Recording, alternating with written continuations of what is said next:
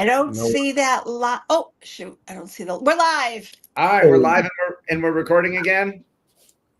And we are recording again.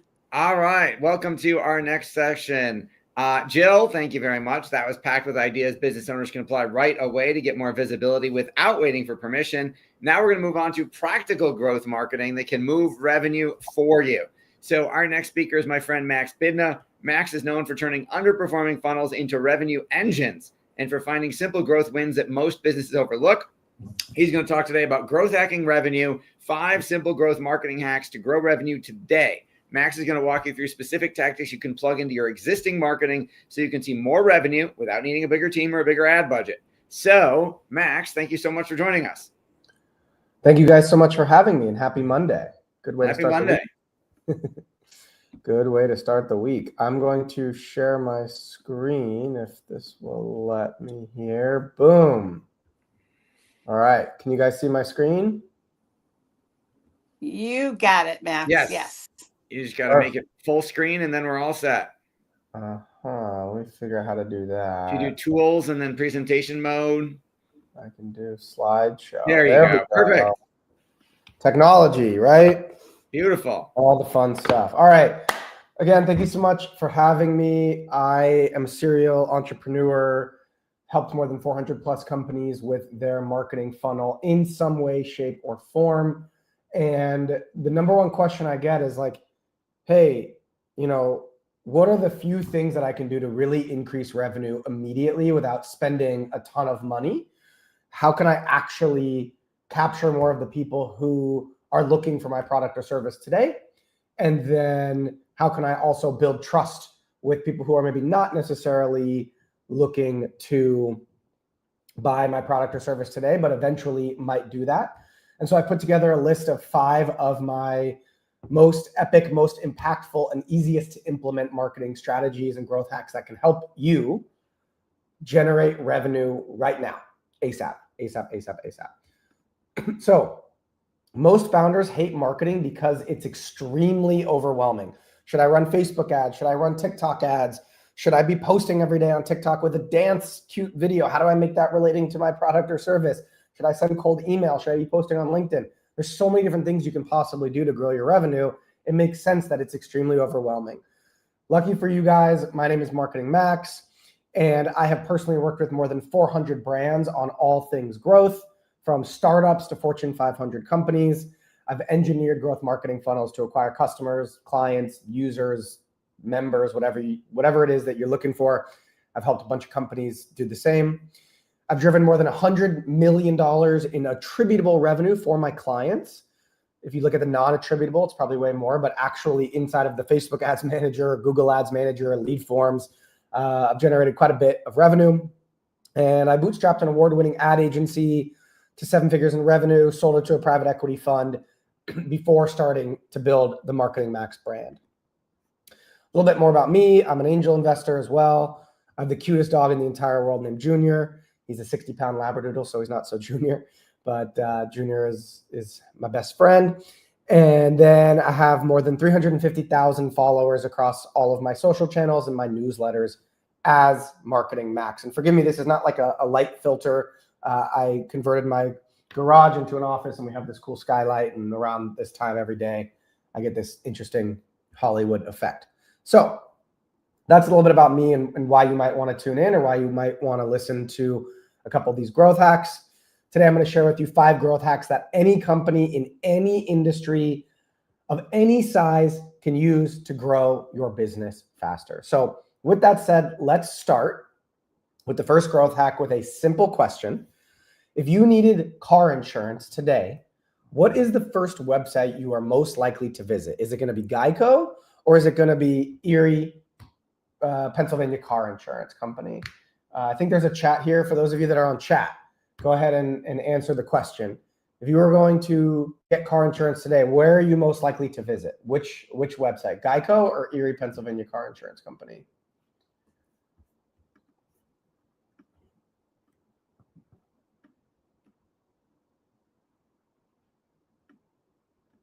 Geico. All right. So yes, the obvious answer is Geico. Why would you choose Geico? Well, it's because Geico spends more than $1.6 billion a year on marketing to make sure that they stay top of mind so that when you are ready to buy car insurance, you think of Geico first. Erie, Pennsylvania car insurance company spends less than $20 million a year on marketing. So staying top of mind is everything, right? An old study said only 2% of your market, only 2% of anyone who could ever potentially buy your product or service is actually waking up today going, I need this product or service. I'm ready to spend time and money to solve this problem by using this product or service that you sell. The other 98% of the market still needs to be warmed up, right? And so you need to stay top of mind with people. Geico spends $1.6 billion a year to make sure that when you are ready to buy insurance, you think of them first. So the question becomes, how do you, whoopsies, I gotta go back. The question becomes, how do you stay top of mind with your target customers without spending $1.6 billion a year? Well, the easiest way to do that is a $5 a day Facebook ad retargeting campaign. So literally just spending $5 a day on what's now called meta ads, right? Running ads on Facebook and Instagram, targeting everyone who has visited your website in the last 30 or 60 days is the fastest way to use the strategy that Geico is using to help stay top of mind with your target buyers.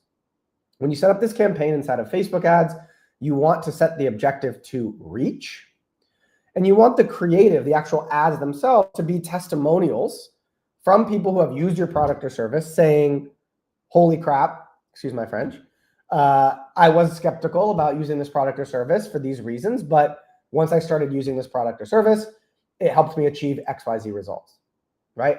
Or you can create a how it works video, because once someone's visited your website, they already know about you. It's your job to educate them on how you actually can deliver the results or the outcome that you want, all right? It's a very well-known fact in marketing that someone needs to see or hear your brand at least 5 times before they decide if they're going to purchase your product or not.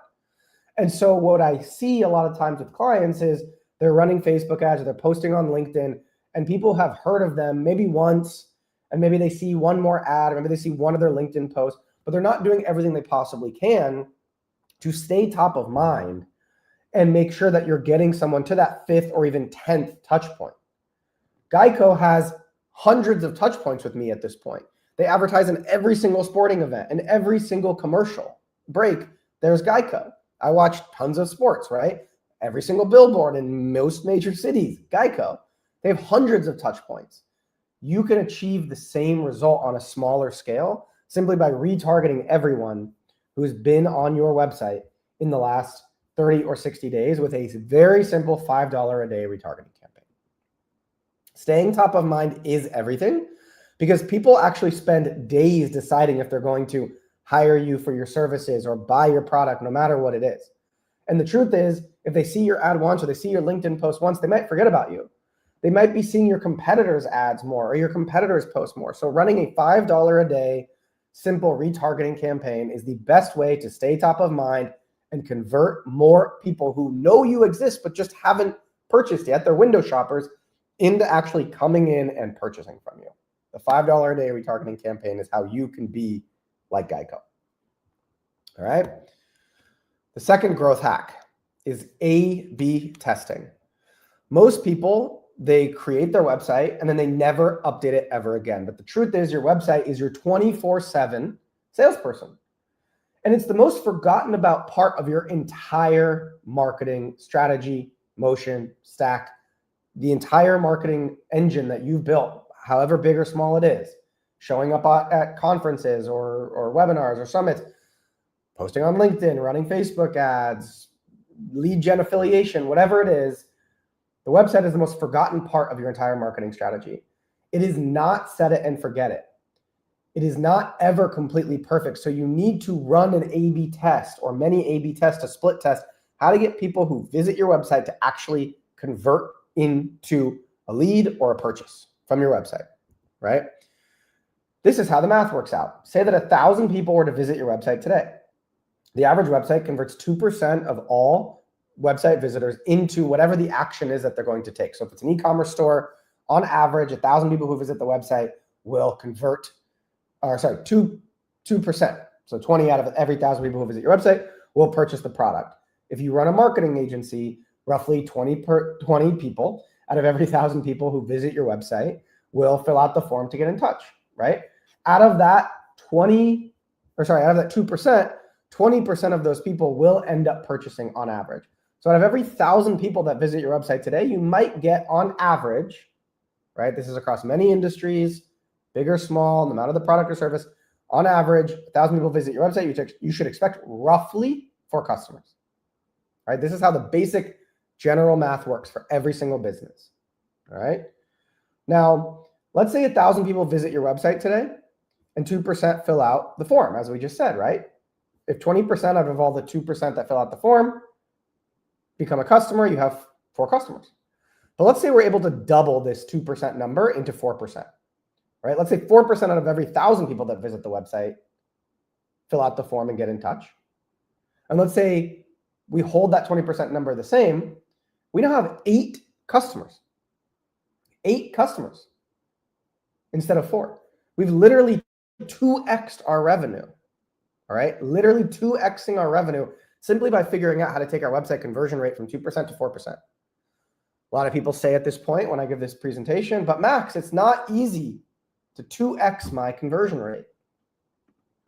Check this out. Using my favorite A/B testing tool called Unbounce, unbounce.com, I'm not an investor, I'm not an affiliate. I don't get commission for recommending them. I'm a big time customer of theirs, but unbounce.com, using Unbounce, I was able to 2x my clients' revenue by simply changing 2 things on their website. I moved their logo bar. You know, a lot of companies that are services, they have a logo bar of companies that have worked with them, right? It was in the middle of the website, middle of the homepage. I moved it to the top, right below the main tagline, all right? And then I also changed the button from get in touch to get my reel. They were a demo reel production company, all right? So I changed those 2 things. And as you can see, I took their conversion rate to more than double, all right? I literally 2x the amount of people that filled out the form. Out of the 100 people that visited this page, 3 people filled out the form on the original version of the page. But when I moved the logo bar from the bottom to the middle, and when I changed the button, the text in the button from get in touch to get my reel, now 9 out of roughly 158, but the conversion rate doubled. And so this is my point. If you can double your conversion rate, you can literally double your revenue. So why is A/B testing an afterthought? The honest answer is I don't know why it's an afterthought. I spend tons of money with Unbounce for all of my clients, and you should be too. So help me help you for showing up today by doing the following. I want you to rebuild your homepage on Unbounce. Again, I'm not affiliated with them. I just think it's the greatest tool and the fastest way to grow your revenue. Rebuild your homepage in Unbounce with multiple different variations and send traffic to the new landing page. So just to show you guys, this is a screenshot literally from Unbounce. This is variation E, this is variation B. You can duplicate a variation and change a tagline, change a button color, change a picture, change anything you want. You have one URL. So you send everyone to that one URL, right? And then Unbounce does the work of splitting the traffic, the amount of people that click on that URL, into visiting variant 1, variant 2, variant 3, in this case, variant E, variant B, right? So rebuild your homepage in Unbounce with multiple variations and send all the traffic to the new page, all right? Then a little pro tip is you can install this tool called Crazy Egg. It's like $30 a month. And you can change one simple thing on your existing site, all right? Crazy Egg is a less expensive way to accomplish the same goal without Unbounce. So if you don't want to spend $150 a month on Unbounce, Crazy Egg, you can change and manipulate a single thing on your existing website without having to create a brand new landing page. But whether you choose Unbounce or whether you choose Crazy Egg, it is the fastest way to increase your revenue, period, end of story. All right, A/B testing, doubling your website conversion rate is not as hard as you think. You just have to get a little creative, a little clever. You can even ask ChatGPT, take a picture of your landing page, upload it to ChatGPT and say, what is a normal thing that a conversion rate optimization specialist would A/B test here. And again, 2xing the leads generated from a landing page or website could literally 2x your revenue. That simple. And this test literally took a week. Like, that's how fast it was. Literally a week. So you could literally 2x your revenue in a week. That's how marketing works as you look through the whole funnel. All right. Number 3. This is my second favorite growth hack of all time. And it's how you can take on your bigger competitors, or as I like to say it, how you can take on Goliath. Let's say you sell a CRM for marketing agencies. Lucky for you, 165,000 people in the United States Google CRM every single month. But if you were to go to Google Ads and bid on the term CRM for marketing agencies, you're going to be spending upwards of $26 a click. $26. We just learned the average website converts at 2%. So you're going to be spending thousands of dollars to get someone to fill out the form if you're spending $26 a click. So it's not feasible for you to bid on the term CRM for marketing agencies if you're a medium to small business that's not venture backed. So how can you still tap into the demand that Google captures without spending a fortune? The answer is bidding on your competitors. It costs $26 a click to bid on that term CRM for marketing agencies, but it costs half of that to bid on a competitor like Pipedrive. Or let's say you're selling running shoes. It costs $1.25 to bid on the term running shoe, but it's only 19 cents to bid on Nike. Conquesting is what this is called in the Google Ads world. Bidding on your competitors' names is one of the best growth hacks of all time. And I did this myself to grow my agency before I sold it. My first agency was called Hell's Creative. And bidding on the term Facebook ads agency was literally $10 cost per click. So at 2%, I'm spending like $200, $300 just to get someone to fill out the form. But our biggest competitor was actually at the time Hawk Media, the gentleman who's speaking next, the founder, I believe, Eric Huberman, speaking next. And so what we did is we bid on the term Hawk Media. And we ran this ad. This is an exact screenshot. Other agencies equal expensive. Hell's Creative equals 4x ROI. Back then, we generated a 4x average return on ad spend for our clients. They were spending a ton of money. They, meaning Hawk Media, were spending a ton of money on Facebook ads. And I knew as a marketer that when brands spend a ton of money on Facebook ads, lots of people actually don't want to click the ad itself. They want to open up Google and see the Google listings or see some reviews or see other things that Google might populate about the brand name. So I knew that there was a ton of people Googling Hawk Media.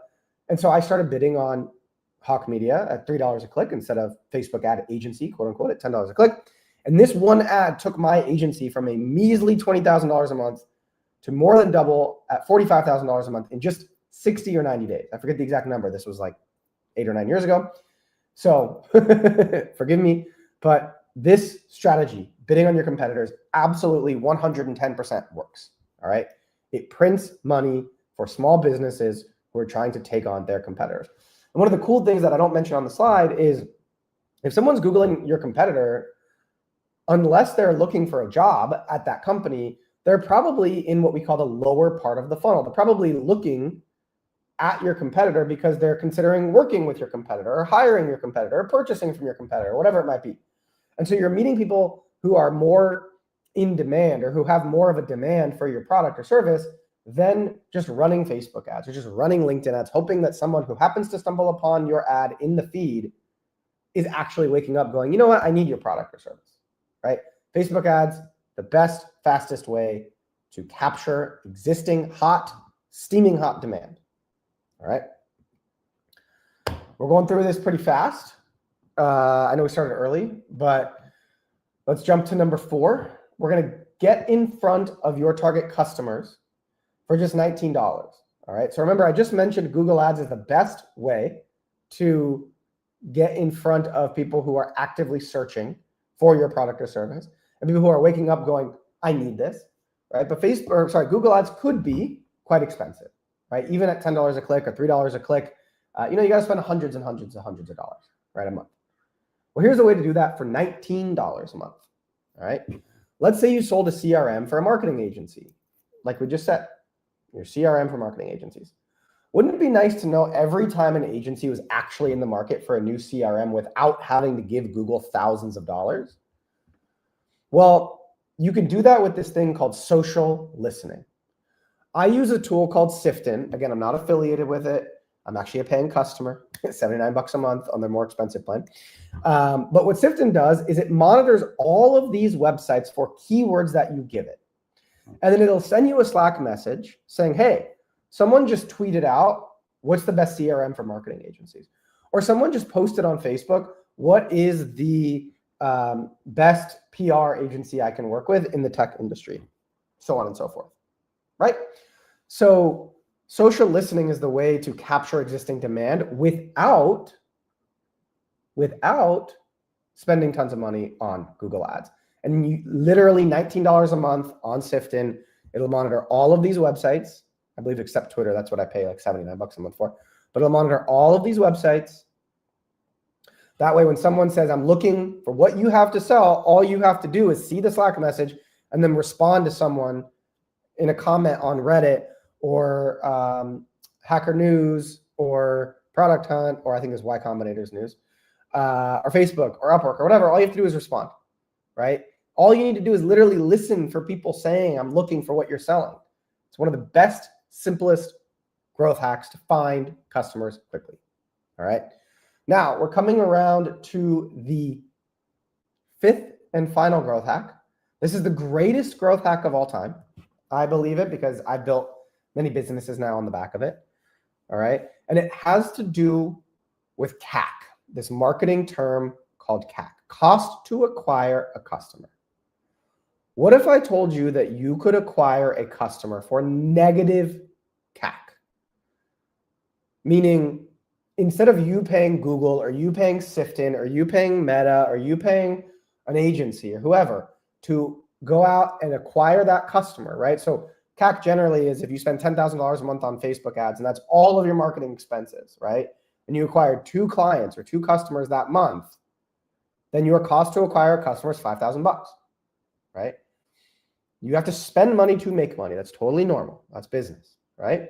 But what if there was a way to actually acquire customers for negative money, meaning you got a customer and you also got paid? Well, that's right. You actually don't have to spend a penny on marketing if you implement this growth hack, all right? You build a profitable media business in your niche. So again, sticking with that analogy or that example, let's say you sell a CRM for marketing agencies. What if you built a weekly newsletter where every week you featured one big tip for agencies? How to grow your agency faster, how to close more clients, how to generate more leads, how to hire really good talent. You share one tip.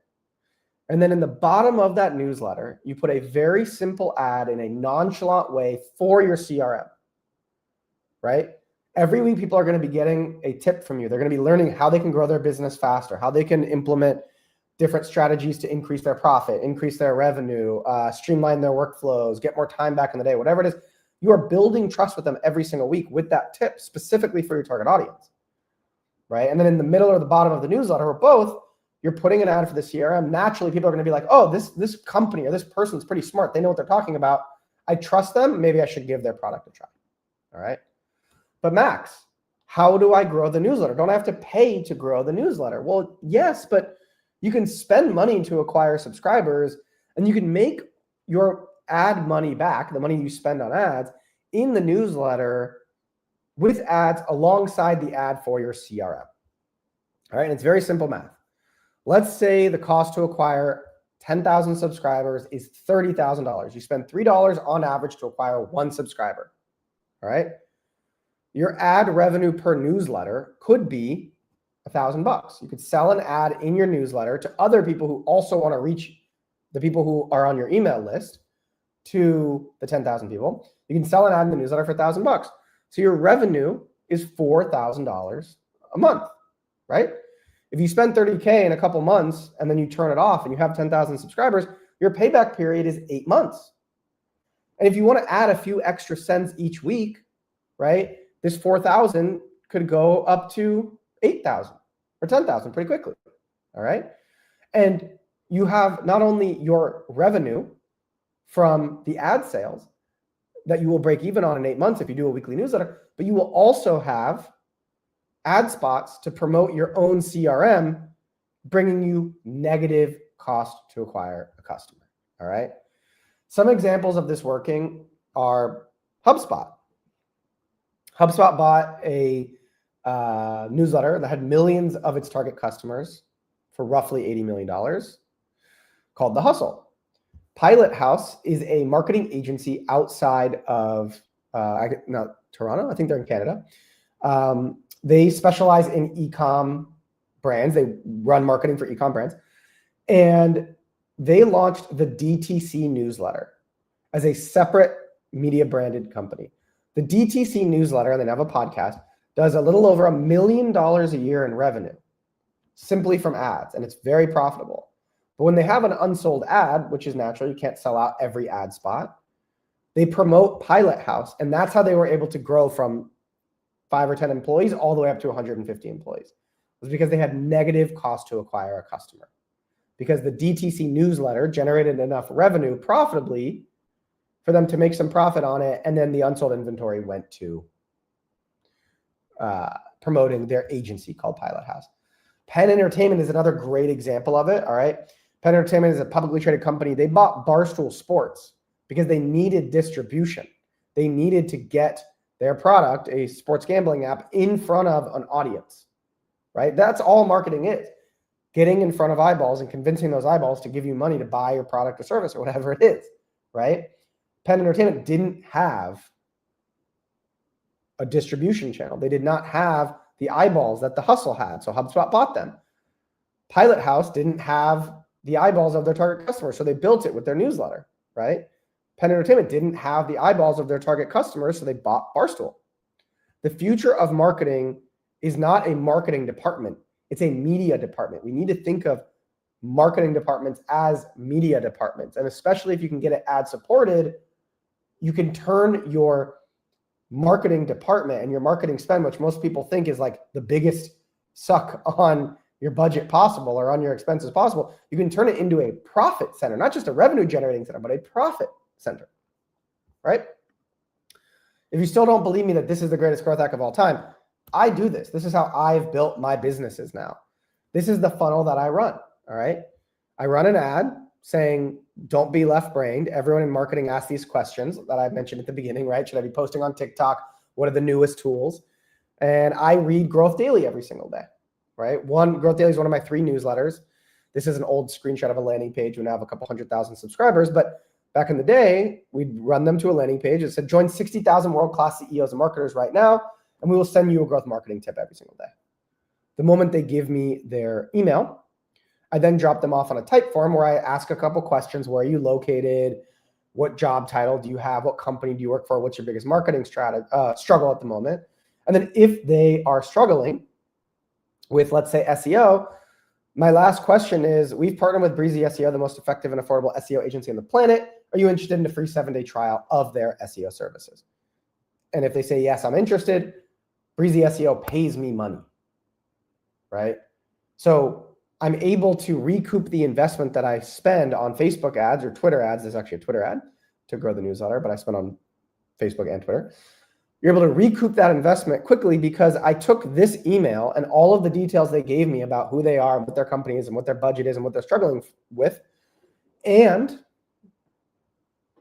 I immediately ask them, are you interested in this product or service? Once they say yes, I sell their information as a lead to someone else, right? And then Breezy SEO also advertises in my newsletters. And when I have an unsold spot, I promote my own businesses, right? I've been doing this for the last 3 years, investing my own money and recouping the investment back from advertisers like Monday.com, Notion, HubSpot. Tony Robbins is one of my biggest advertisers, and a lot of small businesses as well who want to reach the marketing max audience. And I have 200,000 daily active subscribers now. Most importantly, not only has the ad business been profitable, but my other businesses have grown like crazy solely using the strategy. I have not had to spend a penny on marketing or PR or advertising elsewhere or influencers because I have my own distribution. I have my own eyeballs. That's why this strategy works so well, all right? And if you're asking what my businesses are that I promote inside of my newsletters, that I literally have a negative cost to acquire a customer on, Well, you know those 5 growth hacks that I just mentioned to you guys and that we just walked through? The $5 a day retargeting ads, the A/B testing with unbounds, the Google Ads lead gen, the sift-in social listening strategy, and the newsletter lead gen strategy, right? These are the 5 growth hacks that you should be implementing today no matter what. Well, my business is that me and my team implement 2 of these for you. My team is currently running Google Ads as a lead gen service and writing weekly newsletters and running Facebook ads to grow the list and selling ads in the newsletters for 60 plus businesses actively right now. This is a screenshot of our homepage, but yes, we build your company a revenue generating newsletter that delivers 10x more qualified leads, or MQLs, marketing qualified leads, than any other channel.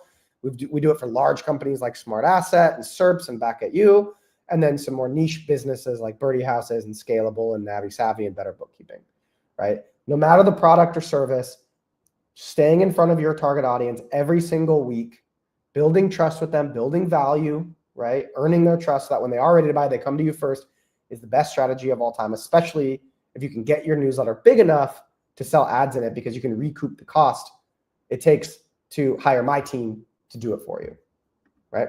So if you want me and my team to stand up and optimize Google Ads to capture your lowest hanging fruit demand, or if you want me and my team to write and grow your company's trust building weekly newsletter, or you want both, you can go ahead and scan this QR code to get in touch with my team and learn more about how we can help you do all of this. Thank you guys so much for listening to me. I'm happy to answer any questions. And if you're maybe not ready to work with my team yet, no problem at all. If you want to see what my newsletters are all about, every single day I send 1 marketing tip and some marketing industry news to 200,000 plus people. You can scan this big purple QR code here to sign up completely free. And you can go through that funnel that I just walked you through on the back end of the sign up of the newsletter. Thank you so much for having me. Any questions? Yes. Okay. Thank you, Max. That was a masterclass in ways to get more of the ideal people in the door and uncover revenue sitting in your business or that you could bring in. So I'm going to have, because obviously we got some time now between now and our next session, after we do Q&A with Max, we've got time left. I'm going to throw in a bonus session. Max, this is absolutely incredible. I greatly appreciate you sharing it with us. What do you think the big mistake business owners and entrepreneurs are making when it comes to these types of things is? I think the biggest mistake brands are making is the first growth hack, right? It's this one, the $5 a day retargeting. Most people think they can just run an ad or get in front of someone once and expect them to buy. And that's just not how people buy, right? You need to get in front of people multiple times. And so a couple of these solve that, right? The $5 a day retargeting ad solves that. The newsletter solves that. Even the Google ads, right? That can be a step in getting you closer to the 5th or 10th touch point. But I think most people are always like, ooh, how do I get in front of new potential customers once? Not how do I get in front of them multiple times and educate them that they actually need to buy what I'm selling, product or service. So I think everyone needs a 5 to 10 touch point strategy. That's awesome. I love that. And there's stuff on there that we're not doing that we will soon be implementing. So greatly appreciate that. Adrian, do we have any comments from Chatter?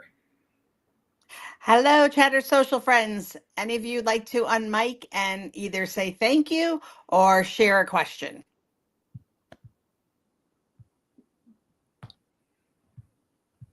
Sure, I will. Hi, Rashawn. my name is Rashawn. Hey, Adrian. First of all, shouts out to you for bringing this amazing content over to Chatter. Thank you so much. This is absolutely amazing. I am just blown away. I mean, this is like just a bunch of power-packed information that was easily digestible, didn't go too much over my head. I understood it. So thank you so much. And just so many things that anybody can just pick up today and just kind of run with and have like probably an immediate difference in their business. I have a 1,000,002 questions, but I'll only ask one. And really, the question is in the subscriber acquisition strategies that you suggested. The first one was, well, you spoke about HubSpot, purchasing a newsletter.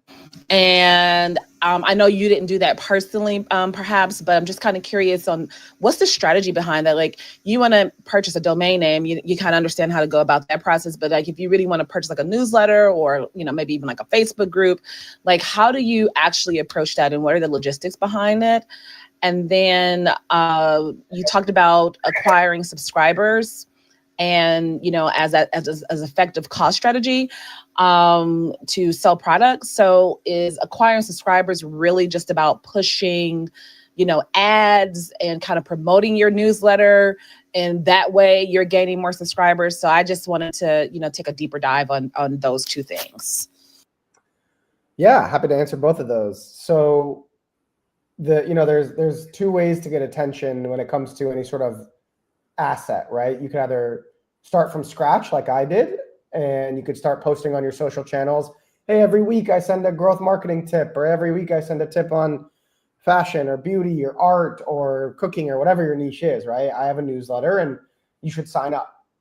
That is, the kind of easier way to go about it, or in some ways easier because it's less expensive.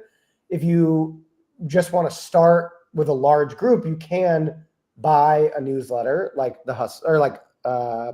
HubSpot did. You can buy a Facebook group. I have a friend that bought a Facebook group in the financial services industry.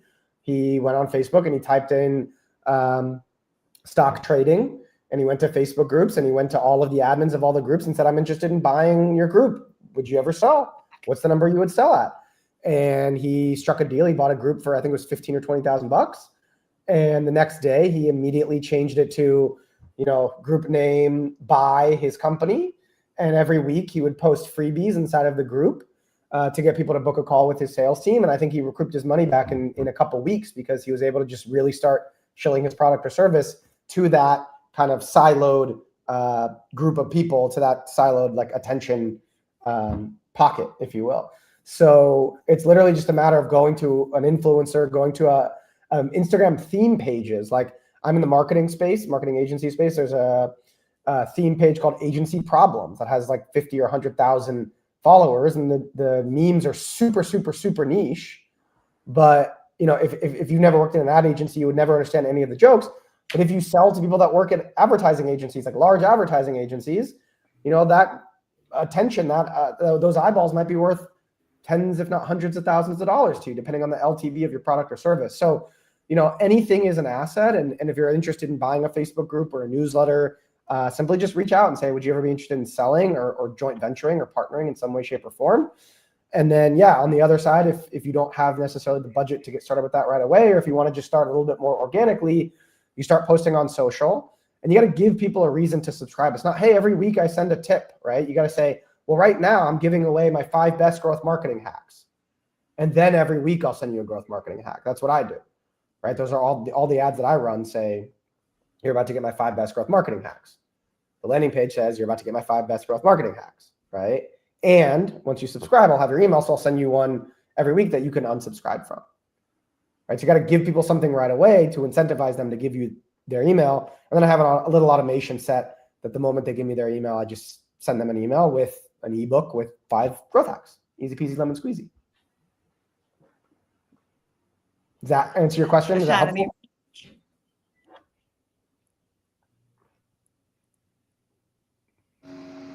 Okay, awesome. Sounds good. I love it. Thank you so much. You got it. Thanks, Fashan. I've missed your voice. Annalie, let me bring you up.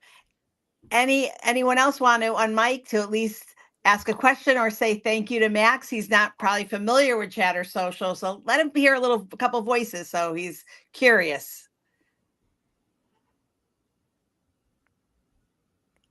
It's Nuala. That was absolutely fabulous. A masterclass. Thank you. Thank you, Nuala. Anyone else? All right, then I guess we've got Max. By the way, I'm Adrienne. It's really nice meeting you. Thank you so much for all your information. I really enjoyed it. And we're excited. I'm excited to Seth. I'm excited to see what these presentations. like I'll be able to read them in the book. So really excited to see what all turns out. I think we're all going to be really happy and surprised. But if nobody has any more questions, Max, Thank you so much. you want to stay on stage? Should I let you go? What would you like to do, Max? Should I tuck you away? Thank you for having me. I Question. feel like Seth is going to. Oh, we got a question. Oh, go ahead. No, Nula's always like a little bit later. Go ahead, Nula. And so I'm bouncing about doing other things. Sorry, but I'm listening. Yeah, I have right. So say what you do is free, it's funded, right? So that's kind of hard to sell, right? But you do want growth, and you do want to build a community. Maybe maybe a paid for monthly community. How would you kind of use one of your growth marketing strategies for that? This is free, but we want you to join our community where you will get a whole load of advice from all these experts every week or whatever. Yeah, I think the fifth strategy, the newsletter growth strategy, is the right one, because you get people onto the free newsletter. Like I was just answering the other question, offering a free piece of advice or a free weekly newsletter or whatever it might be, is an easy way to then say, hey, if you want more, you can pay for it. If you want to unlock the best strategies, you can pay for it. If you want to unlock interviews with the most exclusive people, you can then pay for it. So I think it's like anything else. Oh, right? I love that. You have a free newsletter or a free Instagram or a free whatever, you provide the value, you show that you know what you're talking about, and then people want more naturally, right? It's like, you go to a concert and you're sitting up top and you love the artist, you're sitting in the nosebleeds, and then the artist blows you away. And the next time they come to town, you're like, I'm going to sit closer because that's going to be an even better experience. I'm willing to pay more for a better experience that has more value to me, or is going to be more memorable, or just a better overall experience. It's the same thing. So I would start that with a newsletter. I love that. Thank you very much. Of course. Thank you, everyone on Chatter Social. All right. Thank you very much, Max. Thank you so much for joining us. Thanks for having me. Enjoy. Our pleasure. All right. So before we're going to slip in a bonus presentation before our next presenter at 2:00 Eastern. So I got about 25 minutes, and I'm going to teach you the 5 principles of magical marketing to attract new clients, customers, or prospects like magic. So grab a fresh sheet of paper. You're going to need it. These are the 5 principles that any business can use to attract new clients, customers, or patients like magic. So number 1, the most important principle, and this informs 50% of the success or failure of any marketing that you do. Number 1, the most important factor is who. Write down the word who. Who is your target market? So the more tighter you define who your target market is, the better chance you have of succeeding. So for example, we do a lot of work with professional practices, and we have a lot of clients who are financial advisors.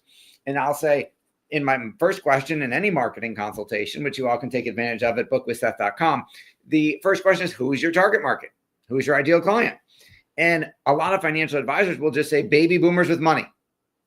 And I'll say that's great, but it's not narrow enough. You don't have enough money to reach every baby boomer with money in your town, and they don't have anything in common. So your marketing message is going to be really generic and have a really low response rate. But if, for example, like this is an actual client, had a client dentist come into the meet with me. Who's your ideal patient? Anybody with teeth.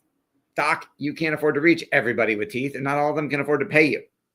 And we did a laser focused deep dive. It took a month to interview his staff, go through his CRM, his database, talk to patients, and figure out who his ideal patient really was.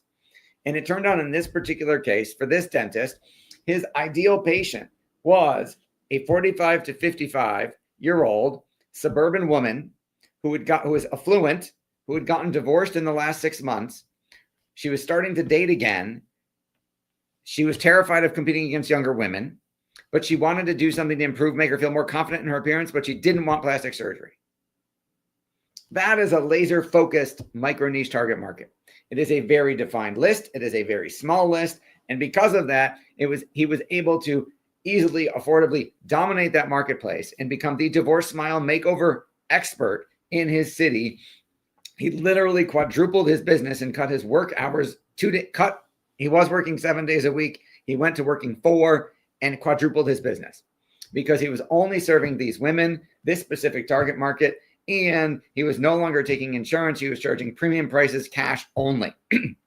That is the power of narrowing down your target market. So, most important factor, who is your target market? The second most important factor, who's your target market? Where are you going to find them? So you have to be able to reach them affordably, and you have to be able to reach them where they're hanging out. If you use a fishing analogy, you have to fish where the fish are.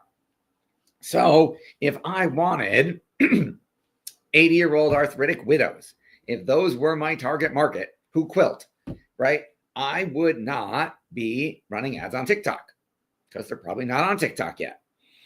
I would, if they've got arthritis and they quilt, my best, and they're over 80, my best target might be an ad in Quilting Magazine, an ad in Arthritis Today magazine, or you can do what's called a merge purge, and you can rent the lists, the subscriber lists of both magazines in your area, and you can then see who's on each magazine.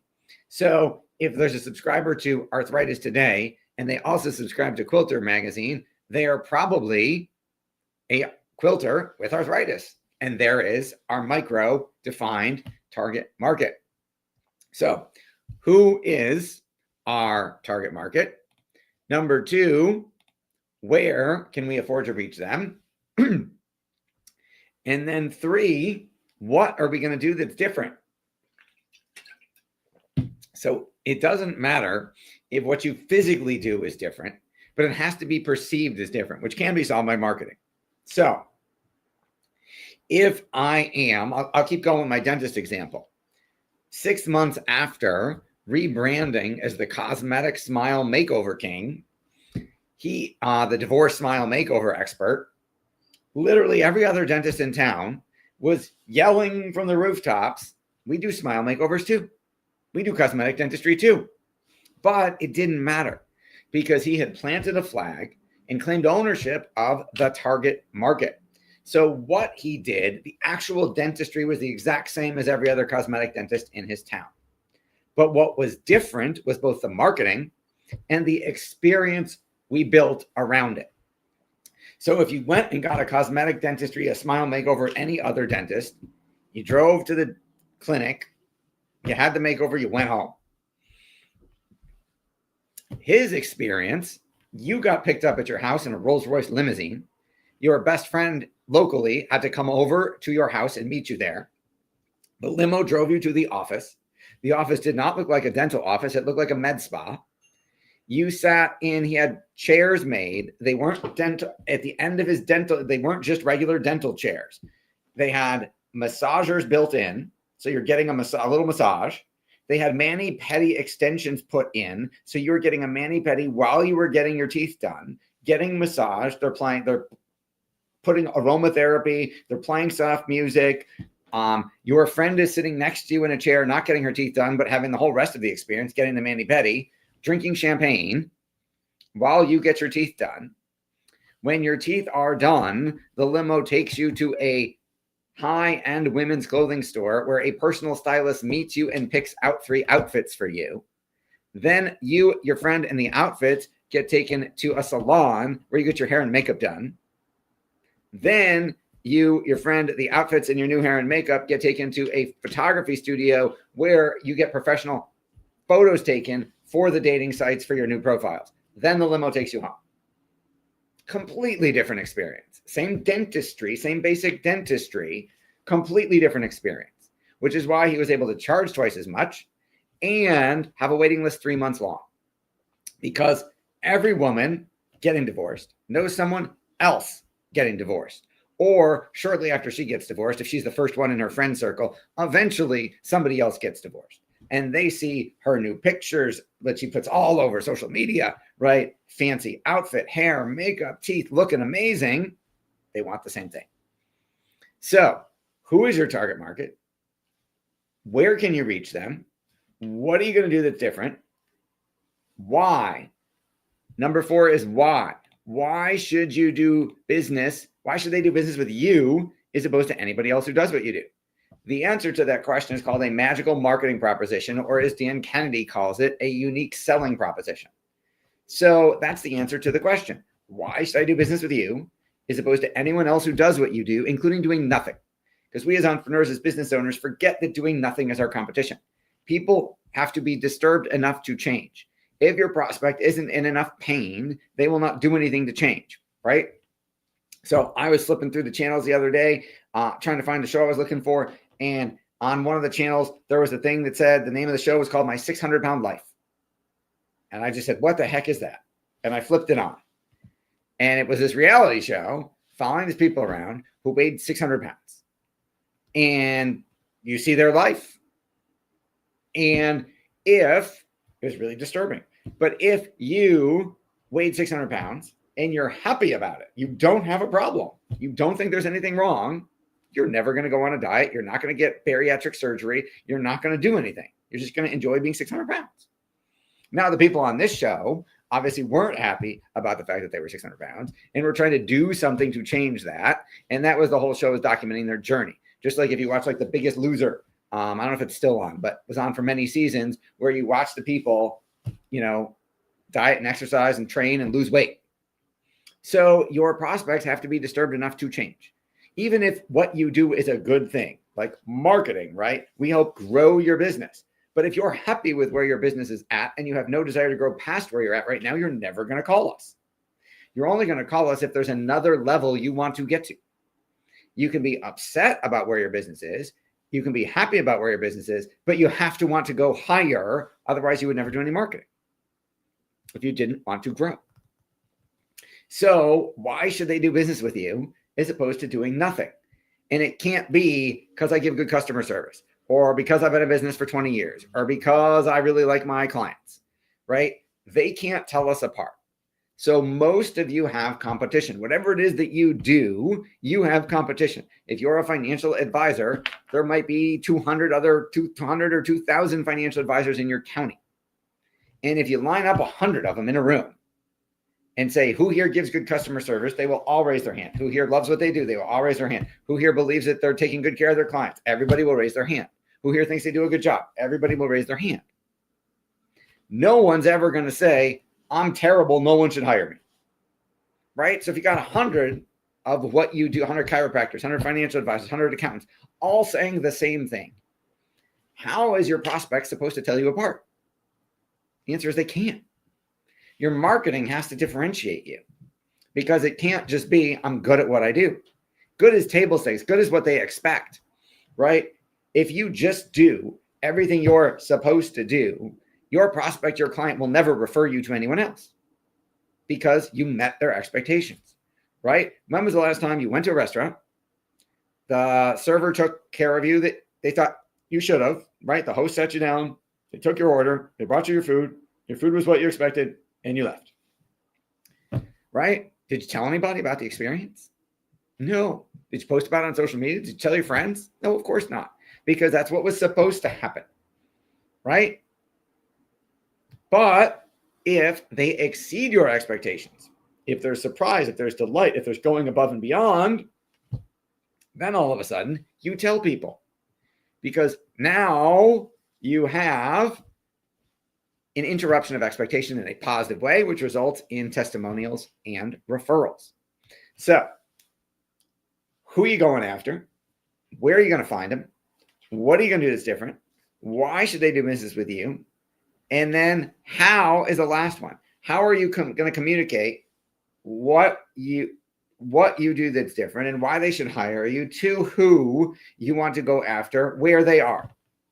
How are you going to communicate all of that in an automated way and build what's called a marketing system, an automated marketing system that will communicate your message to your marketplace where they are in such a way that they raise their hand and say, yes, I'm interested in that.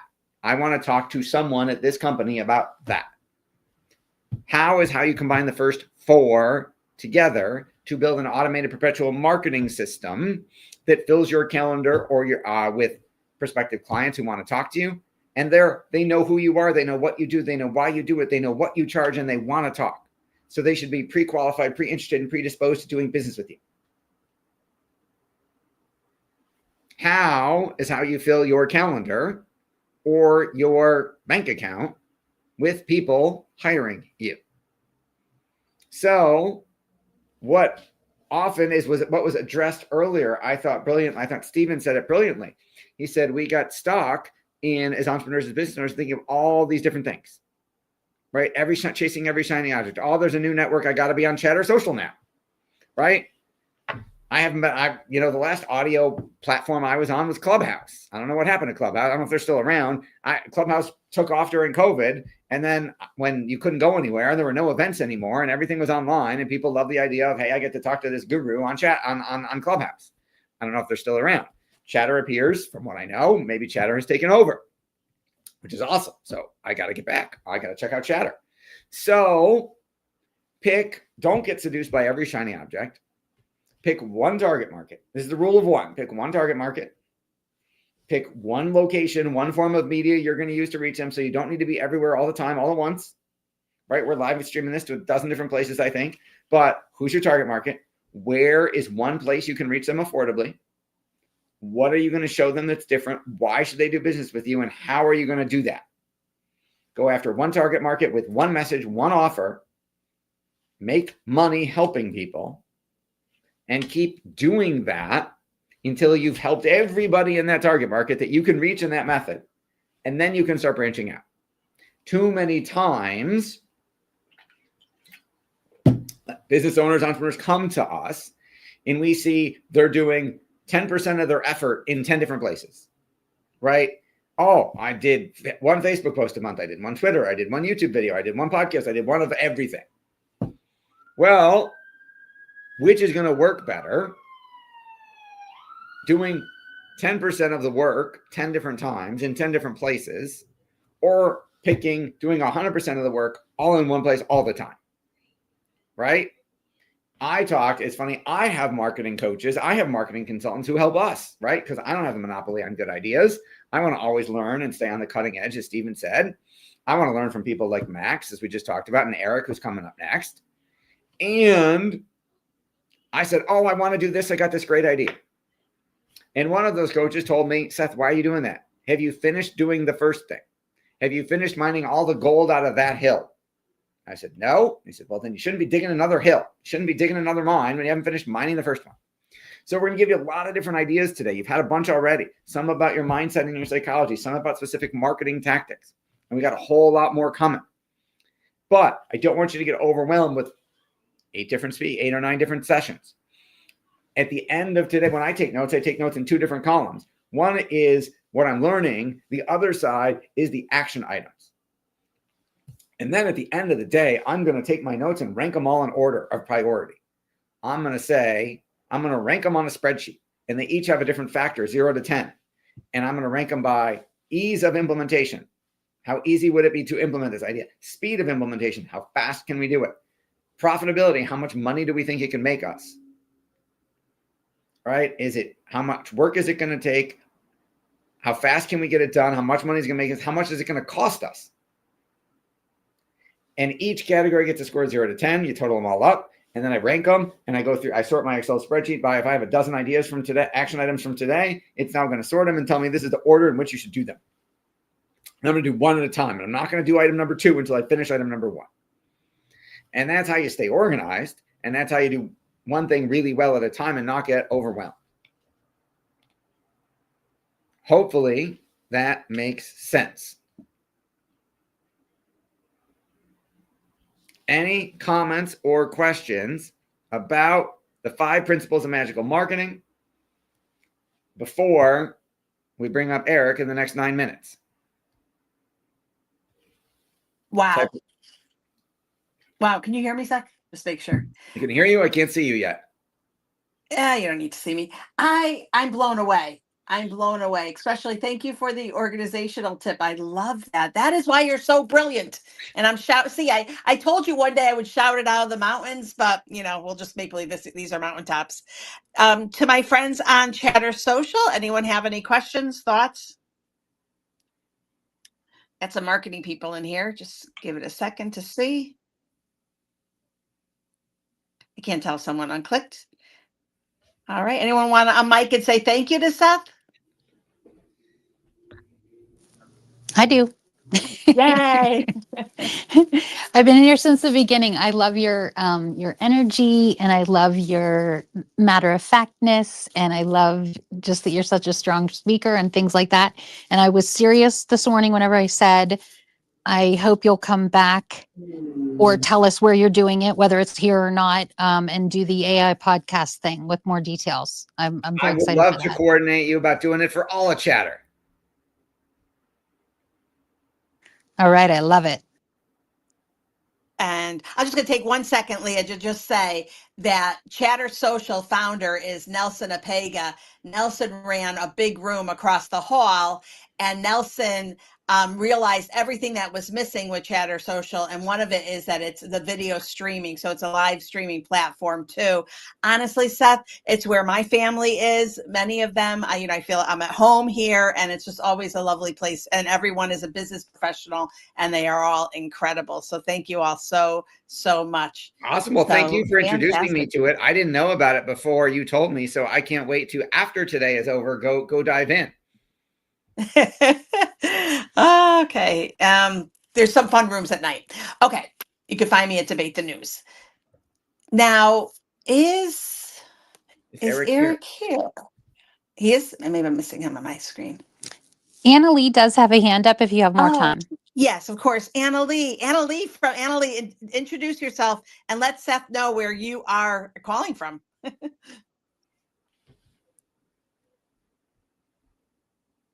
Calling from Ecuador, and Oh, wow. on my own digital marketing journey. And at the moment, I'm really exploring all facets of branding. And the one that I've just been exploring has been positioning in the market. And what you just covered totally crystallized so much of what I've been learning for me. So thank you for that. And yeah, we'd love to see more of you on Chatter. And yeah, it's always so interesting to get. I love the examples you gave, because that triggered some ideas for me, not just for myself, but also for a charity that I work for, because we want to make use of the Google Ads grant, which is notoriously difficult to spend apparently. So I've been looking at our website and how we can make that better before we even try to start using this Google Ads grant. And it's also given me so many ideas, because as a charity, even though we're not a business, we still have to position ourselves in the market. Why support us? Why do we give you a better donor experience? And even for corporate donors, why would you want to partner with us as opposed to another charity? So thank you so much for that. It's so useful. You are very welcome. Thank you for the kind words and the support. We have experience managing Google ad grants for nonprofits as well. So I feel your pain. Happy to have a conversation about that if you would like.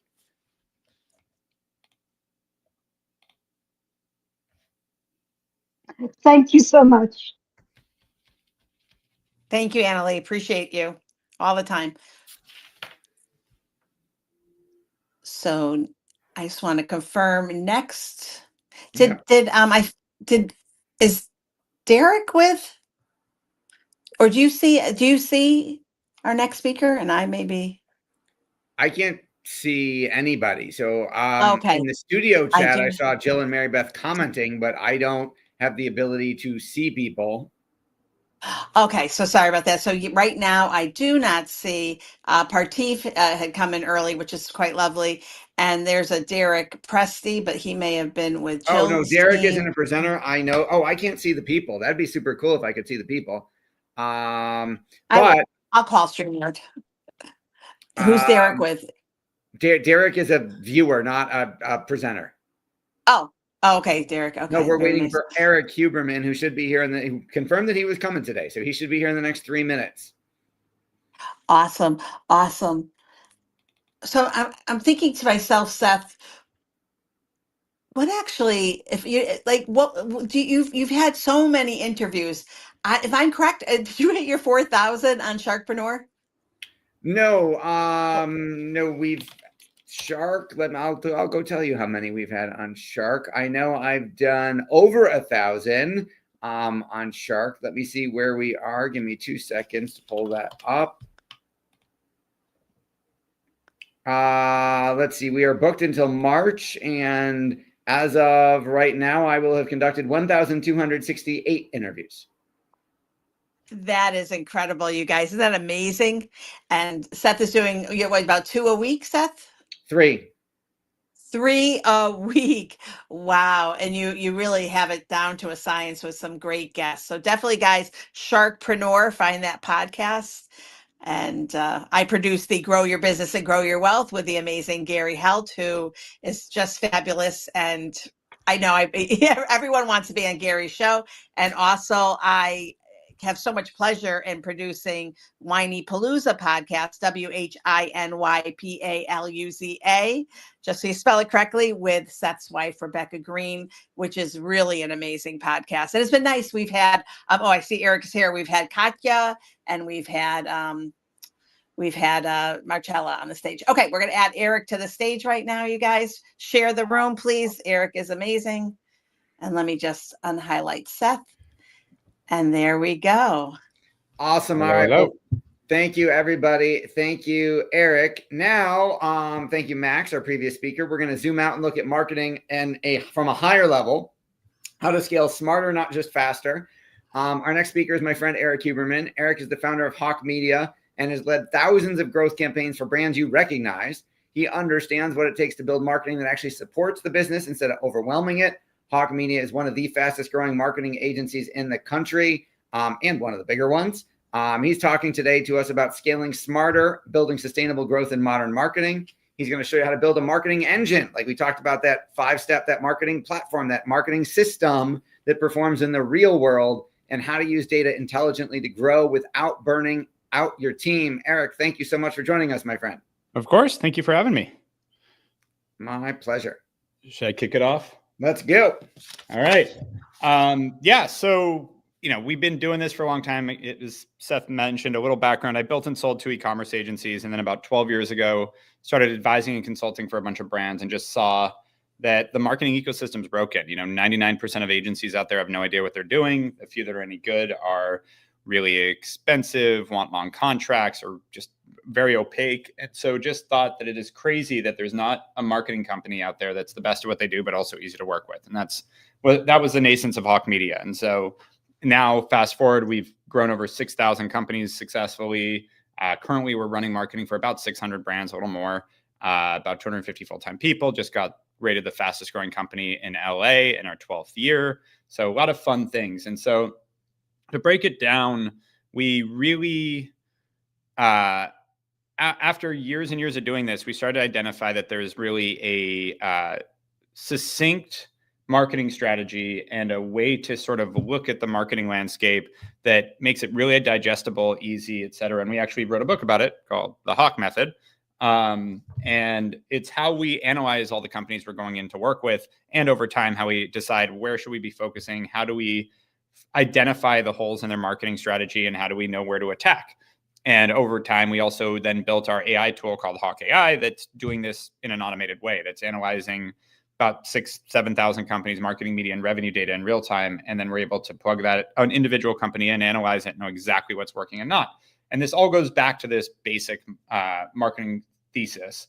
And what's fun is, like, the perfect rating we got on the book, which the guy deleted it, and it was really, I was bummed because I didn't screen grab it before he did. But basically he said, I don't get it. This is just modern marketing 101. And the fun thing is that's exactly it. This is modern marketing 101.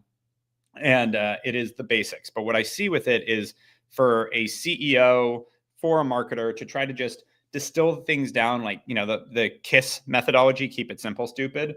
I think this is the best way to look at marketing. I think people overcomplicate it and get, lost in the weeds because of how complicated they make it. And so I like to keep things simple. And so when we talk about the Hawk method, we talk about the 3 pillars of marketing: awareness, nurturing, and trust. Awareness is what you do to let people know you exist. It's advertising, it's PR, it's what most people think of as marketing. And so what we talk about is, in awareness, you have to have that piece of that pillar, that piece of the tripod, because if you're not introducing yourself to new people constantly, you will shrink. Your retention will never be 100%. And the simple example of that is people do die. And I hate to be morbid about it, but that is the easiest example of, like, you're going to lose customers. They're going to move, they're going to change their habits, they're going to change their lifestyle, they're going to change their economic situation, whatever it is, you're going to lose customers. And that's a certainty. So if that's a certainty, then you need to find new customers always, just to maintain, let alone grow.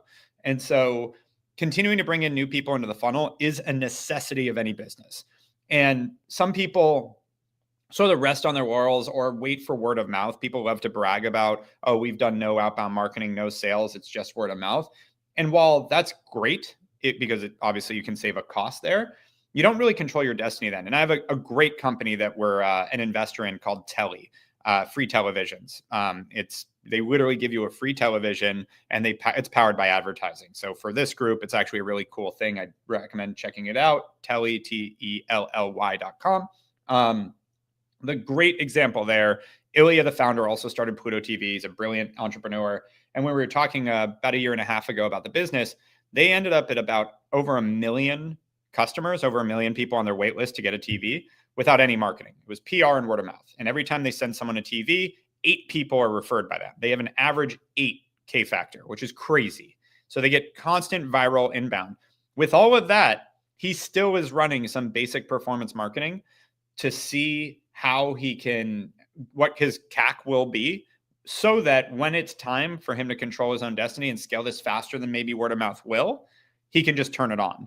And so to me, that is awareness piece, is having a methodology and a scalable methodology that that when you're ready to grow, you can turn it on, versus just being the victim of however fast people will talk about you. And don't get me wrong, again, sometimes that will be fast enough that you can't even keep up. So you're not going to overdo it and try to even get more over your skis, but having that done is important. So getting more into awareness, a lot of people have trouble figuring out where to go. So I'd say number 1, word of mouth is still the biggest driver of business. Back to Telly, 8 people come in for every 1 they sell, which is crazy. Again, that's hyper viral. That's what they've seen. It's one of the fastest growing companies in the country. That is a crazy great business. That's not always the case, but word of mouth is really important. So the best way, and from what I've experienced, to drive word of mouth, there's 2.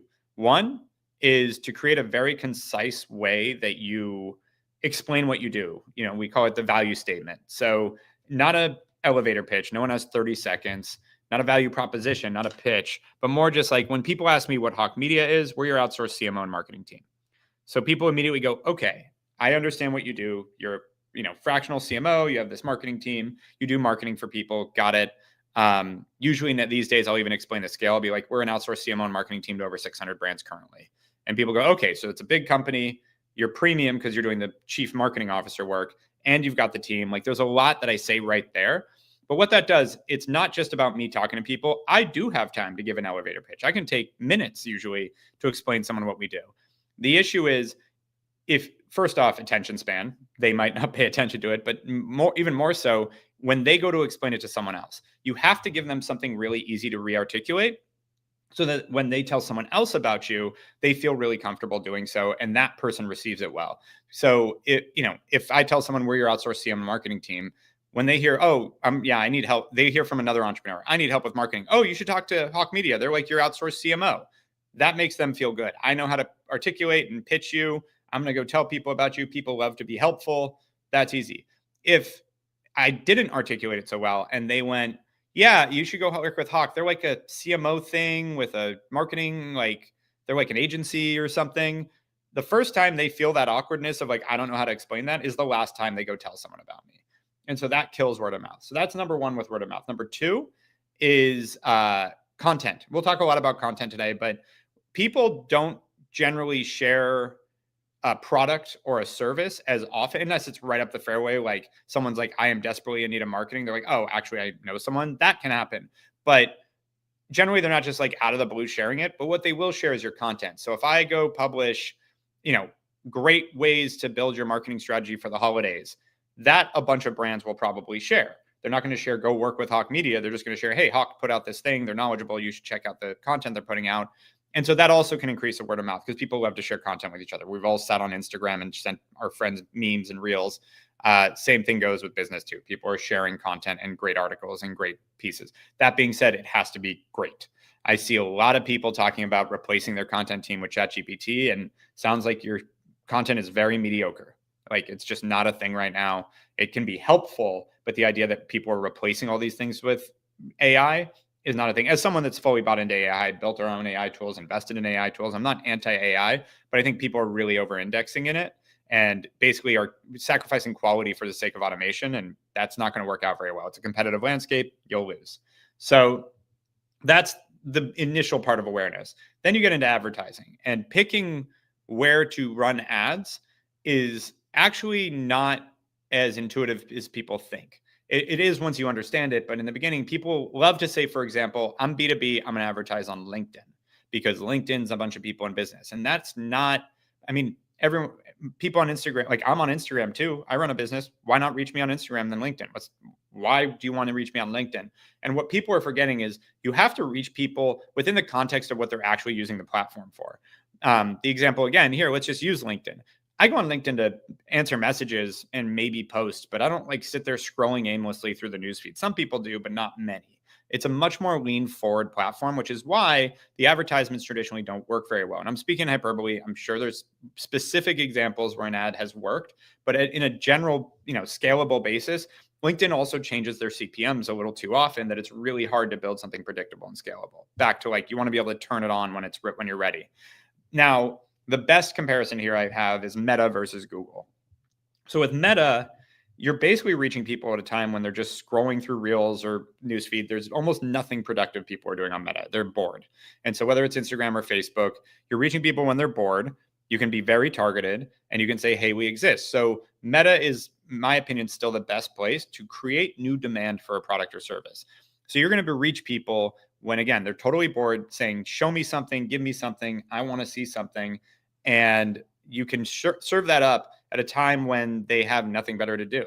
And so it's a great way to, again, create new demand. And why I say create new demand, because if they already have a demand for something, that's really hard to obtain because there isn't a search bar. You don't know what they're actually into. So if it's something like, I need a DUI attorney, I just got in trouble, Meta is not a great place to advertise for a DUI attorney because, like, what are you going to do? Target people that are fans of Mercedes and Jack Daniels? Like, it's not built for that. It's not built for the timing aspect of it and the answering existing demand.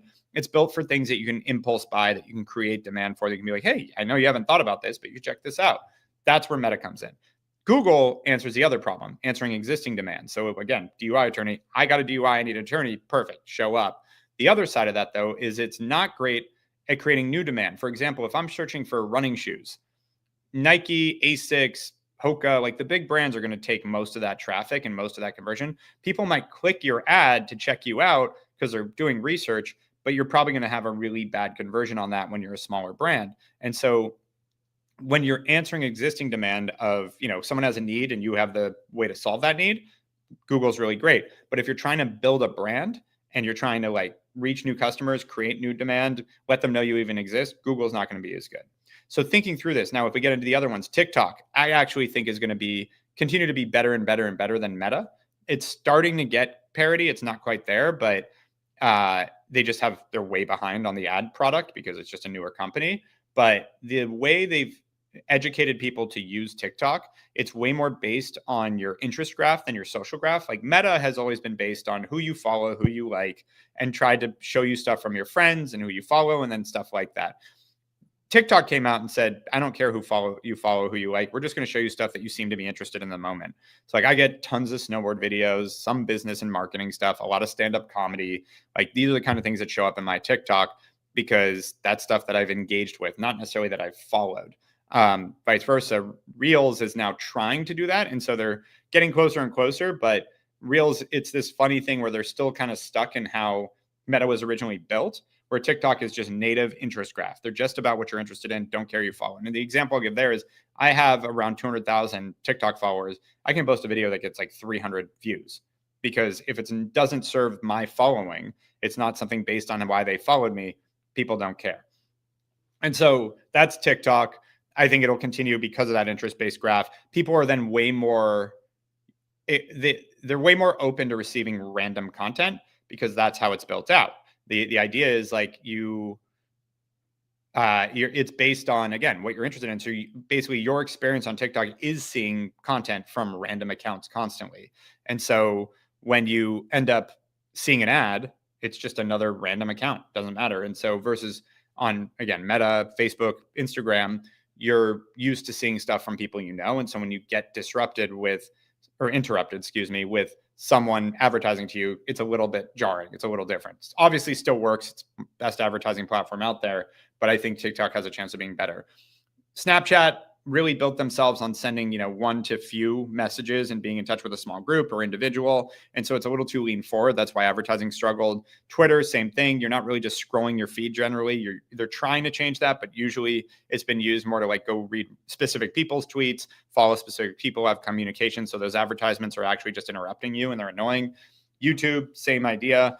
I do think YouTube influencer work works really well. Integrating within the content is great, but mid-roll and pre-roll, that's just annoying. And as annoyed as you are as most people, and I know, again, these all can work, but it's not the best. And so these are all things to think about on the awareness side. And then you get into nurturing. So awareness, again, we've talked about like, how do I let people know I exist? And some of the things I missed is like, there's also PR. There's a lot of other ways to get out there. Influencer marketing can help. Like there's other ways to reach, but you guys get the idea. Then you get into nurturing. And so the biggest thing I see people miss, especially in e-commerce and anything digital where you can actually track, like I spent this much and I made this much, is the idea of a consideration period, or what's called a purchase cycle, a sales cycle. There's a lot of different terms for it. And it's really that time between when they become aware you exist to when they actually become a customer. And from what we've seen for e-commerce specifically, the average sales cycle for a $50 purchase is around 3 weeks. For $100 is around 5 weeks, $200 around 6 weeks, and then it trails off between 2 and 3 months. So let's just say broad strokes, the average sales cycle is a month. What that means is if I spend money today on advertising, I don't see the half-life of the returns of that, meaning half of my returns on that for an entire month. So let's start with the tracking piece of this first.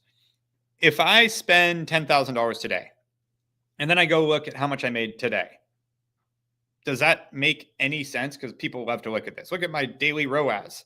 It's the dumbest thing. It immediately tells me that person doesn't know what they're doing and they're a bad marketer. And most marketers are that way. So what happens is, let's take it down a notch. Let's say I'm spending $1,000 a day, 30 grand a month on advertising.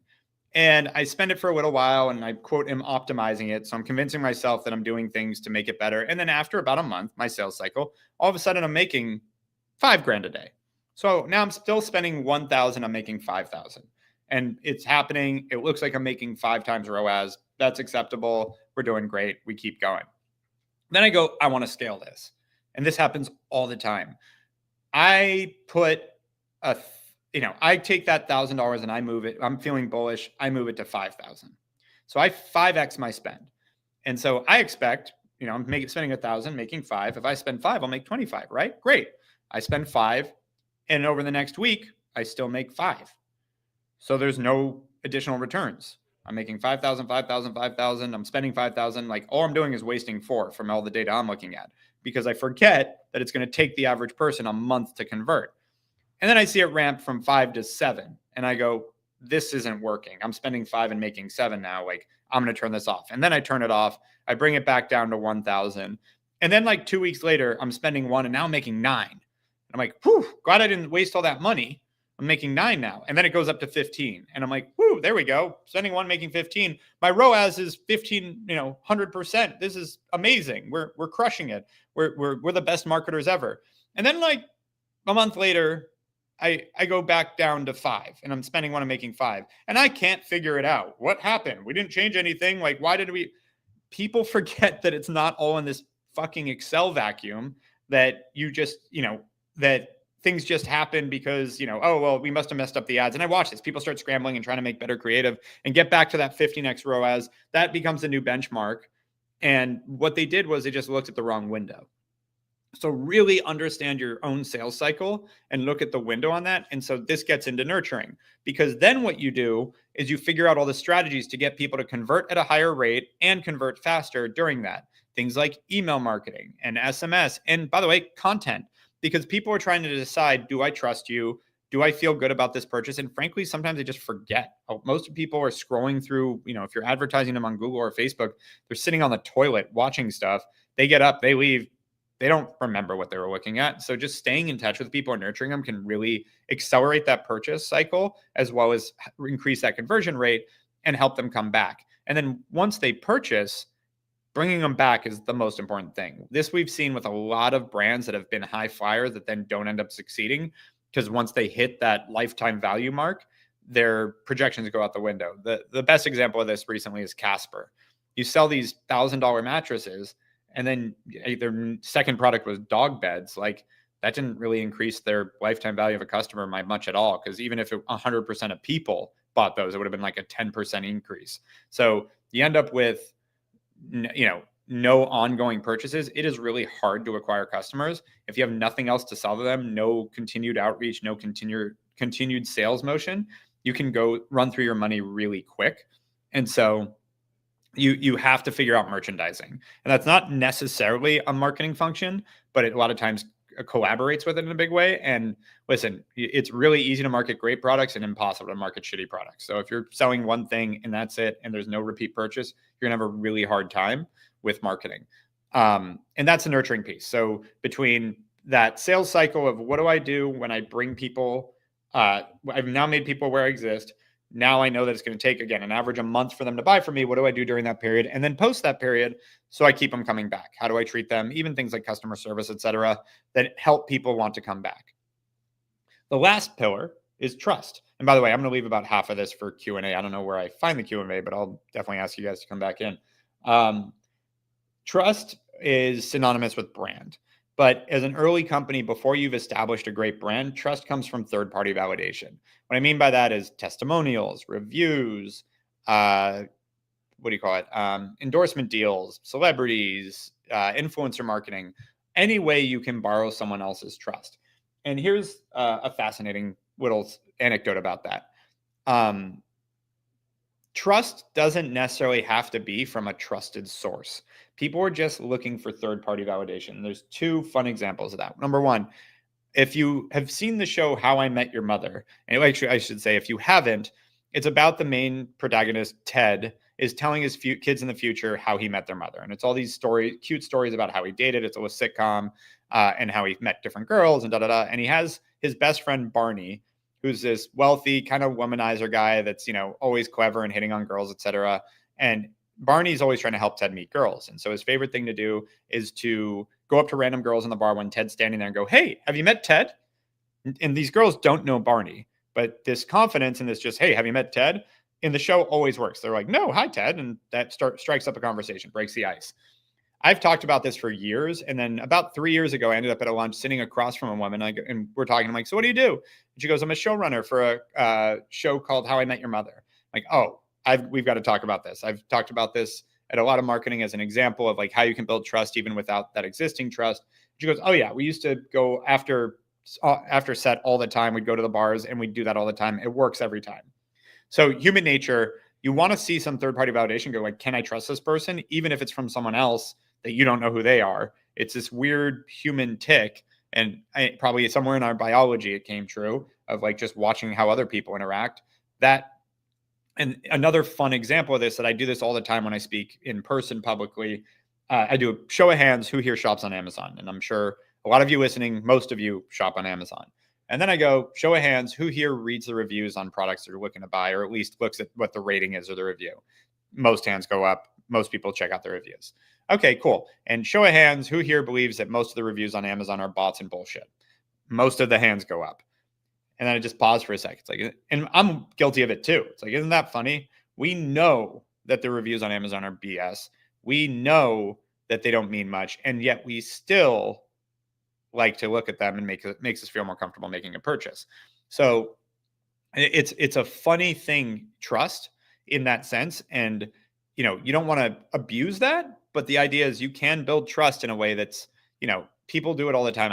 There's a lot of marketing companies that'll build like a publication to like give them their own awards and stuff. Now, if you get caught just completely lying, there goes your trust for the rest of the business. So like, you don't want to completely abuse this, but there are ways to understand that like having a testimonial from someone, they don't necessarily need to be the CEO of Amazon to actually be a great, you know, credible customer. People just want to see that other people have had a good time with you. And so that's an important thing to keep in mind, is you don't need to over-index it. The other piece of trust, again, this kind of plays into brand, is your brand is basically what you deliver consistently over time, good and bad. So examples of this, I always ask people, shout out your a brand that is the worst at customer service. And it is always 100% of the time either a cell company, Verizon, AT&T, or a cable company, you know, Spectrum, Cox, Comcast. Always, every crowd, it's one of those. And it's amazing that they've all built a brand for customer service that's horrible. And then I go, okay, what's a great customer service company? And I generally hear Nordstrom's or Zappos. And so Zappos is my favorite example. Obviously, it's not as relevant these days. I'm sure they're doing fine, but they're not, you know, there was a day where they're, you know, the darling of the tech industry. But with Zappos, they leaned into customer service. And there's stories of like spending 8-12 hours on phone with a customer. They wrote a book called Delivering Happiness, all about, you know, giving great customer service. And so what becomes interesting about this is two things. I'll start with confirmation bias. Now that I believe Zappos has great customer service and Verizon has horrible, if I call Zappos and I have a bad experience, my thought goes to, that person must have had a bad day. Zappos is great. If I have a good customer service experience, I go, see, they're amazing. Love these guys. Vice versa, if I call Verizon and I have a bad customer service experience, I go, see, Verizon are a bunch of assholes. They're horrible at customer service. I hate these guys. But if I call them and I have a good customer service experience, I go, wow, at least they have one. And that is the brilliance and the craziness of confirmation bias. We see it in politics. We see it in a lot of things. People are so stuck on their existing beliefs, they will shape the world around them in the exact same situation differently based on those.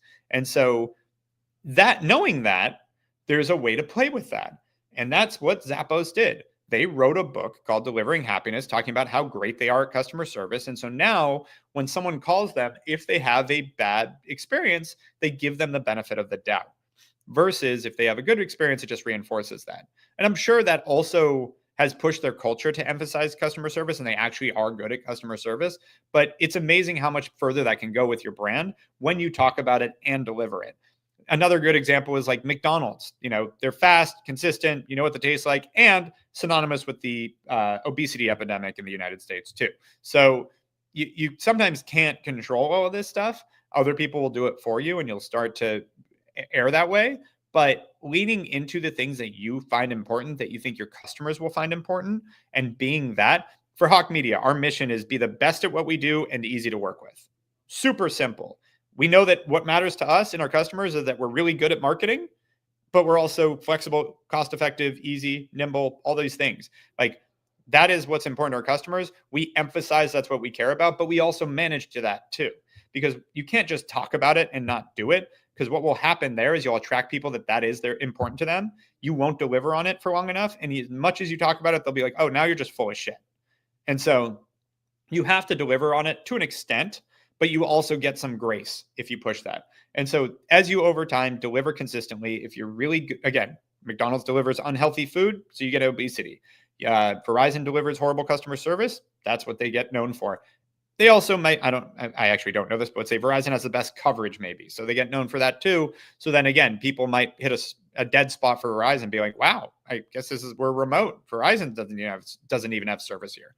Like there's a lot of things that go into that consistency that help you and hurt you. And so being really intentional with how you build that brand over time is really a huge part of how people will convert, because back to this being a part of trust, whether it's third-party validation or building a known brand, 75% of people won't buy from a company they don't inherently trust. The 25% are what are called the early adopters. They're people that'll take a chance, take a risk, and those it is a type of person in some ways, but it also depends on the vertical. It depends on what you're selling. There's different people that'll take risks on different types of products. So there's that piece of people, and that's really what you're going for with that initial awareness, because you want to convert those early adopters to then create word of mouth to build that trust to then get everyone else to come. So these are the ways you think about building this. So back to give a quick synopsis. Awareness, how do you let people know your company exists? How do you just get out there and let them know? And you need to be constantly introducing yourself to new people to maintain, let alone grow. Then once they know you exist, you've got nurturing. What do you do to convert that? What do you do to bring them back? What do you do to stay in front of them while they're considering buying? And what do you do to keep them coming back once they buy, to keep a customer and keep, frankly, getting more share of wallet? And then the last piece, trust or brand. How do you build that trust so that all those people that are not early adopters continue to buy? And so with that, that's the Hawk method. Anyone wants to shoot me an email, it's just e@hawkmedia.com. Hawk has an E on the end, and I'm happy to shoot you a digital copy. And yeah, happy to open it to questions. Seth, if you're here. Yes, I am here. Awesome.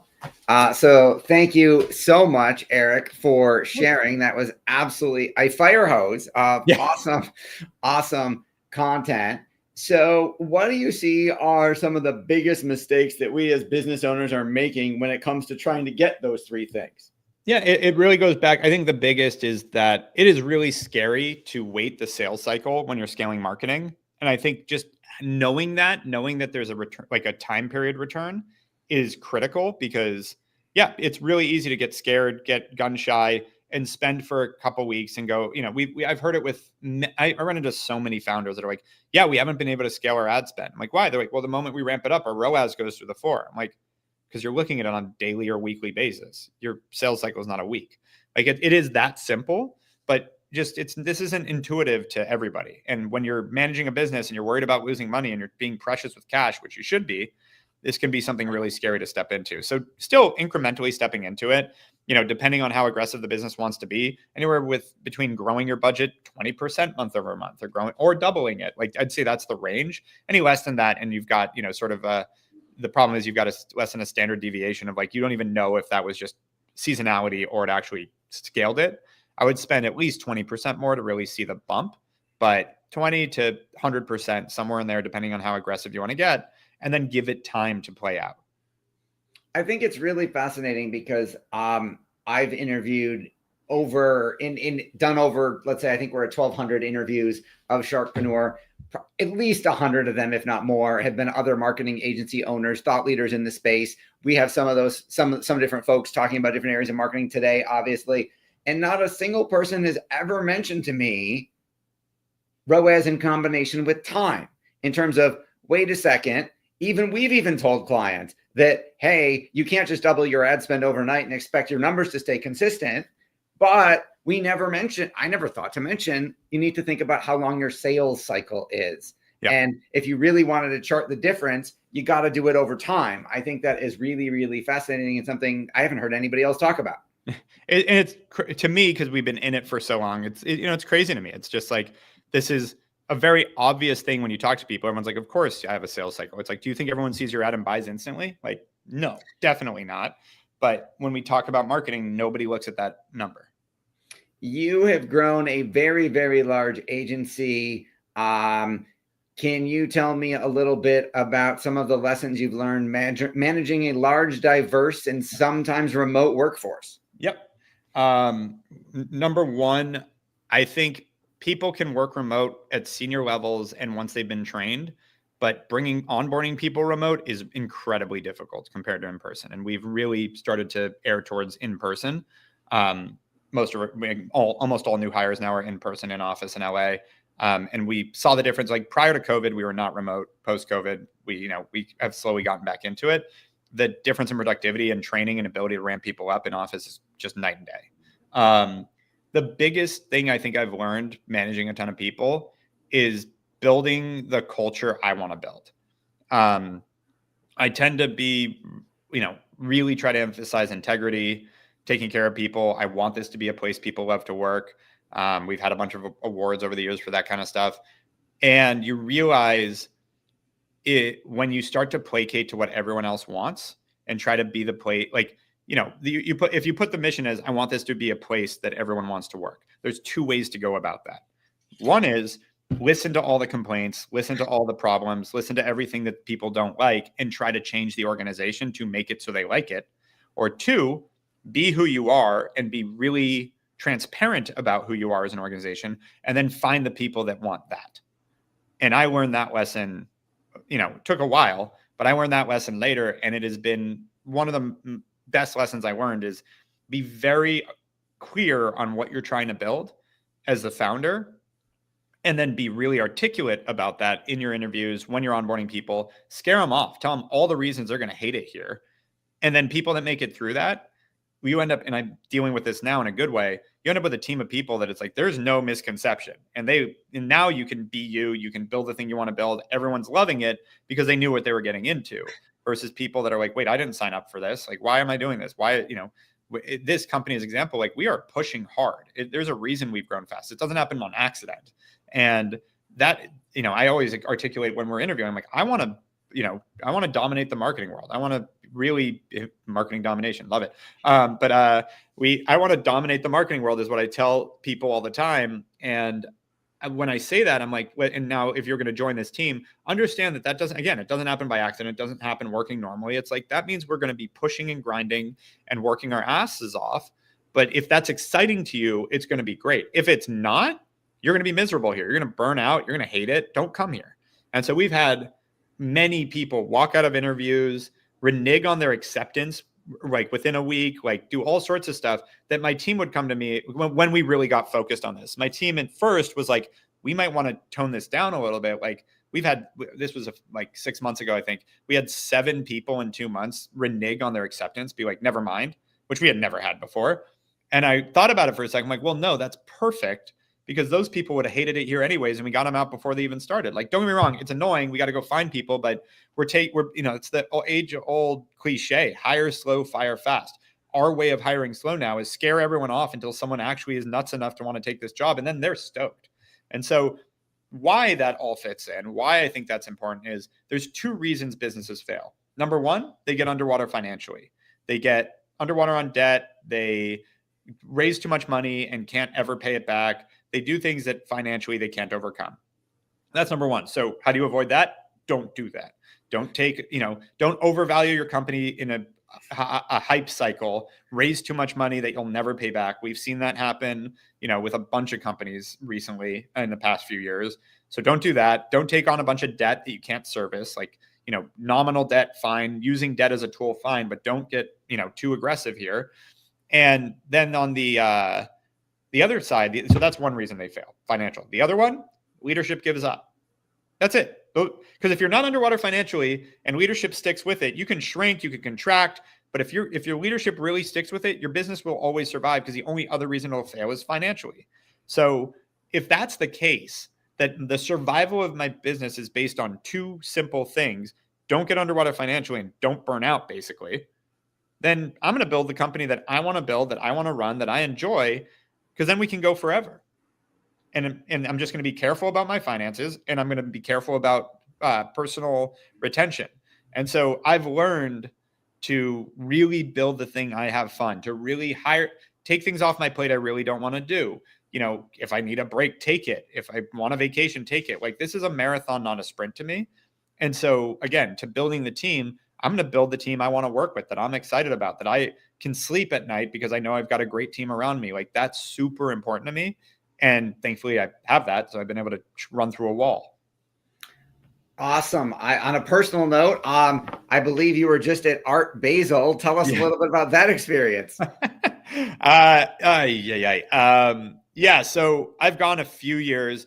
This is the funny thing about what I do, because we're working with so many lower and middle market companies, so many entrepreneurs.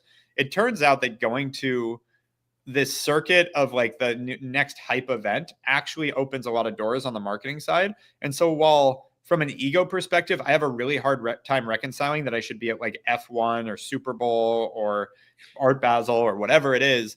Every time I go, I'm like, yeah, that was an incredibly productive use of my time to meet great founders, great entrepreneurs, investors, et cetera. So yeah, I went to Art Basel, which kicked off with an event called Chapter X that was for post-exited founders. So I've sold a couple companies too, but I got to be in a room of 200, 250 founders that have all sold businesses and are building their next thing. So very high quality room.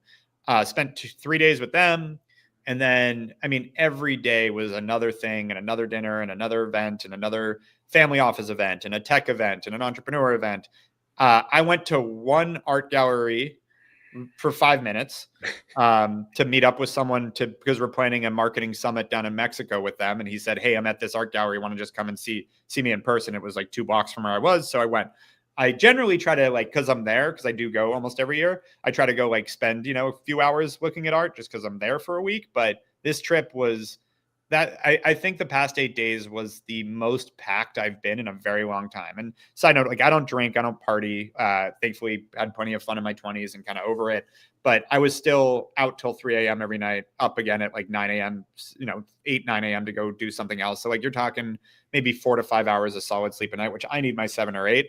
So full transparency, I am tired today. I also have a daughter that decided I took her to a movie yesterday. I got home yesterday morning, slept 4 hours Saturday night, jumped on an early flight to get home to my family, took her to the movie theater, and she immediately threw up on me and has the flu. So stayed up all night with her now. So tired, but that's the thing is you can sense the energy, even though I would love to go to bed right now because this stuff's fun. And I've built it in a way that I enjoy it. So I power through today. I'm probably ducking out at 5 today instead and gonna get some rest. But that the stuff like Art Basel where I probably met people and I'm really good about follow-up.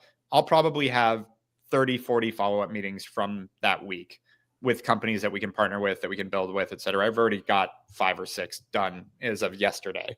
So this is something I try to teach our sales team. Once you get good at converting and turning these fun things into business and understand that everyone there is out and about because they want to build something and they're living and there's energy. And that to that note, Miami has a lot of energy right now. There's also a lot of hustlers and people trying to just get any money out of you. That's just part of the ethos, but it's a lot of energy. Then you can have a lot of fun leading a company like this because every year, one of the most productive things I do is I go to the south of France to Cannes Lions, the marketing conference, and I run around France for a week, which is, again, feels like the douchiest thing I could possibly do, but it is super productive. So my calendar is blocked every year in June to go to France, and it's a great thing to do. And it's unlikely I won't do that ever as long as I'm running this company. And so things like that become a really fun part and a perk of running something like this, I think is also important. That is awesome. Well, we greatly appreciate you spending some time with us. I know, obviously, you could have begged off and said you needed to sleep. I would have totally understood that as a dad of young kids. Adrian, before we let Eric go, any questions on Chatter?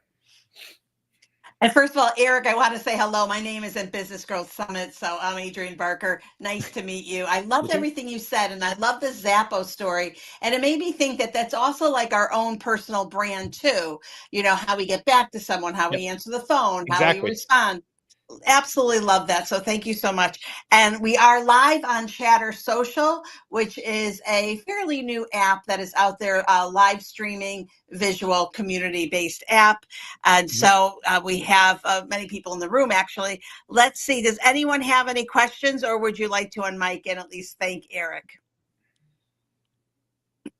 Hi, Adrian. It's Leah. Hi, Eric. It's Leah Rosenberry. I'm the head of community here on Chatter. I have to say, one of my favorite parts of everything you said was that you take those 2 weeks and do work, but you're having way more fun than that, it seems like. To be clear, so it's not just I love 2 that. weeks. It is a good portion. We talk about work-life harmony. How do I make I do 2 heli snowboarding trips a year with entrepreneurs and get business out of it, but go jump out of a helicopter on a snowboard. I'm big on finding fun things to do with entrepreneurs. I love that so much. Great attitude and a great way to live. Thank you. And does anyone else have anything that they want to add, share, say thank you? Well, I have a big thank you. That was great, Eric. Thank you. Thank you for communicating Thank with you. me so nicely. I really appreciate that. I don't take that lightly. And I don't, so let me just look at the chatter box here. All right. No, great room. Just getting a lot of messages how great the room is, and your presentation was fantastic. How can they follow you? Are we just Googling Hawk Media? Yeah, Give you us can just go a little- hawkmedia.com, or I'm just @Eric Huberman on every social. I'm pretty reachable. I'd say Awesome. the only time I don't respond to messages is when it's just some random pitch that's obviously automated. Other than that, I'm pretty accessible and reasonable about getting back. Wait, All I right, can't well, have my AI agent call you? I can't have my Yeah, AI call that's you? not a thing for me. All right. All Thank you. right, Take it thank away, you, Seth. Eric. We greatly appreciate your time. Thank you, my friend. Yeah, thank you guys. Talk soon.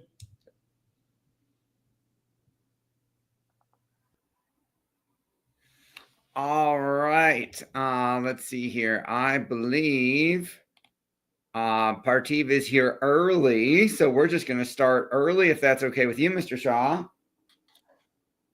Okay. Before we start, I want to say thank you for giving us some very, very valuable time on your birthday. Happy birthday. Well, I'm not going to get everybody to sing to you, but happy birthday. And thank you for spending some of it with us. We're going to talk today. We're going to talk now. Partiv is one of my nearest and dearest friends and the founder and president of eLaunchers.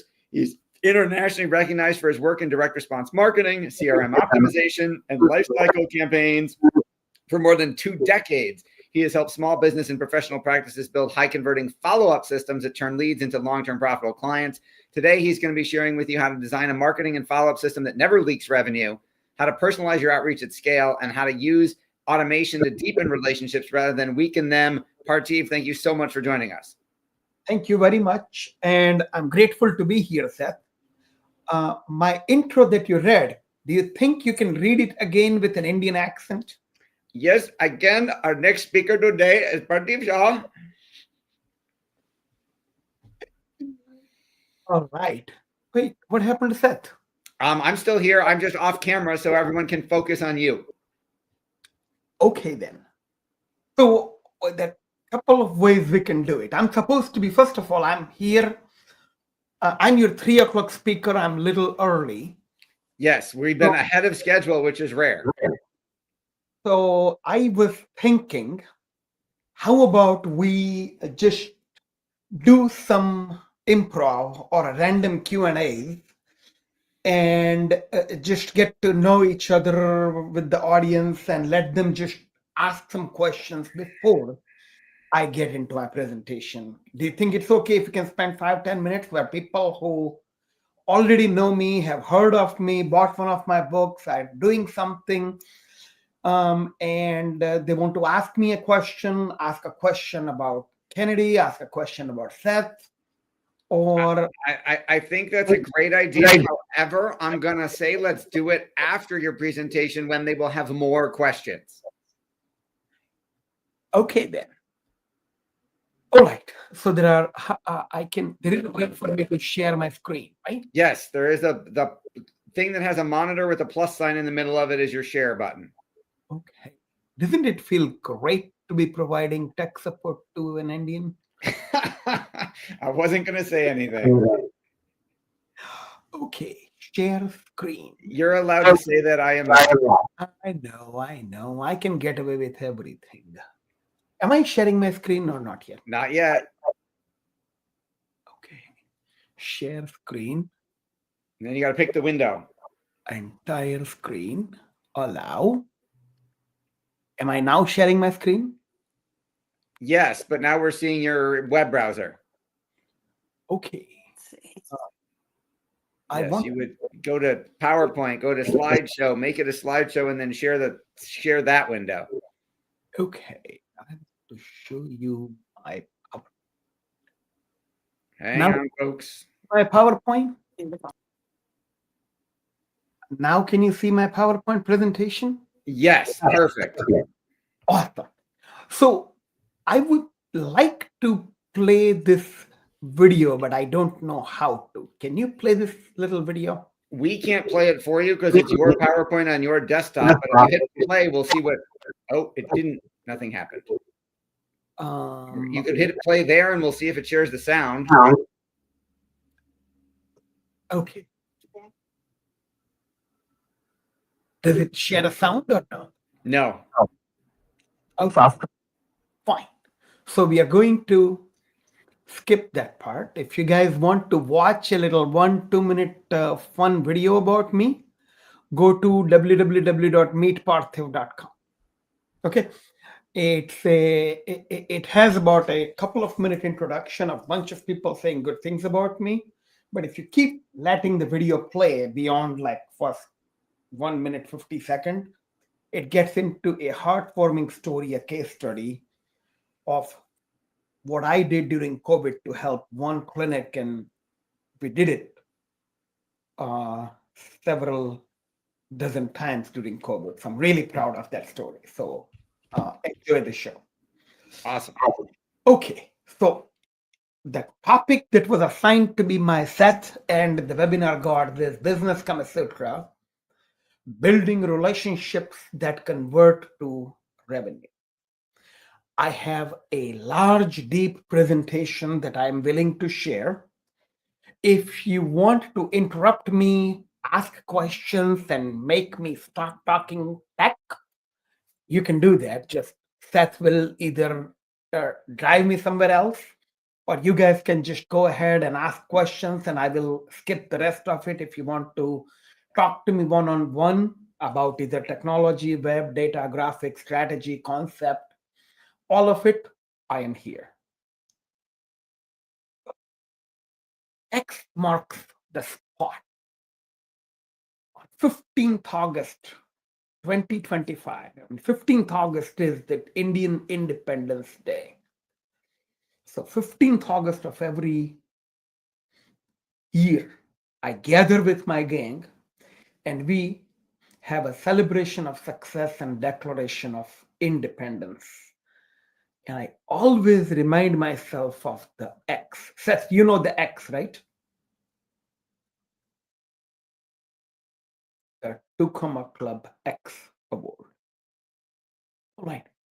Seth, can you hear me? And are you still going to stay on stage with me, or am I just? I can hear you.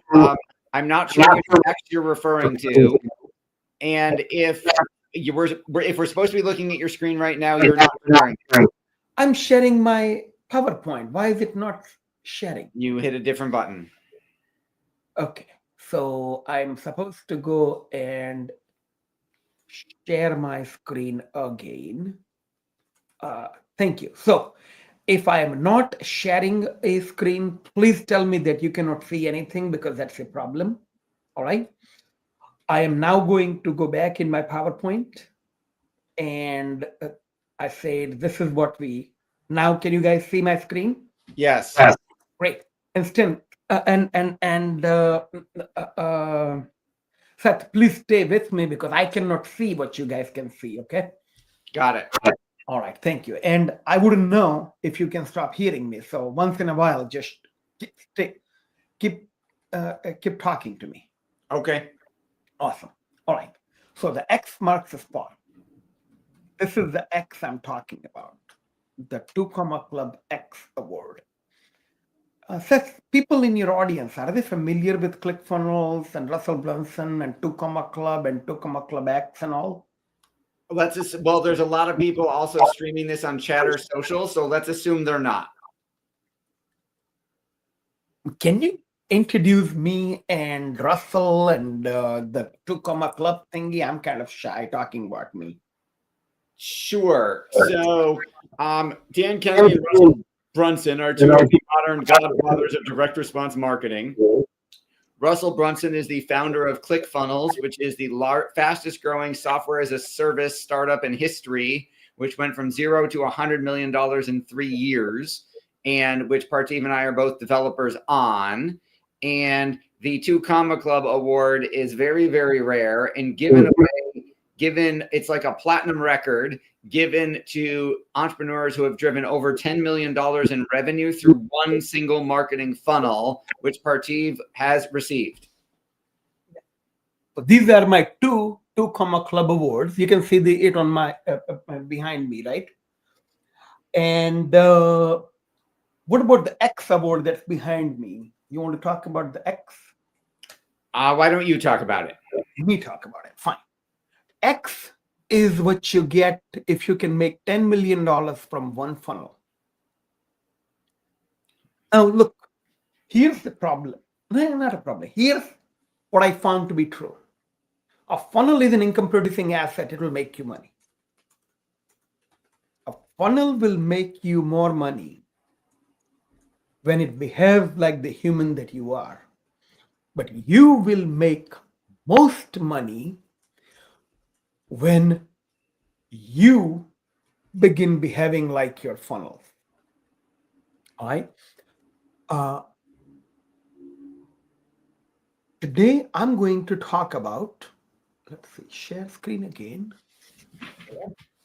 And I want to share my entire screen and bring you back to PowerPoint. All right.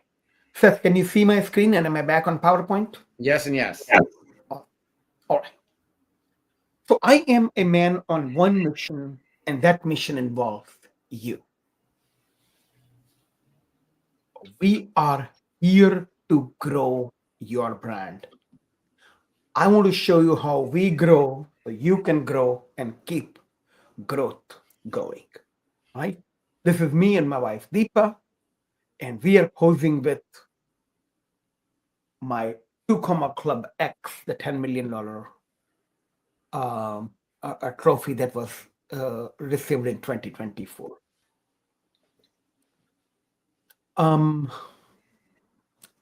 I took my lifetime of work.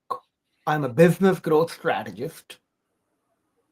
I built a system and method for developing a business growth strategy that is less likely to fail. We filed a patent, got the patent, got a second patent on it, and now I'm willing to share that intellectual property with anyone who is interested in reading all about it. So let's talk about agriculture versus horticulture, Seth. Have you ever been to a farm, Seth, or no? No, it's been a long time. You know what this is? This is a rice farm. You know how rice farm works? No. You flood the field with water, and then there is rows of grains, and then every grain takes as much water it needs to grow the plant. It becomes a rice plant, and the rest of the water goes to make the ground fertile. This is how a branding campaign works. This is a vegetable garden. When you don't have enough money to spend on marketing, if you're looking to cut back on budget, you go from agriculture to horticulture. You go from branding to direct response marketing. I'm not a branding guy. I'm a direct response marketing guy. I do direct mail marketing. So unlike some of the people that we met today, especially Mr. Hawk, the speaker before me, brilliant guy, but I don't do what you do. I don't do Google, Facebook, SEO, PPC, etc. If someone wants it, I just refer them out to Seth. Okay. Here's what I do. I wrote a book called, by the way, do you see all the books that are behind me? Yes. Okay. I wrote them all. I wrote 37 books. I even have a program called Direct Response Books. I'll talk about that in a minute. One of the books I wrote is called Brent Never Forgets. You know, Brent is an elephant. He is an elephant, so he doesn't forget. We are humans. We forget. And that's what happens when we forget stuff. If we forget to do something for a prospect, we have an opportunity cost. And if we forget to do something for a client, we have a brand damage, right? So how do we make sure that we don't forget? Bring a little Brent, a business relationship system for your enterprise. It can be on any software, but it connects you to this lady. Her name is Jane, and she is your buyer. She buys. This is your brand. Your brand is a data warehouse, a campaign software, a response management system, a sales cycle management, a order management system. It would do your segmentation. You can run campaigns out of it online and offline. You would manage responses from it using a call center, landing pages, business reply mail, if you guys still are even know what it is. Most people don't know what a business reply mail is anymore, but it still is a thing. When you do a campaign, they will respond. That's when your job really starts. Marketing ends, prospecting starts. You got to contact the prospect, demo, meeting, proposal, close the sale for a pilot, check credit, onboard them, customer service, deliver what you promise, nurture the relationship, cross-sell, upsell, build a rapport, and ask for a referral. Your life is complicated, isn't it, Seth? It is. How do you do that without automation? You can. You do the best that is humanly possible, but usually it is not good enough, and therefore you forget to follow up with prospects who at one point requested information, opted in, but you guys never met. That's this campaign, Business Kama Sutra campaign. This was built in 2015. It has been installed 700 times. It has been installed for dentists, attorneys, financial advisors, small business, big business, large businesses. The largest company that I have installed this for made about $24 million a year in revenue. The smallest company was someone who could barely afford to pay for the software. So this works as long as you are a service provider who sells to consumer and you are selling something that's between $6,000 and $17,000. It's very interesting dollar range. I'll come to that in a little bit. Okay, can I move on into technology, Seth? Yes. Okay. Who am I and what do I do? I'm a data scientist. That means I smell and chase money. And my secret weapon is a big data for small businesses, right? 3 strengths. I can spot an opportunity. I can paint your picture with me in it. And I do it systemically, so I can paint your client's picture with you in it. And I know exactly when and how to ask for an order, so I can build an automated system for you. These are not superhuman strength. I mean, I just use science and math to do this. My English is better than my math. My English is better than Seth's. I'm sorry. My math is better than my English. See what I mean? I'm not doing Yes. But my math is better than your English, Seth. I don't know about that, but we can forget about it later. Fine. Okay. So here's the concept and the strategy. Okay. An ancient sage in India wrote the first book on relationship hundreds of years ago, thousands of years ago, Kama Sutra. This is a book that talks about adding longevity to a relationship by adding pleasure to intimacy. I found that people meet, date, and mate the exact same way as businesses meet, date, and mate their prospects, clients, and JV partners. So therefore, I wrote a book called Business Kama Sutra. The book draws parallels between the two processes, how humans meet, date, and mate, and how companies prospect, pitch, and close. And both processes, data drives everything. And in both processes, both parties must have an intent to engage at the beginning. Okay. Needs it any business that has a complex sales message, long sales cycle, need to establish trust and credibility with a cold audience before asking for an initial purchase. So, in short, dentists, attorneys, financial advisors, etc., etc. Right? The business problem it solves is the Yeah, man. You know, Seth, what if I want to just share this PowerPoint so you can read it? I like to talk about how the campaign works in theory and philosophy. Does that work for you? Whatever works for you.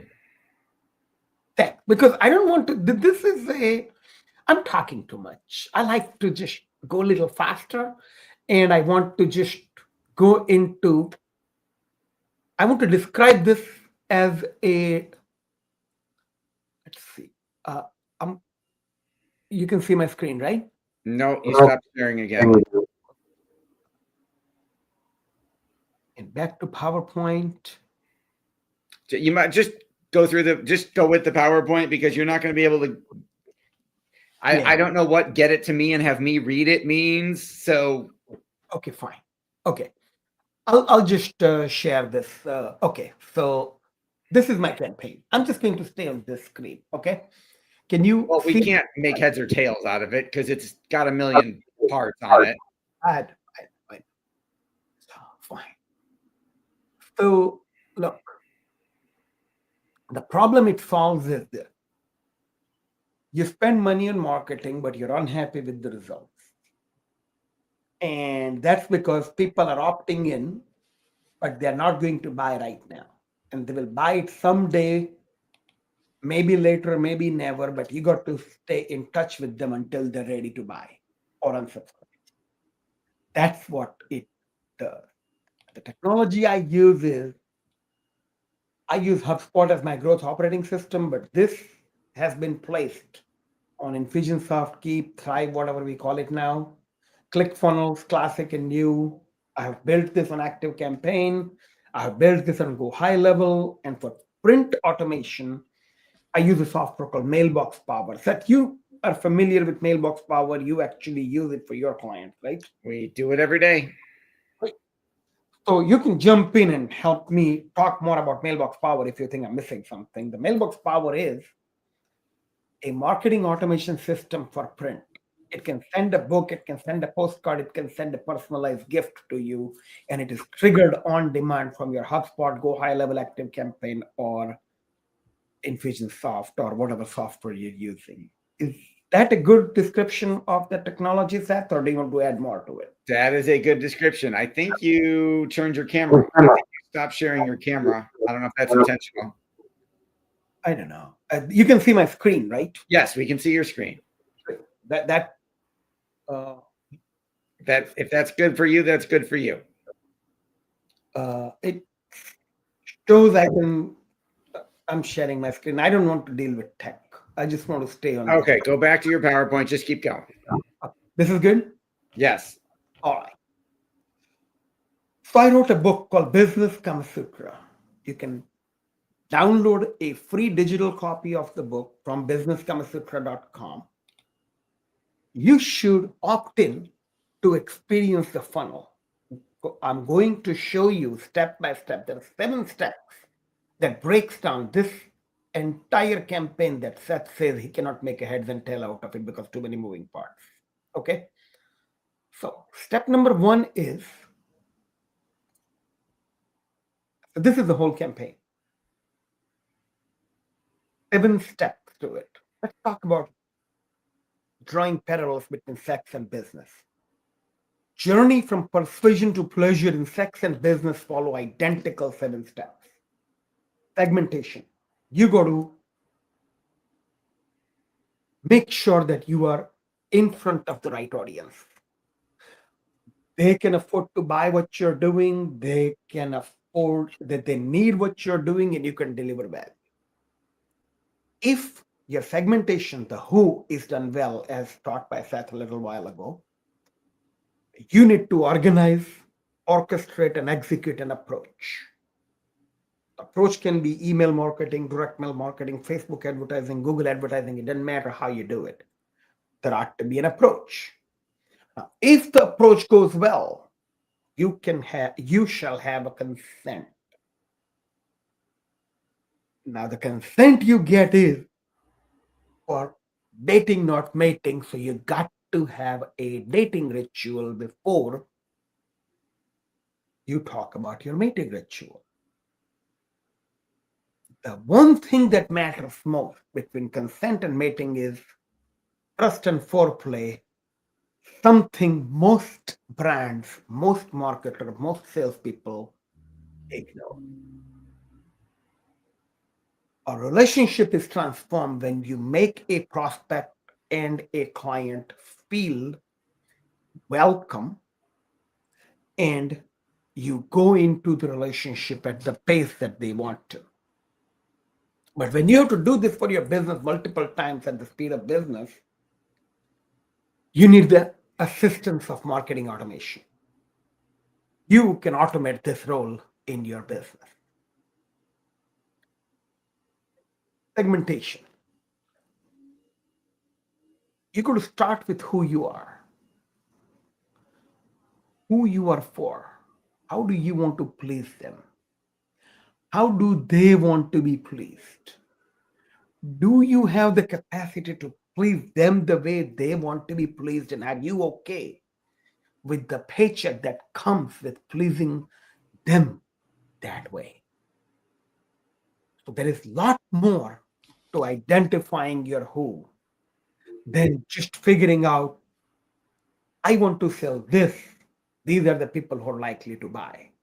You got to look at the promised transformation and their ability to actually acquire the transformation. Okay. Step number 1, segmentation, who you are. Step 2, approach. Now that we know who you are, you got to execute the approach. So the rules of approach is you got to show up like no one else. Everybody wants the same price. So make multiple attempts. Use all media necessary and deploy all media simultaneously so they will notice you. So here's an example.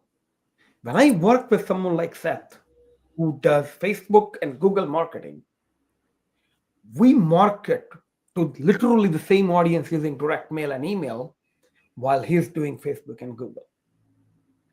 All of it is designed to drive people to a landing page and a funnel where we would capture the lead and follow up with them online and offline. Consent. If the approach works, you get a consent or a rejection or a brush off. Now, what do you do when you get consent? This is where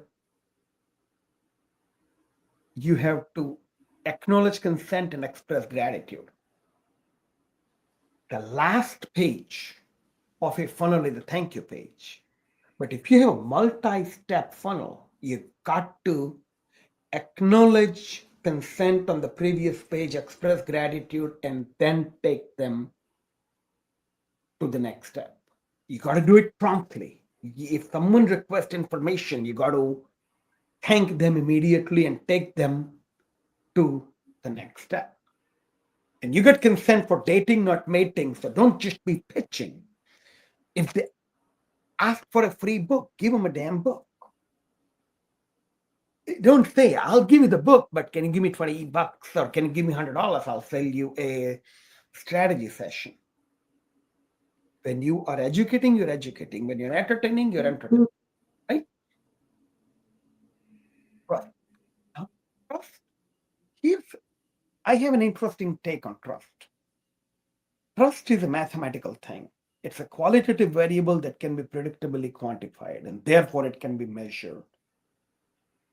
You can elevate trust by listening to what they are saying, compute what you hear, forecast what they want to hear, and then say something they want to hear without breaking the symphony of communication.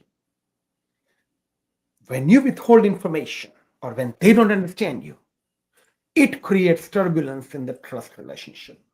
When trust is elevated to a point of monetization, both parties are ready for mating. Now, it's important for you to know, are they ready for you to ask for an order? If you do it too soon or too harsh, the deal is gone. You're compromising the sales experience. So let data be your guide. You are here to give pleasure, not get pleasure. When both parties are ready, if there is a match between what you are offering, what they need, the pain they have and the pain relievers your product has, the desired gains they have and the gain creators your product has, when there is a match, when economics are not out of whack, and if you didn't compromise the sales experience, a deal is imminent. Go ahead and present. Go ahead and show your fee estimate, engagement letter, rules of engagement, standard operating procedure, scope of work, etc. But make them feel good. Educate them. Have a stack of books that you can FedEx to them.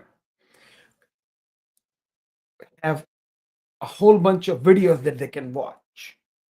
If it makes sense, have them come out so you can meet with them. Don't rush in. How you make them feel is very important. It's more important than what you actually do for them. They will, 10 years from now, 5 years from now, 1 year from now, they will forget what you did for them. They will forgive what you didn't for them. But they will never forget how you made them feel. Now, go ahead and make the deal. Deliver what you promised. Here's the secret. Don't promise what you cannot deliver comfortably. They don't expect you to take them on some enchanted journey. They just want you to do what you said you would do. And they want you to do what they think you should do. So keep track of what you said and keep track of what they think. That's what you need to do to make and keep people happy. So the transformation of the relationship happens after the initial transaction, initial delivery, first 90 days of the relationship. Do it again, do more of it, get testimonials, get referrals, and transform a transaction into a lifelong business relationship and friendship. Now, here's an interesting thing, an exercise called They Do, We Do. We send them market. They visit our website. We persuade them to fill out the form on the website or the landing page. They fill out the form and click submit. We go to add them to the long-term nurture immediately. We take them to the second squeeze and ask more questions. They download the digital gift, give us their physical address. We ship them the shock and awe package. They talk to our telemarketer and book an appointment. We add them to pre-appointment sequence and confirm the appointment. And they show up or not for their appointment. We enter their appointment information into Infusionsoft, Keep, HubSpot, whatever we do. They buy or not buy. And based on what happens, we add them to one of the following sequences. This is the core of the automation. Here's the campaign workflow. You spend money in marketing to drive them to the home page or a campaign-specific landing page. You capture the lead, deliver the free report or a digital gift, and start a new lead sequence. The first squeeze, I capture their name, email, and mobile phone. There is a theory that says if you don't ask for phone number, your lead capture rate will go up, but I like to capture the mobile phone so they can call and text them immediately. If they don't opt in, fine, good riddance, just get more deal flow. Thank you page takes you to second squeeze, where we ask for their physical address. So we can FedEx them whatever it is that we designed in print. Assets you're going to need is a marketing automation software, either HubSpot, Infusionsoft, ClickFunnels, whatever. You will need 2 web forms. I prefer 5 videos, a home squeeze, second squeeze, thank you page, tell a friend page, and a friend welcome page. A digital gift, a PDF that you can mail out to them. Something you can ship, book, a printed free report, a sales letter, a shock and awe package, etc. And Seth can tell you more about all these. Content you're going to need is you need an email header, email footer, a signature, PDF copy of the digital gift, a report delivery sequence, which is one email, and add the client to the new lead sequence automatically because this should be done automated. New lead sequence is a series of emails, 5 to 7 emails that will go out automatically. If we capture print, you can trigger print automation in Mailbox Power. The human steps are you got to call and qualify. Then you ship the welcome kit. So you know why this is very important? Why you should call and qualify before shipping the book? So you send it to the right person? Yeah, but there is something far more important. If someone requests your book, even if they pay $10, $20 for it, if you ship it and then call them, said, this is parcel, did you get my package? No, I didn't get it. Okay. Said, did you get my package? Yes, I got it, but I didn't get a chance to read it. Okay, I got nothing to talk about. Said, did you get my package? Yes, I got it. I opened it. I read it. I looks interesting. I'm not ready to talk to you. I'm out of luck. But if I called you saying, Seth, thank you for requesting the pack. I'm fixing to put together a FedEx. It'll show up in a couple, 3 days. It should go out today or tomorrow. Just curious, why did you request it? What are you hoping to get out of it? I want to make sure that I give you everything you need. And let me confirm your address. And I was hoping, do you have an ability to book an appointment so we can talk at length about how I solved the problem? You see how the exact same call goes differently if you call before shipping the gift. Yes. Awesome. That's how am I doing on time? You're great. You got plenty of time. Okay. So then you book an appointment, you ship a shock and awe package, you send appointment confirmation, you send them direction if they're coming to you, send appointment reminders. And on the day of appointment, one of 3 things will happen. They will show up and buy, show up and not buy, or don't show up. So you need to put in your appointment outcome in your CRM. Day of appointment, if they bought, they go in sequence number 1. If they don't show, they go in sequence number 2. If they don't buy, they go in a sequence number 3. Missed appointment. 1 email, 2 letters, and a phone call. Hey, you were going to meet, you didn't show up, can we reschedule?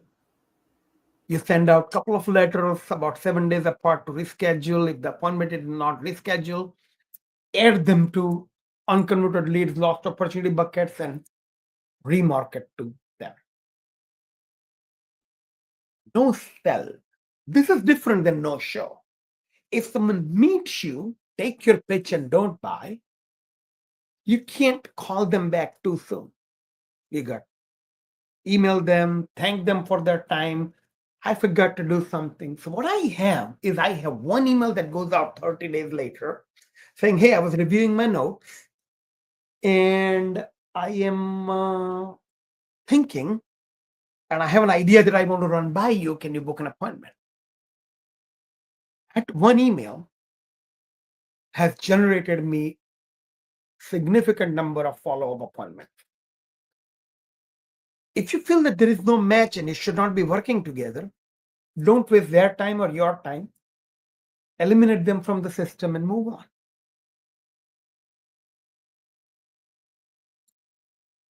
Welcome to the family. A handwritten thank you card.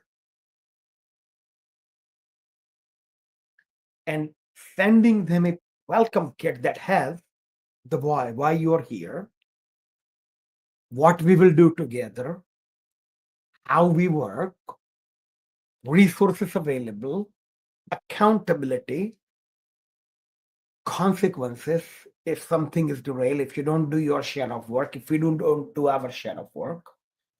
So you want to give them clarity on the journey that you're taking them to. See, when you're on an airplane, the pilot tells you that we are flying 35,000 square or 35,000 feet. They just want you to know. They want you to know that there will be turbulence. They want you to know that you can take your seatbelt off. You're engaged. When you know, you feel good about the journey you're. And then you ask them for referral.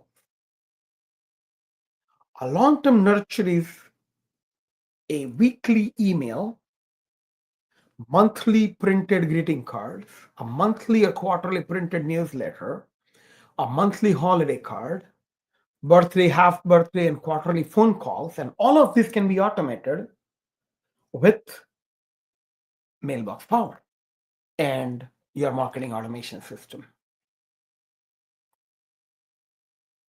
But there is one thing you have to do, Seth, and that is make the phone calls.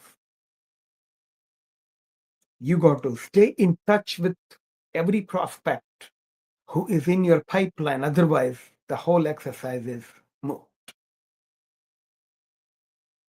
Am I the best telemarketer on earth? No. I just have a very well calibrated system. So, Seth, before I take question, can I talk more about my telemarketing ritual? Yes. Great. So,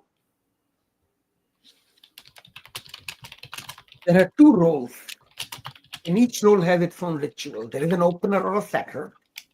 This is the person who makes outbound phone calls to prospects. This person persuades the prospect to book an appointment. This person reminds the prospect of an upcoming appointment. This person follows up after the appointment with the closer. Seth, do you make your own opening calls, or do you have someone who calls for you, who books an appointment for you?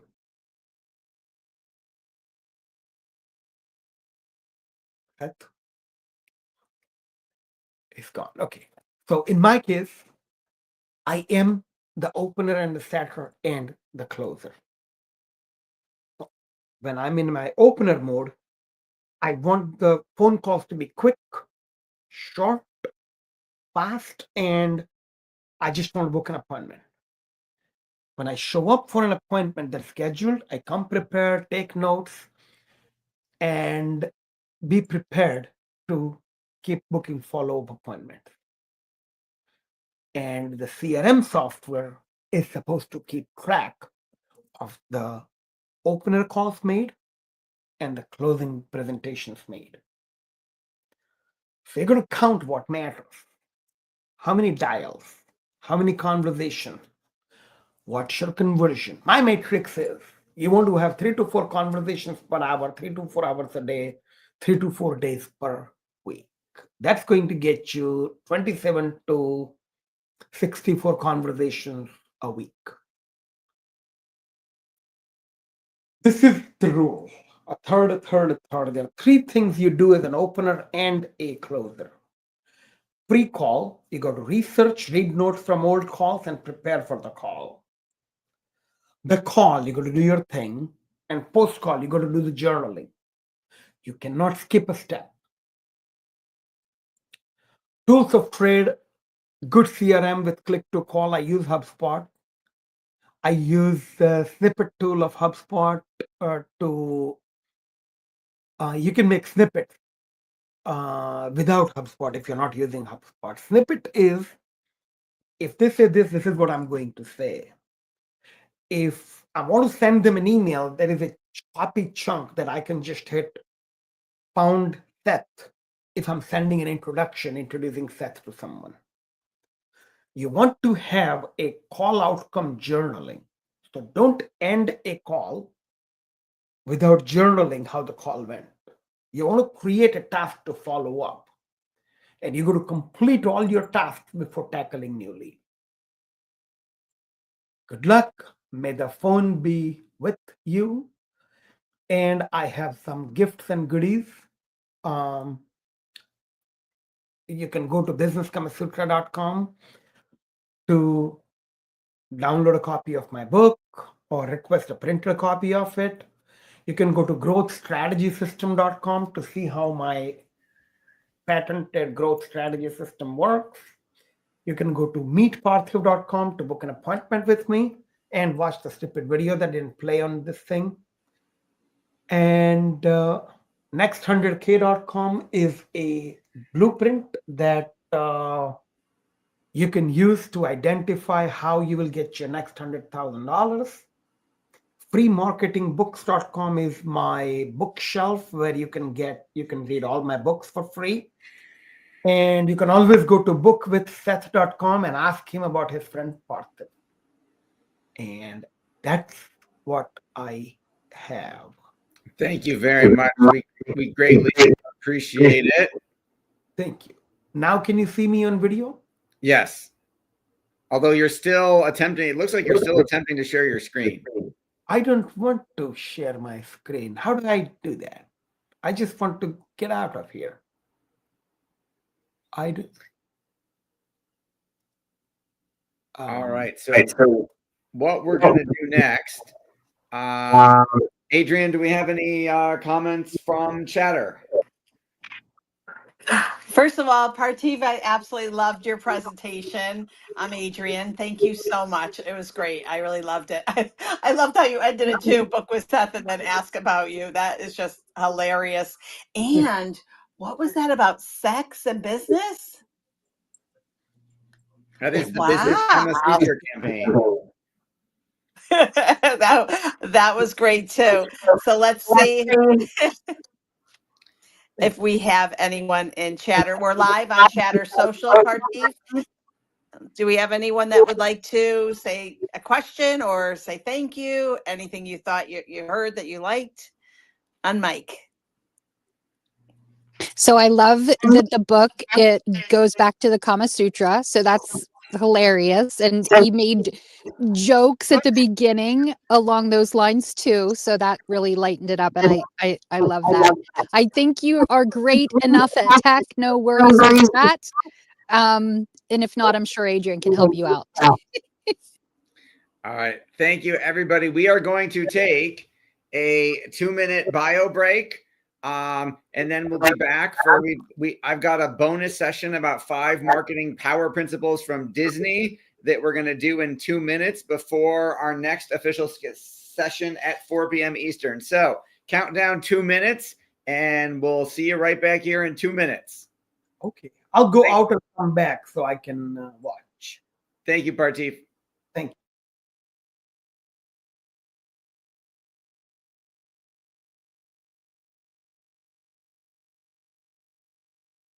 Ooh, I love when Seth does his marketing. One that he did before was great too. Lauren, welcome back. We had some amazing speakers this morning. My favorite, Jill Lublin. I loved everything that she shared. Wow, she is an amazing woman. But I followed her for years, so that's I could be just biased too. I really like her. Okay, let me see if there's a countdown here. Thank you so much for being here. It really makes a difference. I really want Chatter Social to be heard and seen, so this really helps. So thank you.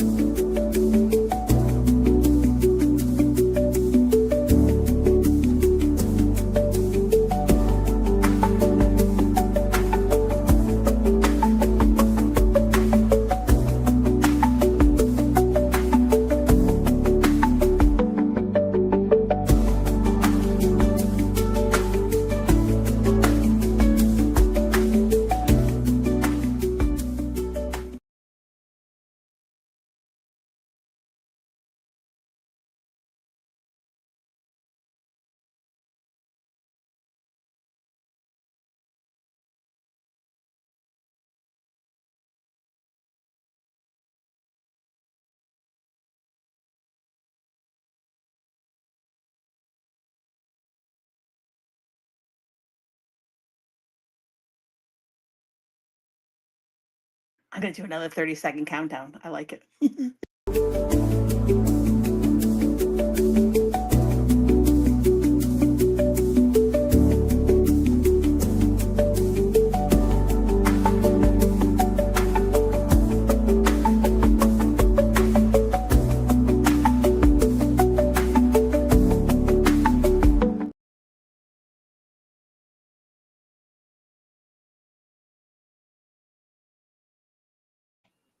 Oh, I can't hear you. Welcome back, Seth. We missed you. Ah, I missed you too. And we have I don't know why we have this black blank screen. I don't know either, to be honest with you. Oh, let me just go like There this. we go. There we go. Okay. Let me get one We're going person. to do up. a That's bonus session before our 4 o'clock. We are going to squeeze in one of my most requested presentations, which is all about if it'll work, how to apply $11,543.21 Disney Power Principles to your business. So can you see you cannot see my screen yet. Hang on. Why is it not letting me do that? Let's try this again. Share screen, window, PowerPoint, share. Browser can't access your screen. Okay, so you won't be able to see my screen, but I will tell you all, we will go over the 5 principles anyway.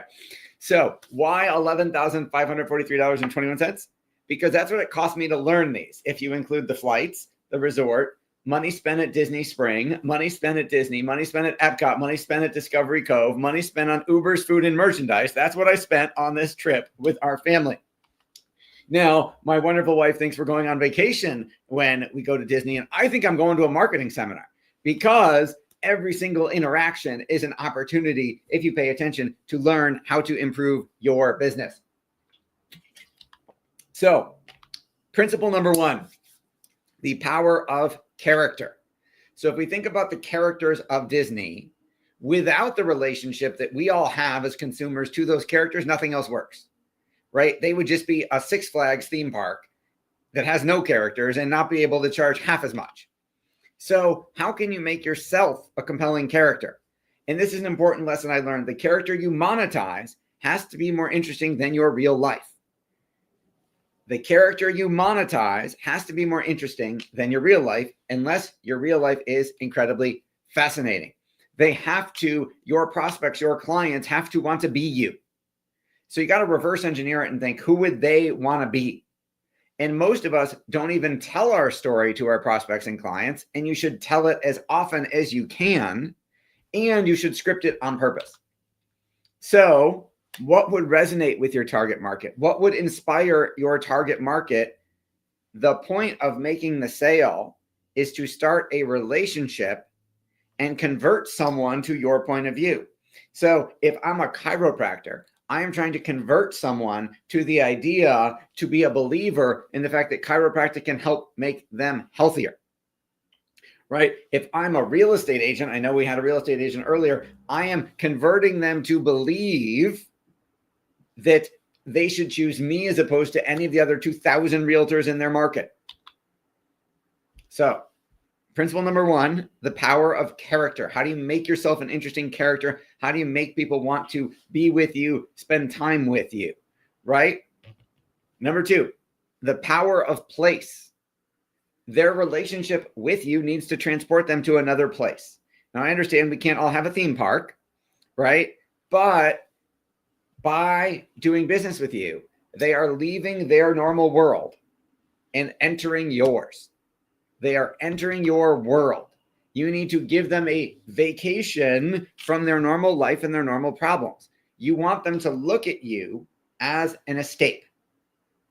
So we have had this conversation in my house. Maybe you can relate to this, where one of my family members might not want to go to the dentist because they associate pain, perhaps, to going to the dentist. Now, no one goes, oh, wow, unless you're going maybe for cosmetics. No one goes a cosmetic makeover, cosmetic smile makeover. Nobody goes, ooh, I can't wait to go to the dentist today. But my wife and kids look forward to, let's say, Disney for months. So how can they look at you as an escape? How can they associate feeling good to spending time with you in your business? They need to look at you as something they look forward to. So you also think about the power of place in terms of how Disney does it. They made waiting in line for each ride. For a lot of rides, waiting in line is part of the attraction, right? If you go to the Haunted Mansion, right? Part of it is the waiting in line is a separate ride, not literally moving, but as you walk through, it's an immersive environment. If you do Harry Potter, oh my God, they made it so that literally, like if you're waiting in line to get on the Hogwarts Express, it's like a separate attraction. So if you make up your own place, the beauty of it is you get to make up your own rules and you can make people be compliant to stay in your rules, right? Disney has very specific rules about how you're supposed to behave, how you're supposed to, right? If you have this pass, you wait in this line, you can pay more and get this fast pass, you can pay more and get this, you can only use so many at a time, you can only use so many in a day. And then of course, there's the ultimate luxury experience of hiring a Disney private guide, which costs way more and isn't publicly advertised. But then you literally get your own personal Disney person and a cart, and they will drive you around and you automatically go to the front of every single line of every ride. And you can do as many times as you want all day long,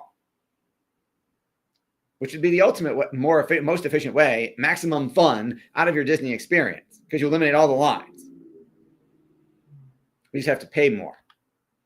So make a line, even if it's an imaginary, and make waiting in line an experience, right? Think about the steps people go through before they get to you.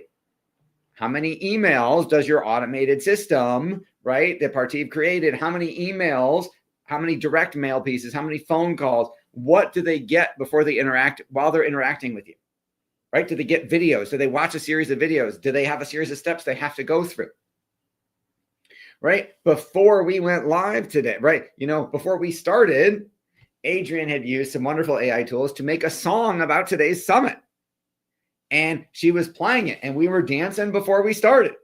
That's an experience, right? What about benchmarks they have to meet? What if you train your clients from the first time that they meet with you that they're supposed to refer to you? You know, it's totally normal that most of our clients refer as soon as they start experiencing how what we do is different from any other chiropractor, financial advisor, etc.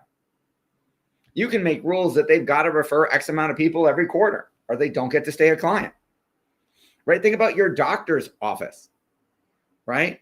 I got a letter once saying they were firing me because I hadn't made an appointment, because I didn't respond to their phone calls about an appointment.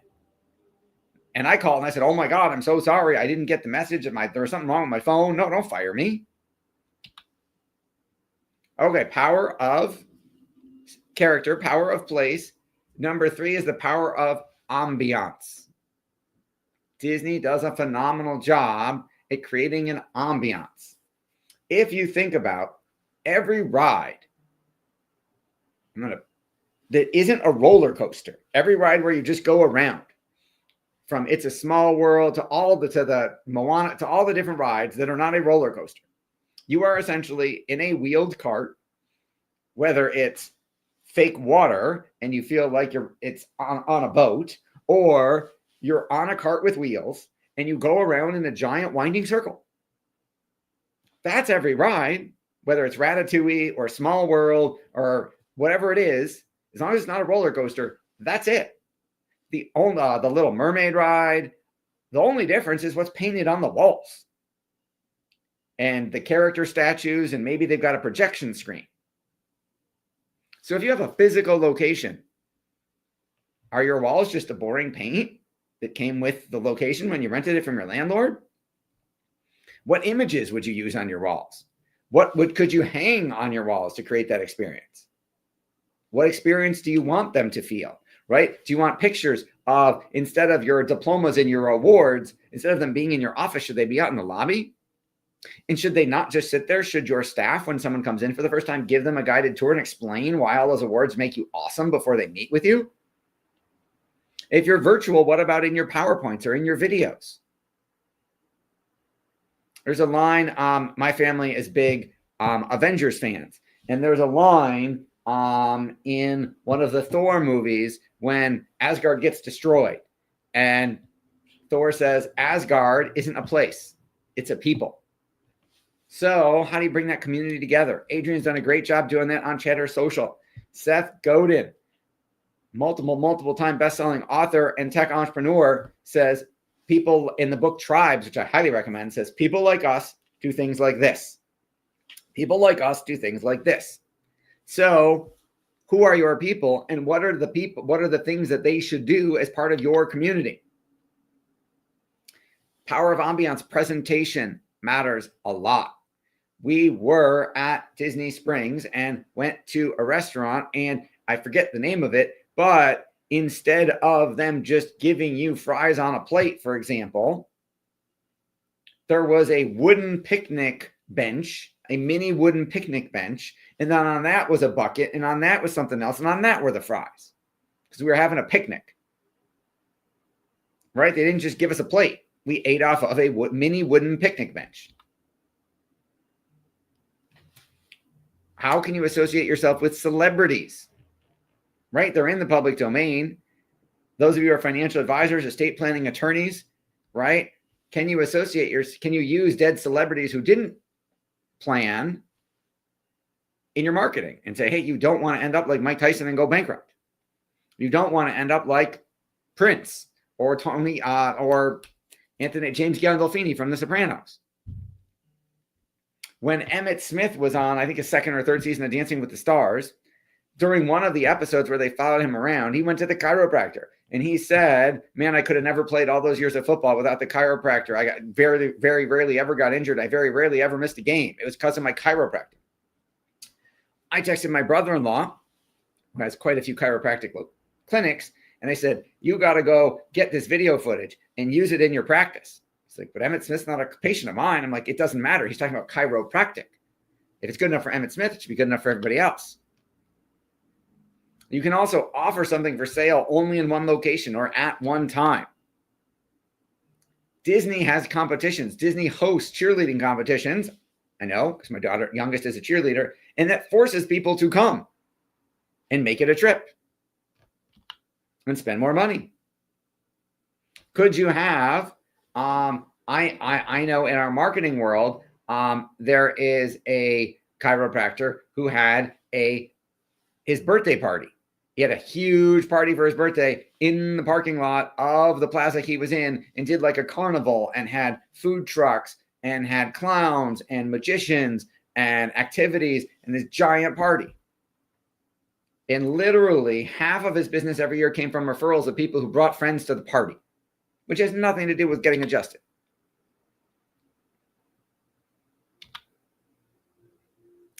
And then there's the power of vertical integration. Can you own or collaborate with all the pieces of your supply chain? So for example, Disney owns the park. Disney has the contracts with all the vendors that supply things to their parks. Then they built hotels and own the hotels. So now they get paid while you stay. Then they built cruise ships and said, if they like us on land, would they like us on water? Think about it. What else could Disney own? Disney could have their own airline, right? How many more people would pay for the plane tickets from Disney?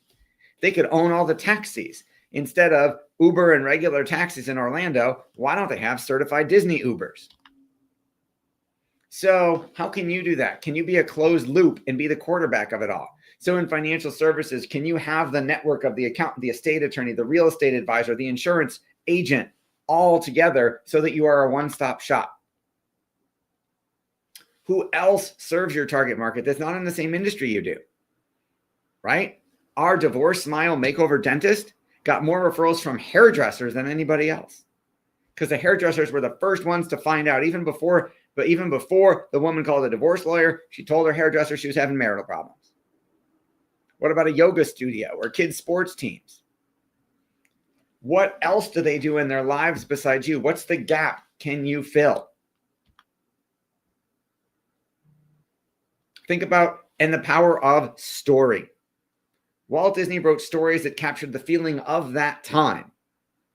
Most people don't know this, don't remember, but when he wrote Cinderella, at the time in society, most girls dreamed of being rescued by their prince. They brought out the Avengers movies during a height of a decade that was all about community and sacrifice. You have to tell stories about people like your prospects who start out worse than they are and triumph into being how they wish they could be.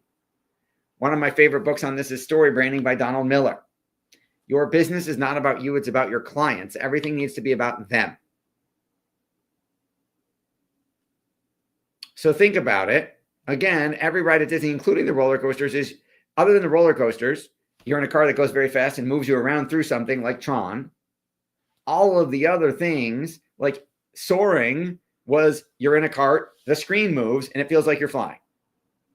Dumbo, Astro Orbiter, teacups, you sit in and you go in a circle up and down. That's it. You go around and around a circle. Same ride that you paid $5 to go for on your local town carnival.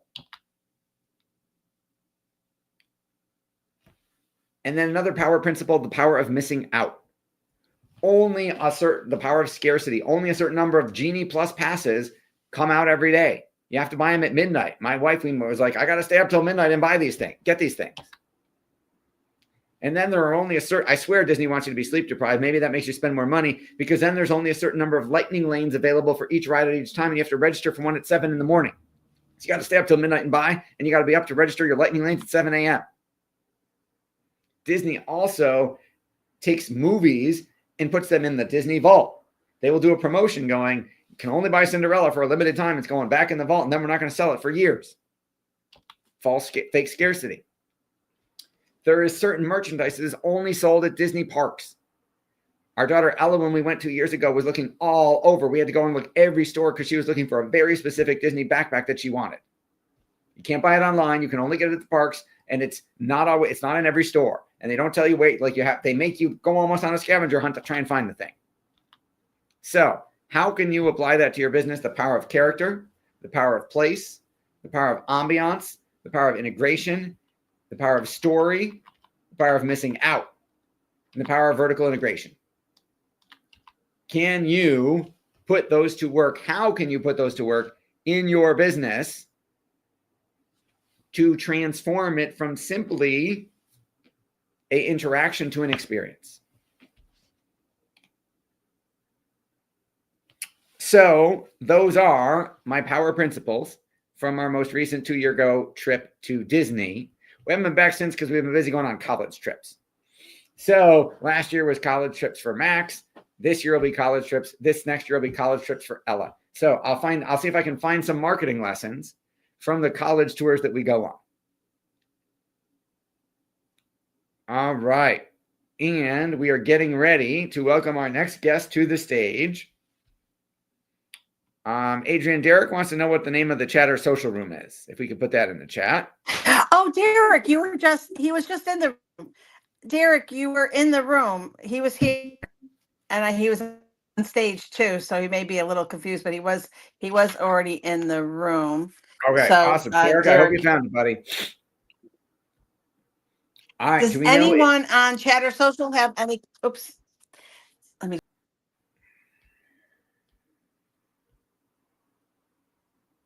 Okay, sorry, Seth. I don't know if you can hear. I think you can hear me. I just can't see myself. I can hear you. Does anyone on Chatter have any questions for Seth?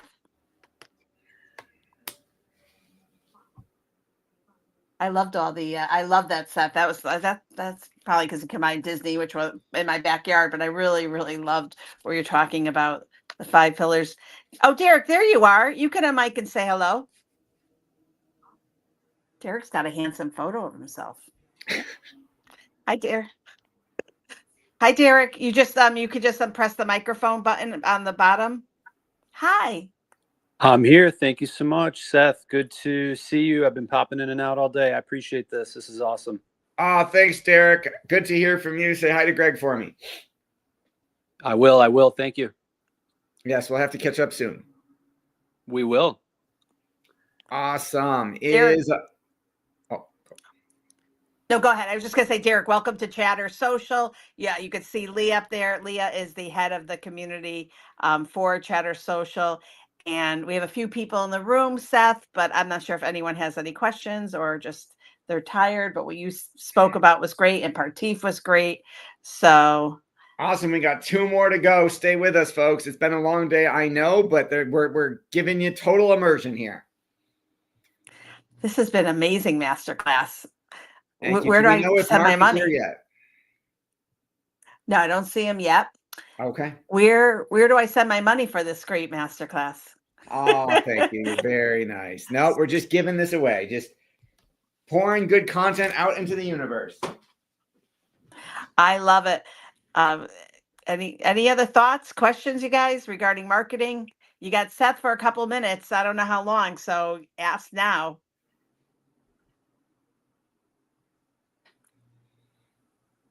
Disneyfy your business. Well, I just came in, so I'm catching the tail end, but I just want to say hello. I'm back. And Adrian, thank you so much for all your hard work and bringing everybody together. You're amazing. Thank you, Maria from New York. We got to remind you guys to say who you are, Maria, with the beautiful red hair. And awesome. Okay, so we can. Yeah, why don't we do a countdown timer? Take a break for 3 or 4 minutes, and then we'll start back up when Mark gets here. I'm going to play the song and see if you guys can hear it. Awesome. So hang tight.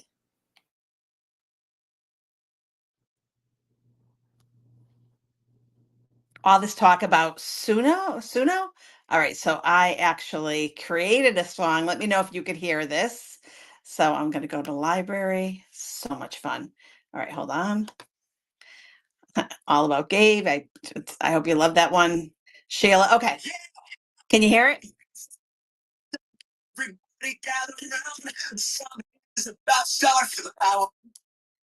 No, I don't know why the Suno doesn't play, but okay, I'll play it this way so you guys can hear it. Oops, I muted it. Okay, sorry about that. Bringing freedom by design, brings the fire on how to scale with simple flow. Takes the stage, watch your visibility go. Turn it bright, feel secondary beat. We are rising to our seat. It is showtime. Let the whole room cheer. The song that starts today. Best moment of the year. Turn the energy higher like the good vibes glow. 3, 2, 1, here we go. It is showtime. Let the room unite. We are ready. We are rising, stepping into the light. Let the countdown start. Let the whole room glow. 3, 2, 1, here we go. 3, 2, 1, here we go. Max Midnight brings the growth talk strategies that never miss. Eric Cuban hits that to the marketing genius. Partif Shot is rolling in with systems built to last. Cole breaks it down. Moves don't move fast. And Ari Galper closes strong. Space selling done right. This lineup is unstoppable. We are never lit up tonight. Turn it right. Feel the rhythm, feel the light. Every second, every beat. We are rising to our feet. It is showtime. Let the whole room cheer. The sun is today. Best moment of the year. Turn the energy higher like the good vibes glow. 3, 2, 1, here we go. It is showtime. Let the room unite. We are ready. We are rising, stepping into the light. Let it down. Start. Let the whole room glow. 3, 2, 1, here we go. Hands up. Leaders in the room, feel the fuel, every session, every voice, this is where you make a choice. It's showtime, let the whole room chant. The summit starts today, the moment we are all here. Turn the energy higher, let the good vibes glow. 3, 2, 1, let's go. Yeah, the moment is here. The spotlight is yours. It's now. Here we go. Boom.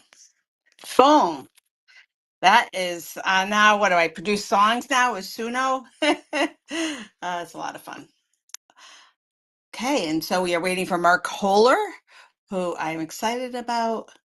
And let's just see. Patience.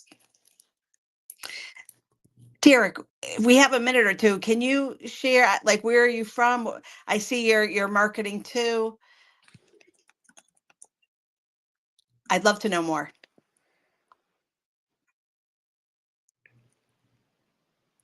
Adrian, did you have a question for me? The Oh. line broke up just a little bit.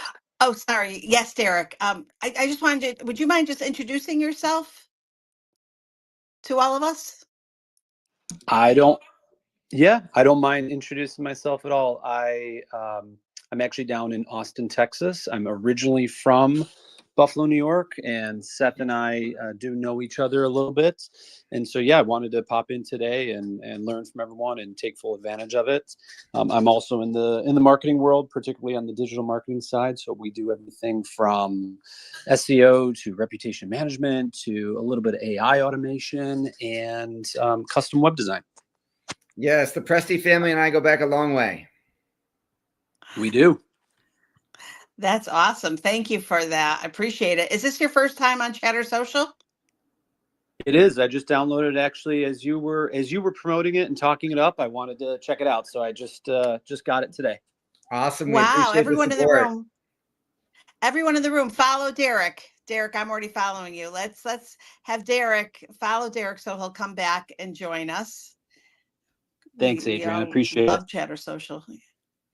There's some brilliance right here in the room with Anna Lee, who's actually from Ecuador, Lauren, Leah, Sheila, Maria, Vashan, who's just some really intelligent people. We may be small room right now, but we're mighty as we wait for Mark. Yep, Mark will be here in just a minute. Oh, awesome. Thank you, Seth. Yeah, this has been great. I don't even feel tired. I literally have I've just enjoyed this. I mean, I've stood up and like moved my body, but wow, I'm looking at my notes and I've just loved every second. Awesome. Or sex and business. Sex and business, that still gets me. Well, I have to remove, do I have to now say not for kids on YouTube? That is an excellent question. The F-bomb got pulled, so I'm like, okay, well, will YouTube notice that? I do not know. We'll find out. Okay, we'll test it. Oh boy. So, well, you know what? Let me just see if I could pull Mark's bio up. I have it. He is very interesting. Yeah, let's. I know he's not here yet. yet. My intro. Who he is. All right. I'm excited. And we've had plenty of people on live watching and liking and been resharing. So awesome. It's good. Really. And tonight I could sleep because I won't have the nerves. No need. Next up, we're going to talk about saving you money in just a minute. We're talking about cutting that tax bill, keeping more of your hard-earned money, giving less to the government.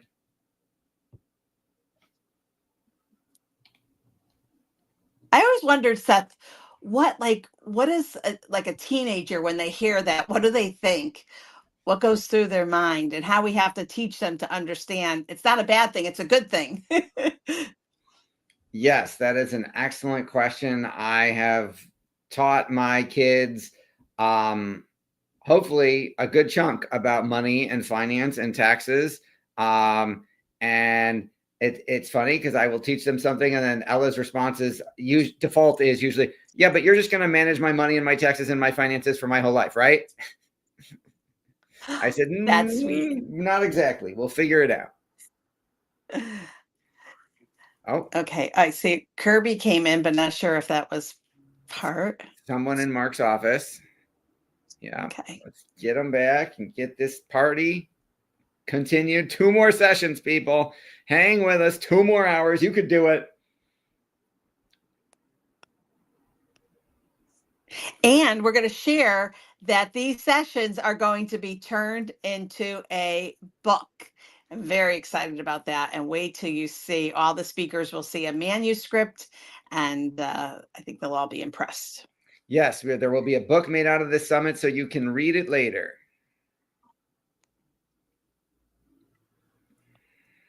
Welcome, Dylan. If you want to come to the stage, please let me know. Candace, thank you for always supporting. Really appreciate you. Lauren, thank you. Thank you for the rocket. Really appreciate that too. Very nice. Share the room too for Mark. Yep, I'm sure he'll be here in just a minute. It looks like they might have been having some tech issues.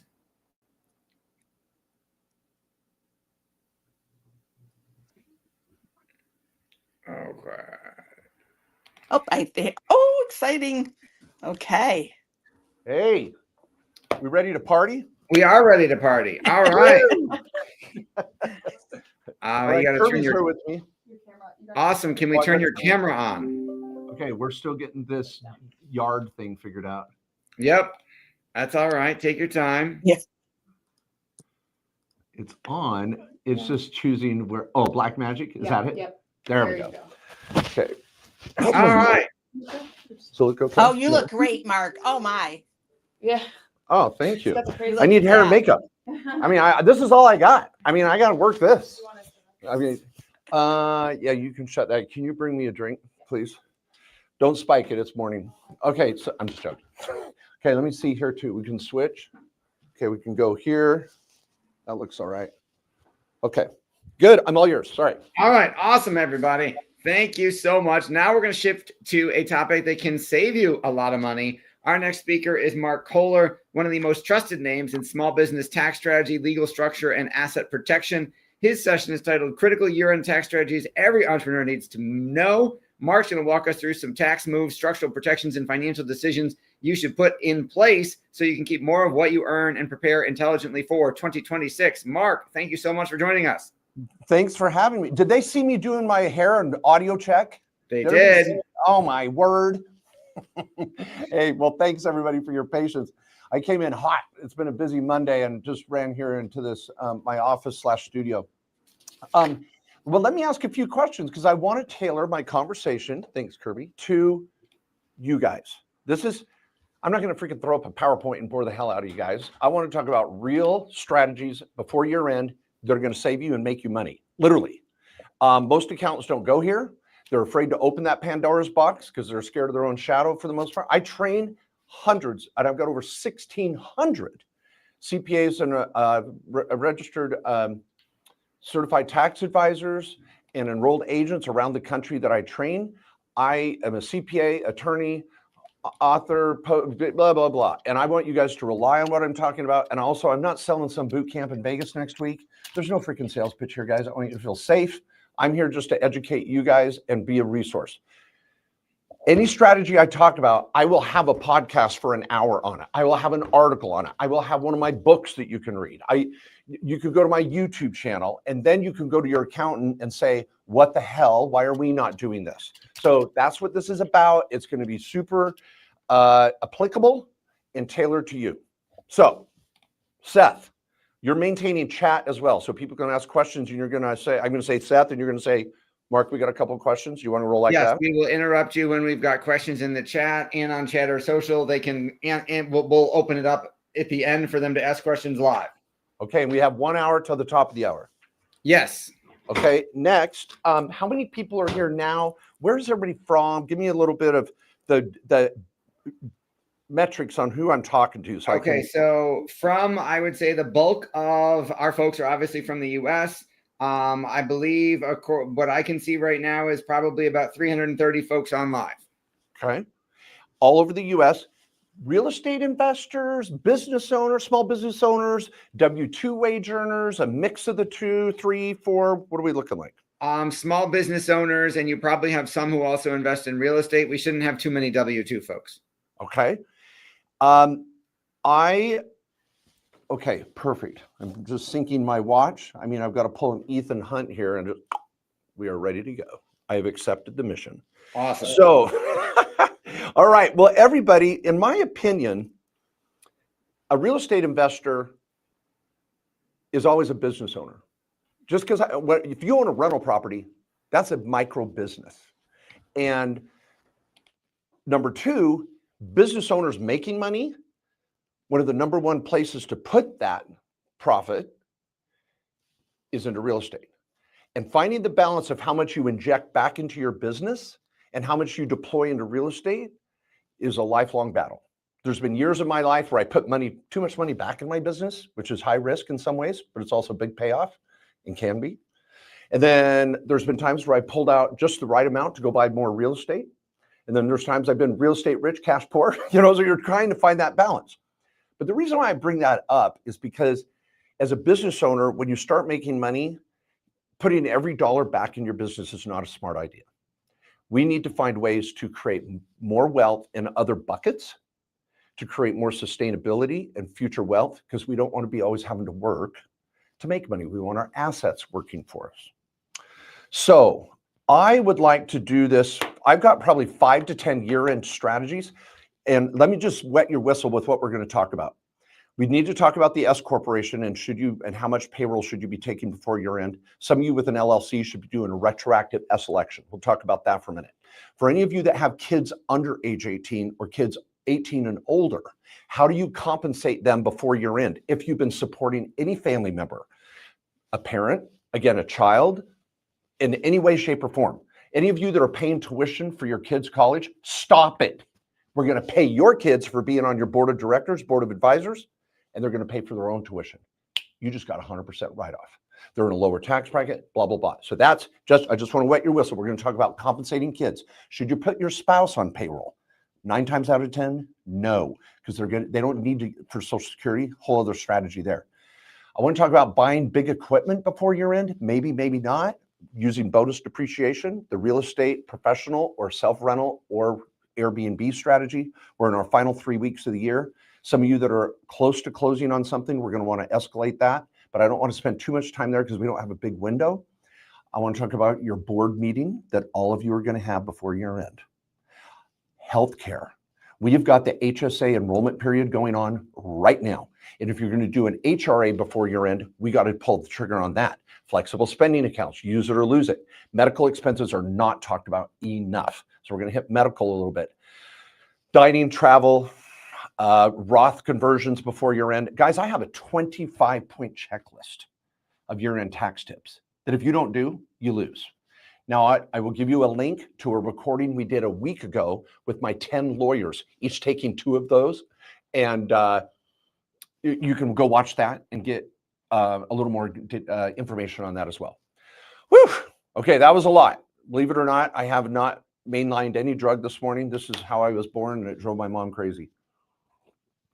It's called hyperactivity back in the 80s. I think they call it A something D, whatever now. I don't know. Anyway, I'm going to keep this light. I want to keep it fun. I love accounting. I love tax. I love asset protection, the law, and I love building wealth. And so that's what I do for Main Street business owners all over the country. So let's dive into it. Now, Seth, I'm going to get a couple concepts out, and you be ready for the first question or two. I want to go to the whiteboard. All right. I want to go to the whiteboard. All right. One concept that is going to build the foundation for all of you for this year before year end and moving forward is what is called the trifecta. The trifecta is a visual representation of how I want you structuring your assets and your income for maximum tax savings and asset protection. I've literally trademarked this. It's in my books, the Tax and Legal Playbook being my bestseller, over 1,000 stars, 5 stars. You can get a copy of that, audio, Kindle, print, whatever. But this is stuff that really does move the needle in our lives. Here's what it looks like. Now, this is going to be the platform for our year-end tax tips that we're going to talk about. The foundation, you can see that all right? That doesn't look bad, right? Okay. In fact, I'm going to wipe that up. There we go. I love my Vibe board. Oh, this is so fun. Okay. So the trifecta is down here, your revocable living trust. Half of America doesn't even have a will. But we need to have some sort of trust structure at the bottom. Put it on the to-do list for 2026. Do not freak out. It's not a year-end strategy. We can add this later. But that's the foundation. Down here is your 1040. All of your money flows downhill. All of your write-offs, all of your income flows downhill into your 1040. That's where we're going to make a smoothie, try to get the best tax benefits we can. On this side of the equation is your operations. On this side are your assets. This is passive income. This is ordinary income. Now, what income do we want more of? We would love more passive income. Means our assets are working for us. Ordinary income generates the fuel to build more assets. It's a machine that works together. I want a firewall between the two for asset protection. The basic trifecta would be a S corporation, which is typical for every small business owner making more than 50 grand a year. We can talk about that and debate it more here in a moment. This could be an LLC taxed as an S corp. If any of you, there's probably 100 of you in here that are an LLC taxed as an S corp, you have an S corp. Do not call it an LLC, please, for the love of all that's holy, because you're going to confuse your professionals. Yes, you have an LLC acronym at the end of your entity, but for IRS purposes, it is now an S corporation, which puts you in a tax filing status that is the best for small operators. C corps, watch out. I write articles on I'm a small business owner and screwed up and set up a C corp. What do I do? It's a scam strategy, and it's for big companies and those going public, not for the Main Street American small business owner. I probably pissed off 5 people on this call by saying that, but get a second opinion and I'll stand behind it. Topic for another day. So we have our S corp. This is where our revenue comes in. Expenses go out. We take as much profit as we can. It's called a K1. We're going to do this little W-2 strategy. We'll talk about that in a moment. It's a year-end issue. And then we take our profit and we build up our LLCs over here. This is rental property. Let's say, for an example, maybe it's crypto, maybe it's notes, investments, assets, operations. My S corp doesn't own anything. It's got my laptop. Sue me. You can have my laptop. All of my assets are over here. I'm going to use privacy and asset protection to protect and build my assets.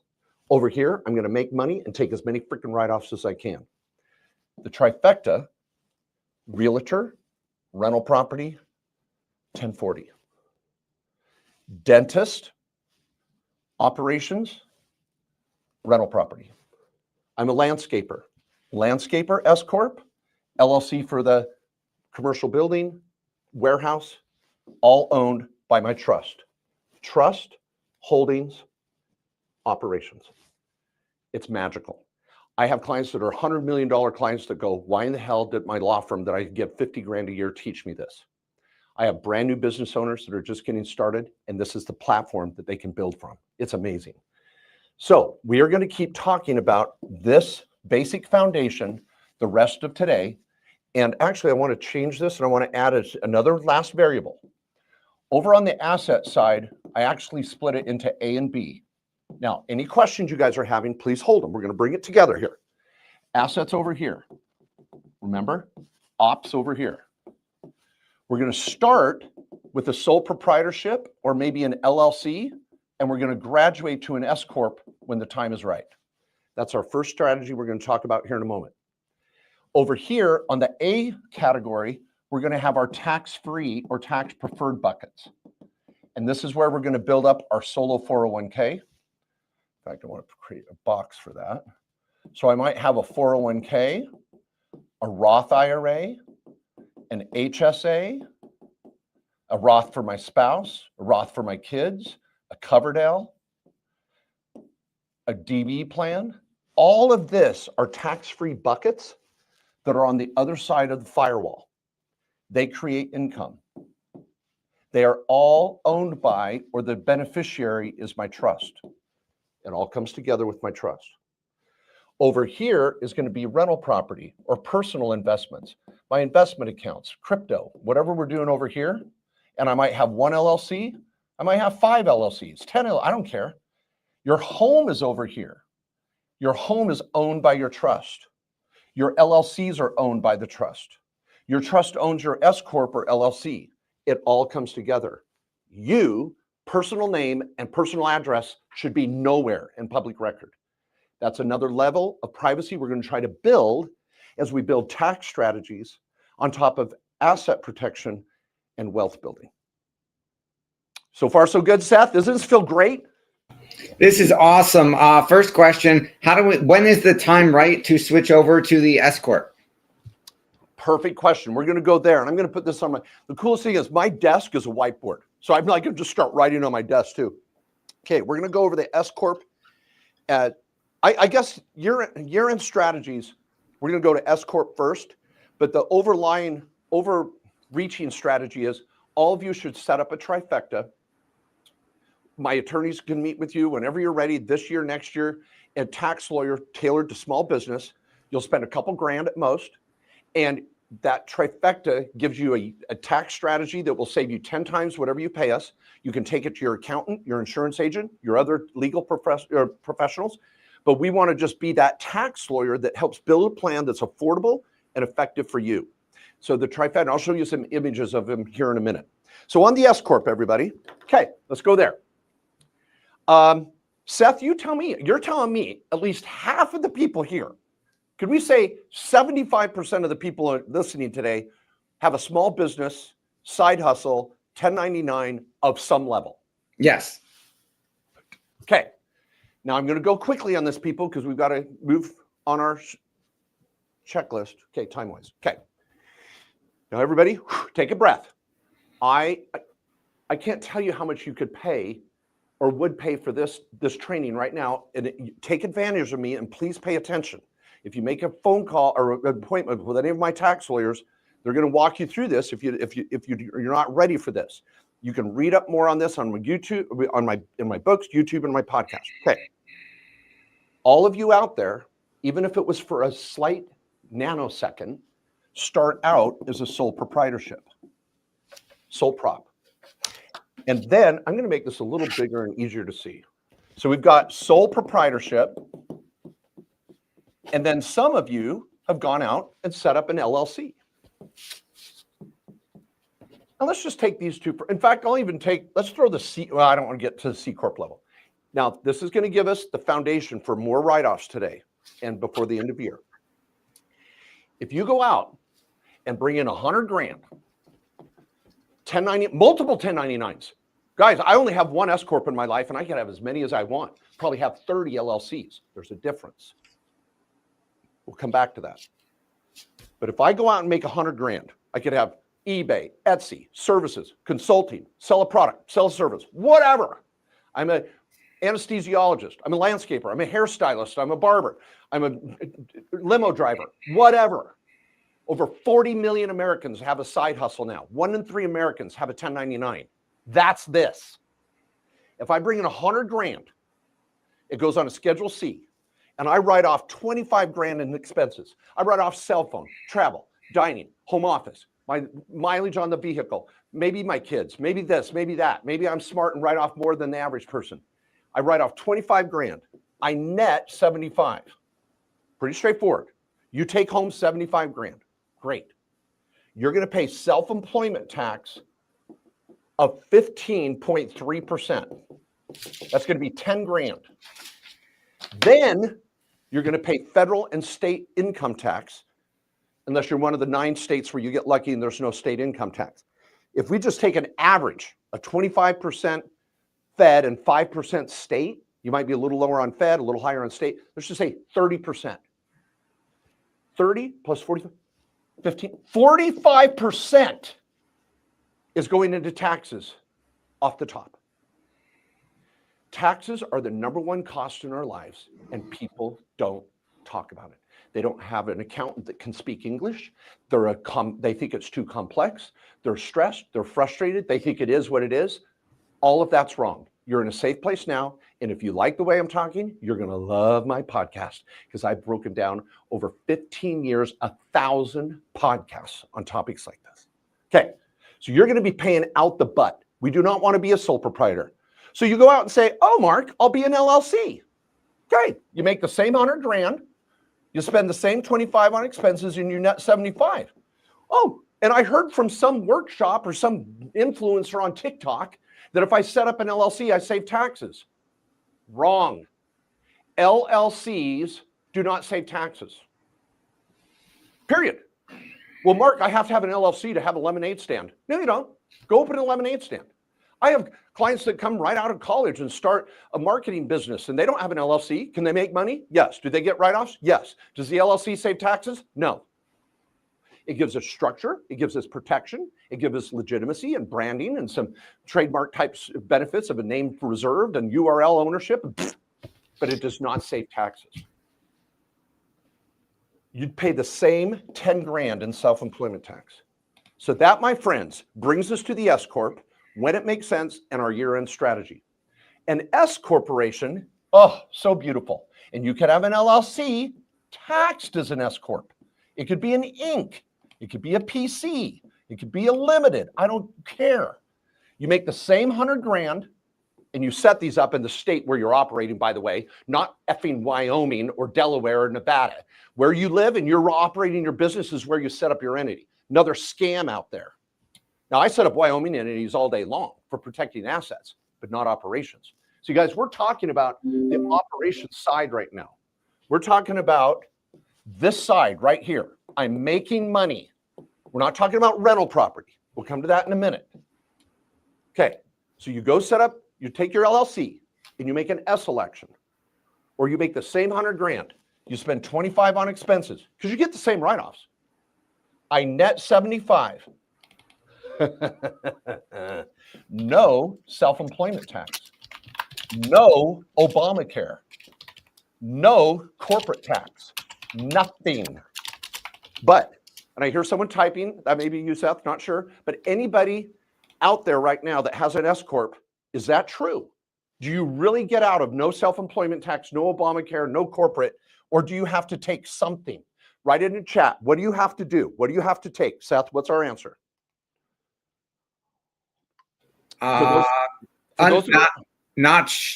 Doesn't it depend? Nope. For all of you out there that are already an S Corp, do you really get out of the self-employment tax, or what do you have to take? Starts with an S. Starts with a P. I know we have over 50 S Corps in the room. Unless you guys are asleep or sitting on an island, what do you have to do with your S Corp? Salary. Salary. Thank you for whoever was bold enough. I need you involved here, people. This is $1,000 an hour and you're getting me for free. Take advantage of me. Pay attention. Okay. So I've got to take a salary. So if I took a salary in this example of even $37,500, I just split my self-employment tax bill in half. I just saved, because I'm going to pay my FICA over here, my F word, FICA, hate FICA. I'm going to pay my 15.3% on the 37.5, but I don't pay it on the K1, the draw. So everybody, the goal of an S corporation is when you make that 75 grand, we're splitting it. We're putting part into W2 and part into K1, and you pay your FICA here and you escape it over here. In this example of just splitting it 50-50, I saved 5 grand. Now, for you in California, you're like, yeah, Mark, but if I do a LLC or an S Corp, I got to pay minimum tax and I got to file a tax return and I got to do payroll. Yeah, having an S Corp is going to cost you around $1,500 to $2 grand. So help me out with the math. Just on 75. Spend 2,000, save 5. Okay, now I know this is hard math. I know, work with me. Spend 2, save 5. Do you think the S Corp could be a good move? And by the way, our office is super expensive on setting up your S Corp. I'm sorry, I'll tell you now. We charge $250. I know, call it highway robbery. Now, if your accountant's not already talking to you about this, you have a terrible accountant. And don't call me aggressive. This reduces your chances of an audit. I teach other CPAs around the country. I teach continuing education on this. I'm licensed in multiple states as a lawyer and a CPA and on the board of the AICPA. And I help accountants pull their head out of their butt. So do not listen to your sister-in-law that's scared of her own shadow that doesn't tell you to do this. So the point with an S Corp, to answer your question, everybody, if you're making more than 50 grand a year net, you should be an S Corp. And here's the year-end strategy. I'm going to go light speed now. If this is 2025 and we're sitting right here and you've been an LLC all year long, you've been an LLC, you can backdate your LLC to an S Corp to 1/1/25. Knock out the strategy and save thousands. You have to do this in the next 3 to 4 weeks because you've got to get it done and get your payroll done and get the process completed. If you try to pull it off in the spring, it's going to be a nightmare, pain in the butt, cost more, not worth it. You've got to do it now. So for any of you on this call that are an LLC and have made more than 50,000 net, I'd even go as low as 40 in most states. You should be looking at electing an S Corp. Number 2, I know there's probably 50 to 100 of you out here that have an S Corp. Your problem is your accountant's probably telling you to take too much salary. See, if I have this S Corp and I'm netting 100 grand, my salary is probably going to be around 40. We're going to convert this into 60. I just saved 15.3% on 60 grand. That's $9,000. If your accountant is so scared that they make you take 60 in payroll and 40 in net, you just left 3 grand on the table. Not worth it. So strategy number 2 is in the next 3 weeks, you've got to nail your payroll. How much have you taken throughout the year? Have you not taken enough? Do you need to take more? Is your accountant going to be helpful or a pain in the butt? Now, what I've created, you guys can go out and I've got this in articles in Forbes and Entrepreneur Magazine, the Kohler Payroll Matrix. This is a matrix that can help you peg that dollar amount. If we call this your profit and this your payroll percentage, the more money you make, the actual payroll you take is less as a percentage. So if you made, let's say 50 grand, 100 grand, 200 grand, 500 grand, instead of taking 100% payroll, which is a sole proprietorship, we're going to drive this down. So at 100 grand, we might be at 40%. 40 grand in payroll, 60 grand in K1. The more money you make, I might drive it down to 20% or 15%. Freaking Joe Biden in 2016 did a book deal for $14 million. I've got a copy of his tax return here on my laptop with Donald Trump's in 2016. He took a payroll of $800,000 on 12 million of book deal. It was like a 2% allocation. If your accountant is not talking about pushing down your payroll to a reasonable comp that makes sense, you got the wrong accountant. All right, so strategy number 1, we've covered this. Now we can start adding more.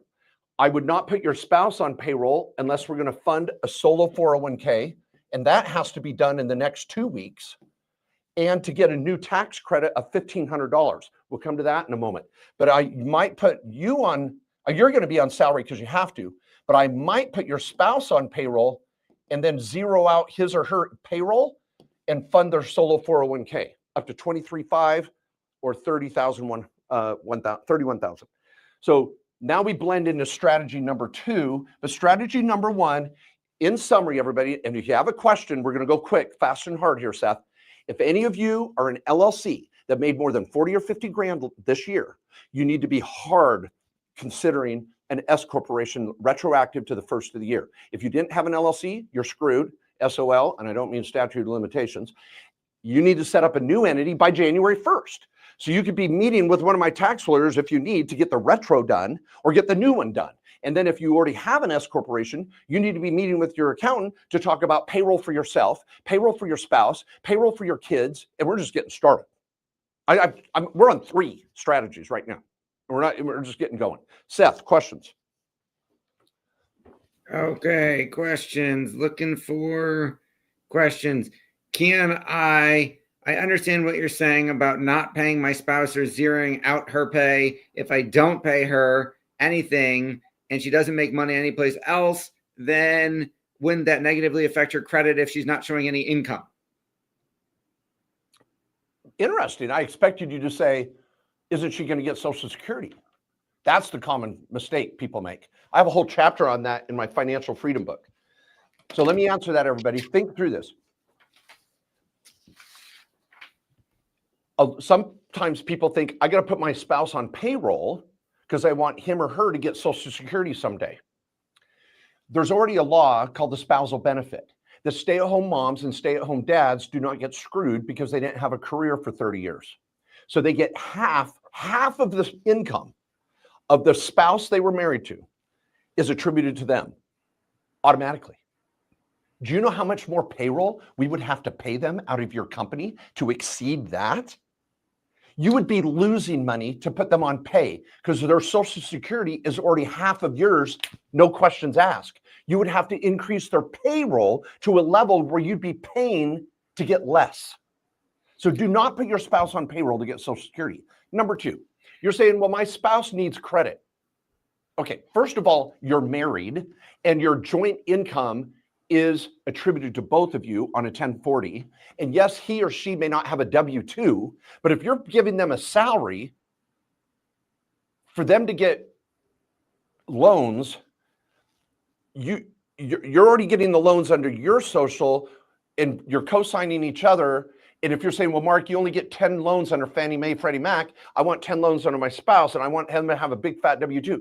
You're chasing, and something I don't like, and you can see I'm a little concerned here, is doing something bad tax-wise to keep a bank happy. Right there in the sentence when I said it, you already know that doesn't make sense. Bankers cannot think out of a box. You need creative mortgage lenders.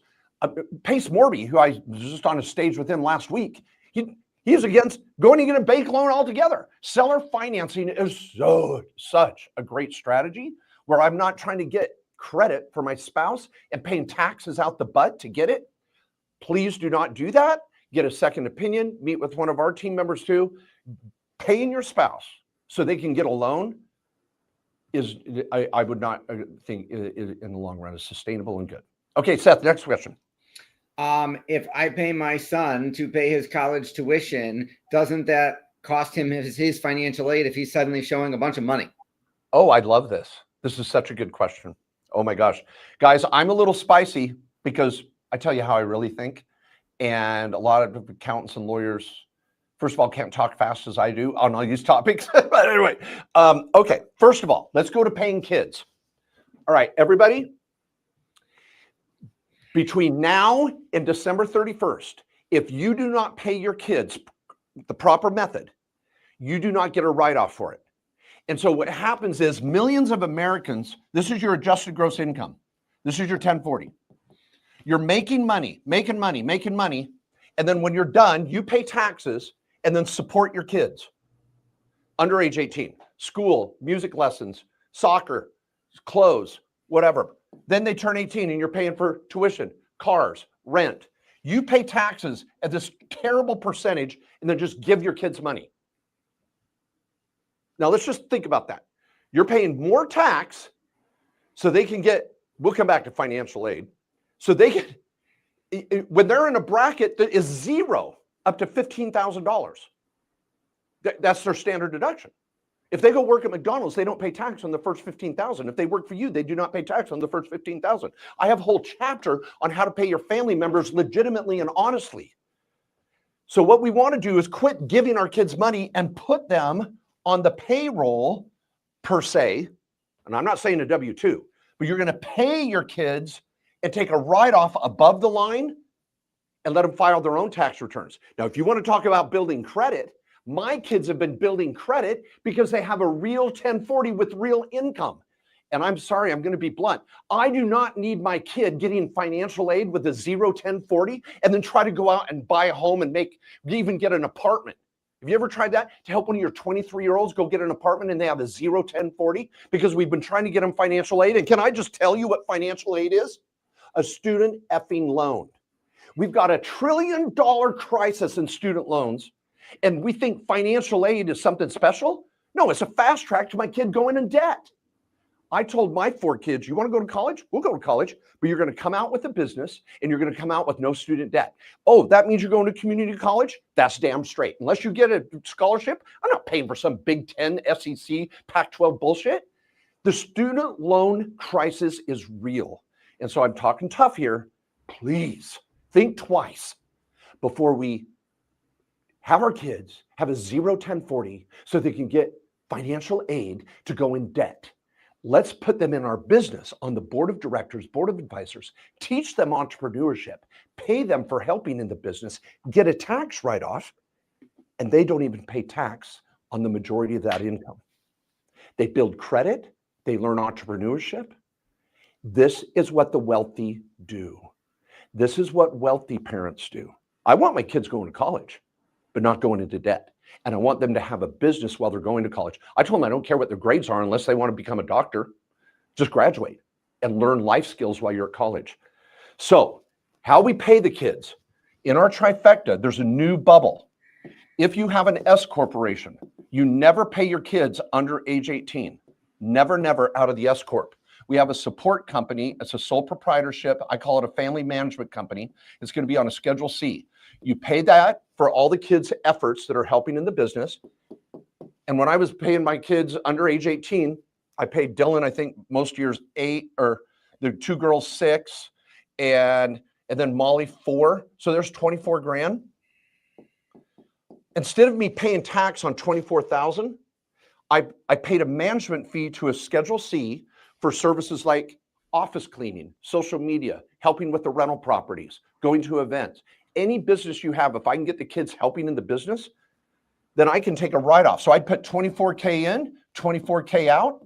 I'd zero it out, no tax. My kids would file their own tax returns, pay 0 tax because they were under the standard deduction, and I got a write-off for 24 grand. And now that they have earned income, every one of those kids now have Roth IRAs. And those Roth IRAs are partners in LLCs of mine that own rental property. Now, I can do that all the time. I'm not rolling in cash over here either, people. I'm a parent. But there was years where I had to use all that money to support the kids, and there was years where I could drop it into a Roth IRA.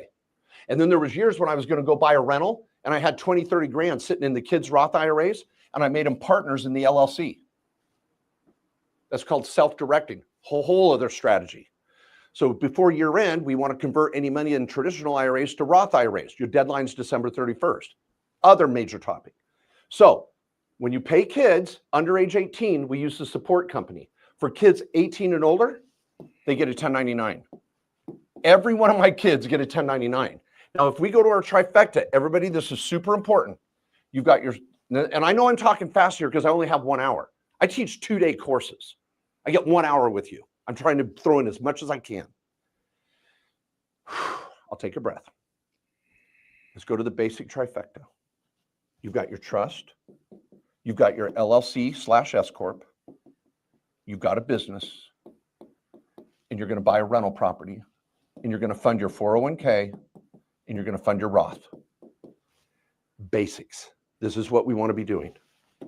Trifecta. Boom, boom. My kids, if they help with the rentals, but they all serve on my board of directors, board of advisors, and all of you should have a board set up before the end of the year. All of you can have a family office.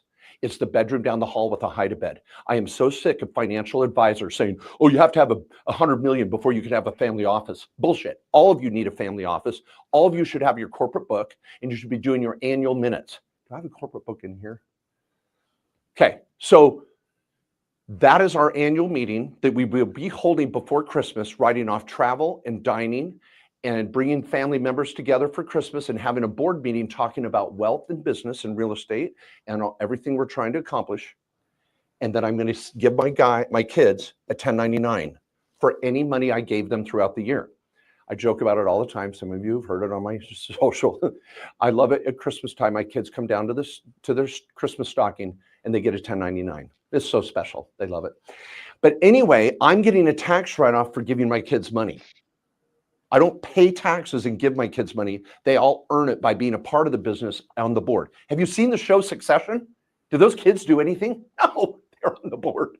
Whole other topic. Okay, this is the structure. We're going to 1099 kids 18 and older. We're going to pay our kids under age 18 through a support company or out of our LLCs with the real estate. So topic number 1, convert to an S Corp if you're making more than 40 to 50 grand. Topic number 2, do not pay your spouse unless you want to fund a 401k, a solo 401k. We need to go there for a minute. Pay your kids properly, pay them out of the right entity before year end.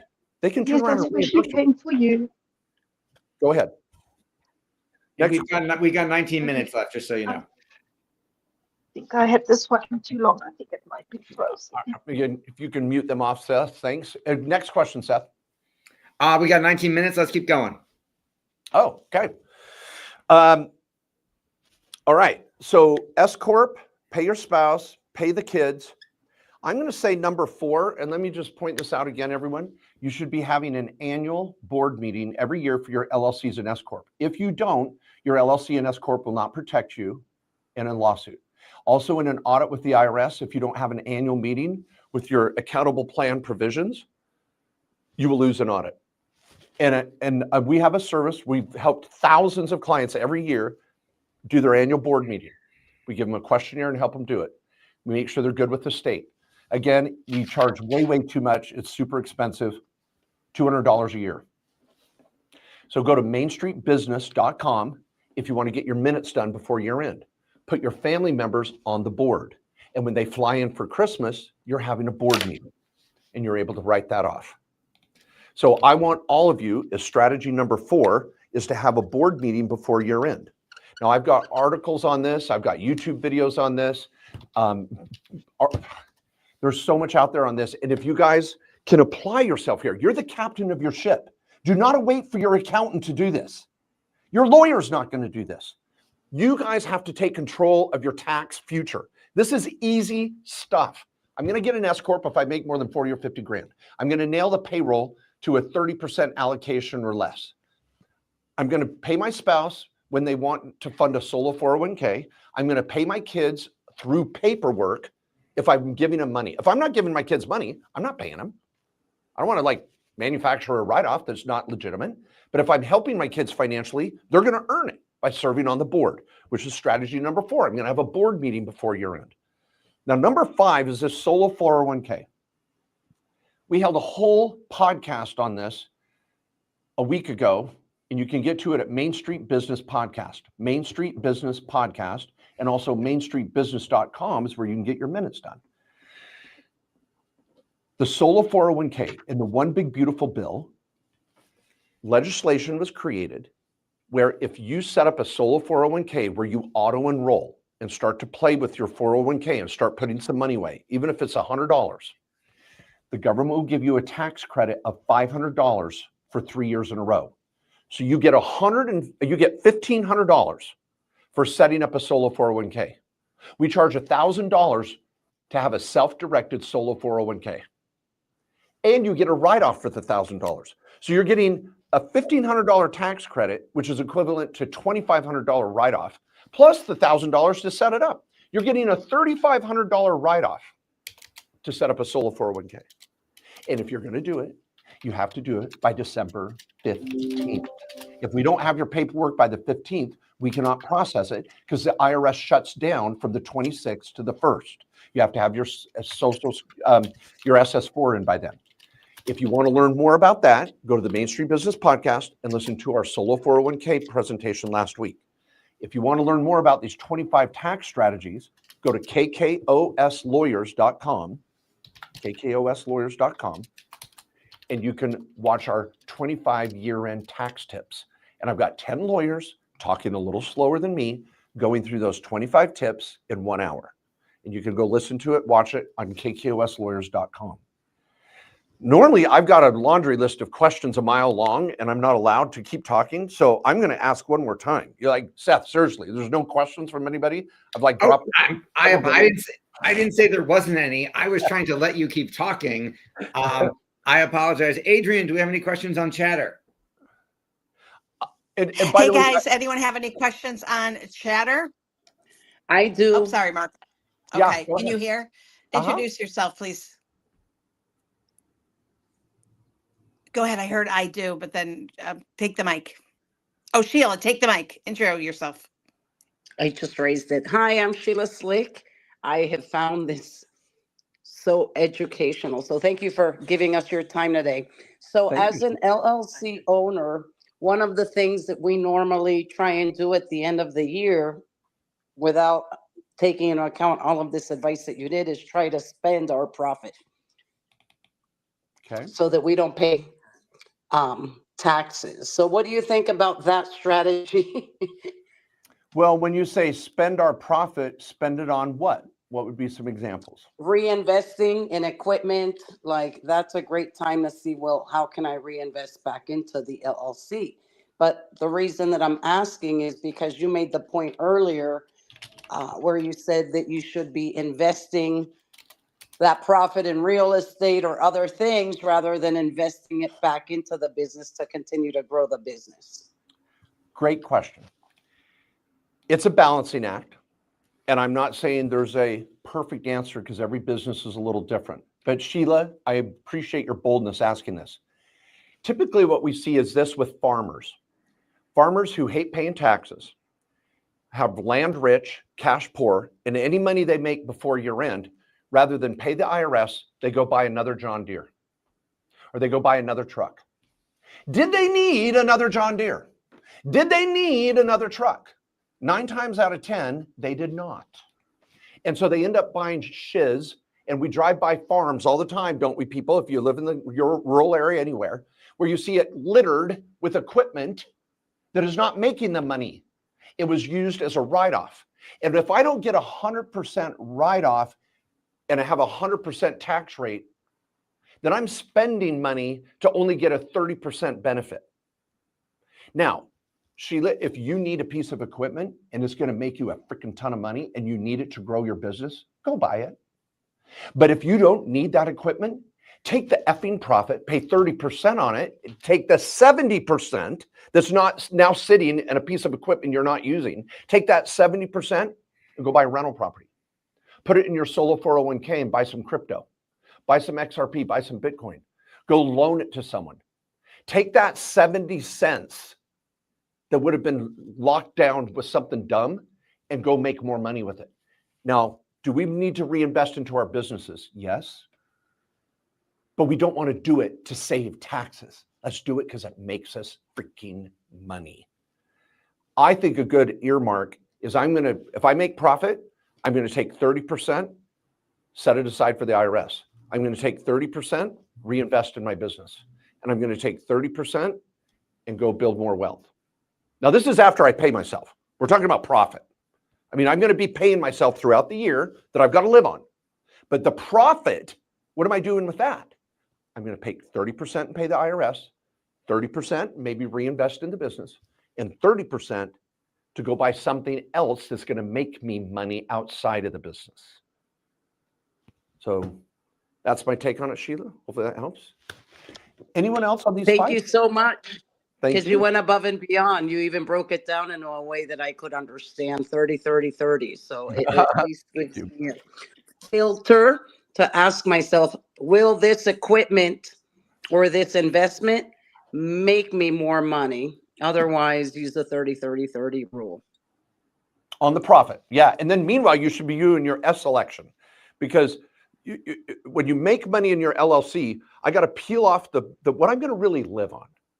And I want to make sure I'm peeling off an amount. I'm paying my FICA on it, and I'm living on that. Everything else is to either pay taxes, reinvest, or redeploy. And so if I can get in this mindset, that's why the S Corp is so powerful, because I'm only paying FICA on what I'm living on, and everything else I'm redeploying. And that works like a machine. And you get into a rhythm, and that's the way rich people get richer. And it's perfect for a landscaper, a small business owner, and any restaurant owner, food truck owner, lawyer, accountant, engineer, architect, dentist. I mean, this is what we all do. If any of you are, seriously, everybody, I don't know what the method is. I use Zoom and a few other platforms. I don't know on this one. I'd love to see your questions, but just me dropping the bomb on 300 business owners that have LLCs that maybe have not got an S election, your brain should be exploding on what do I do next. So any other questions or thoughts? Anyone? Yes. Yes, there is. Where does cash value life insurance play a role for tax-free? Cash value life insurance is a tool that is effective. It's It's a valid strategy. I like the strategy of cash value life insurance. The issue is, when do you do it?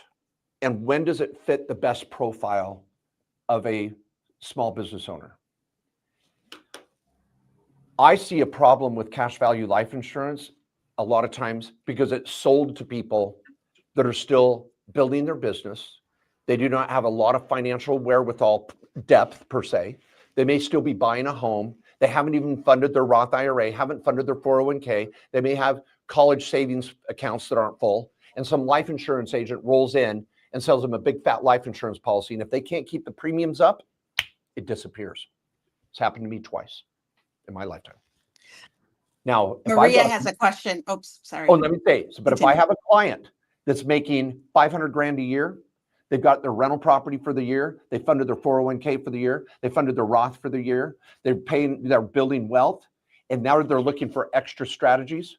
Now we talk cash value life insurance. So if you're making a buttload of money, let's talk about cash value life insurance. If you're not, I'm going to term and invest until I can get there.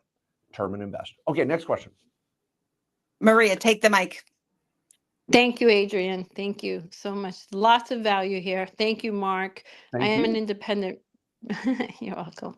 So I'm an independent broker, and I did hire my son because he needed a job. He's in college, and I needed an admin. So I figured he would be a write-off for me as for the business, I should say. He currently does not work for me. He has another job. This was just to help each other out. Like, he needed money, and I figured let him earn it, which he did very well.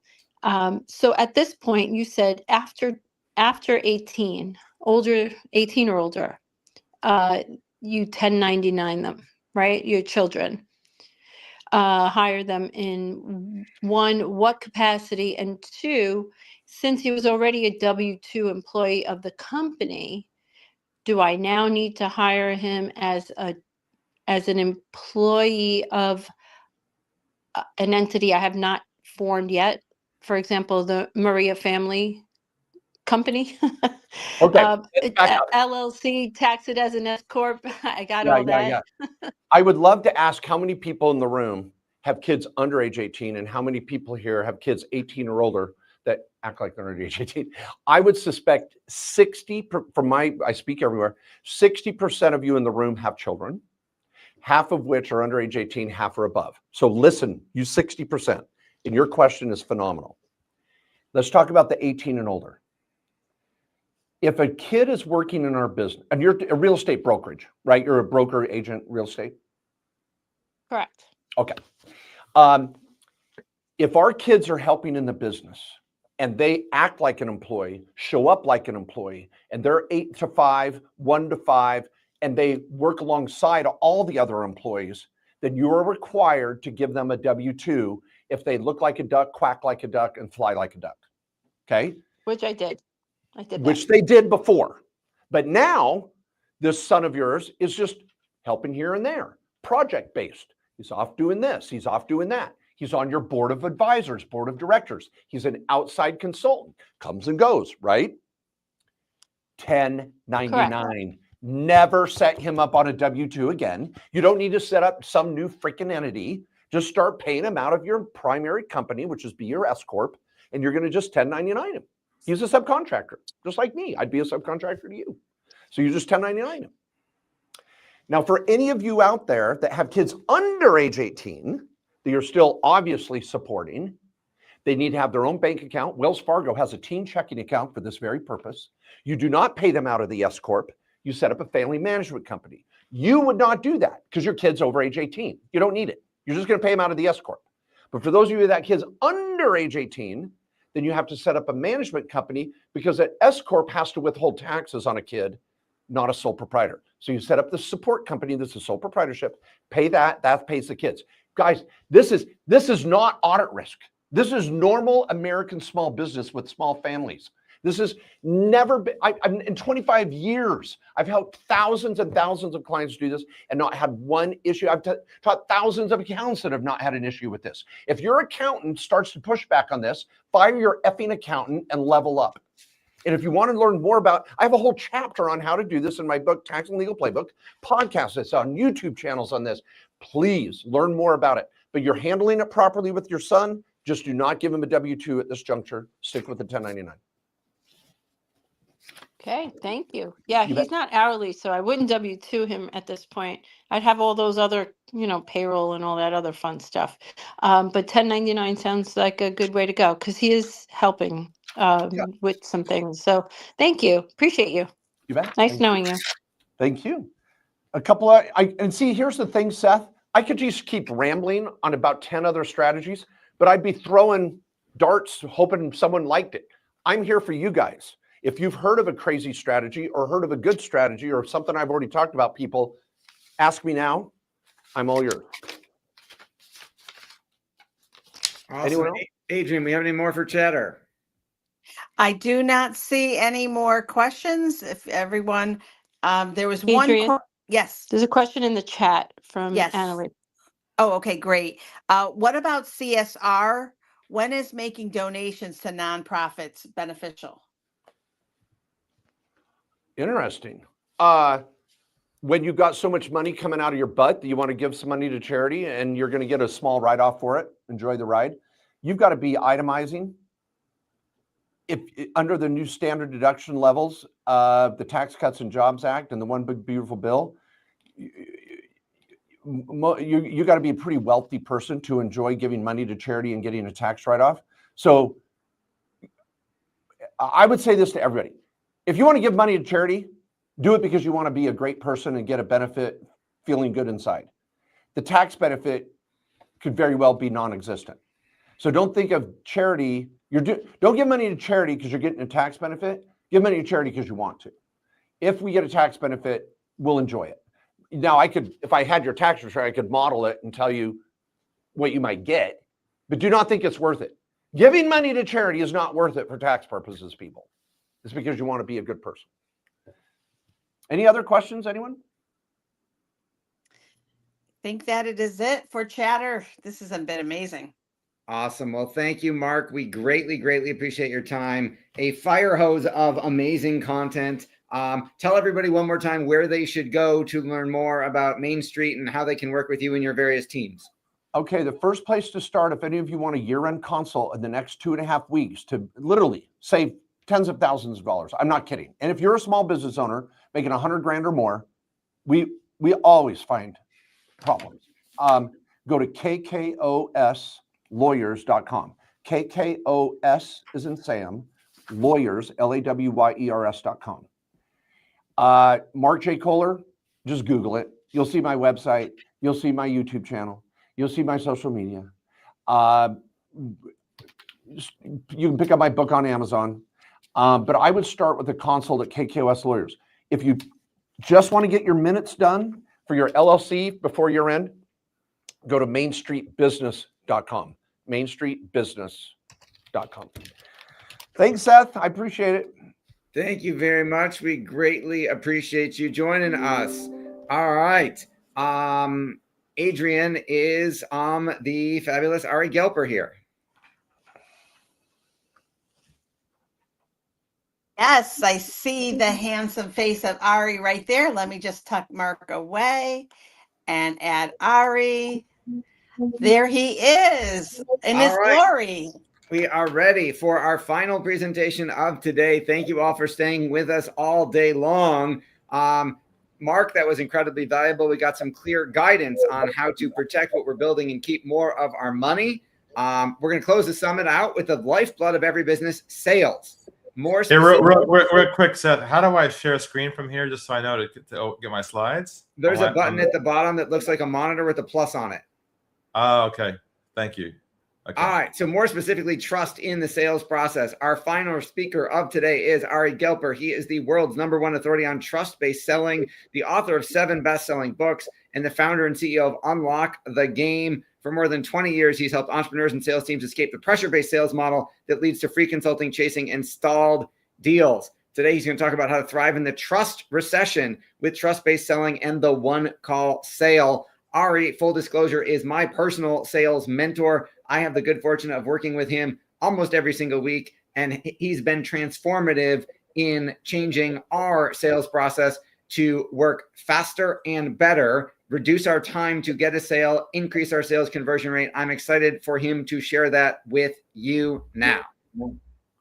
Thank you so much, Seth. Can you see my screen okay? We can see your screen.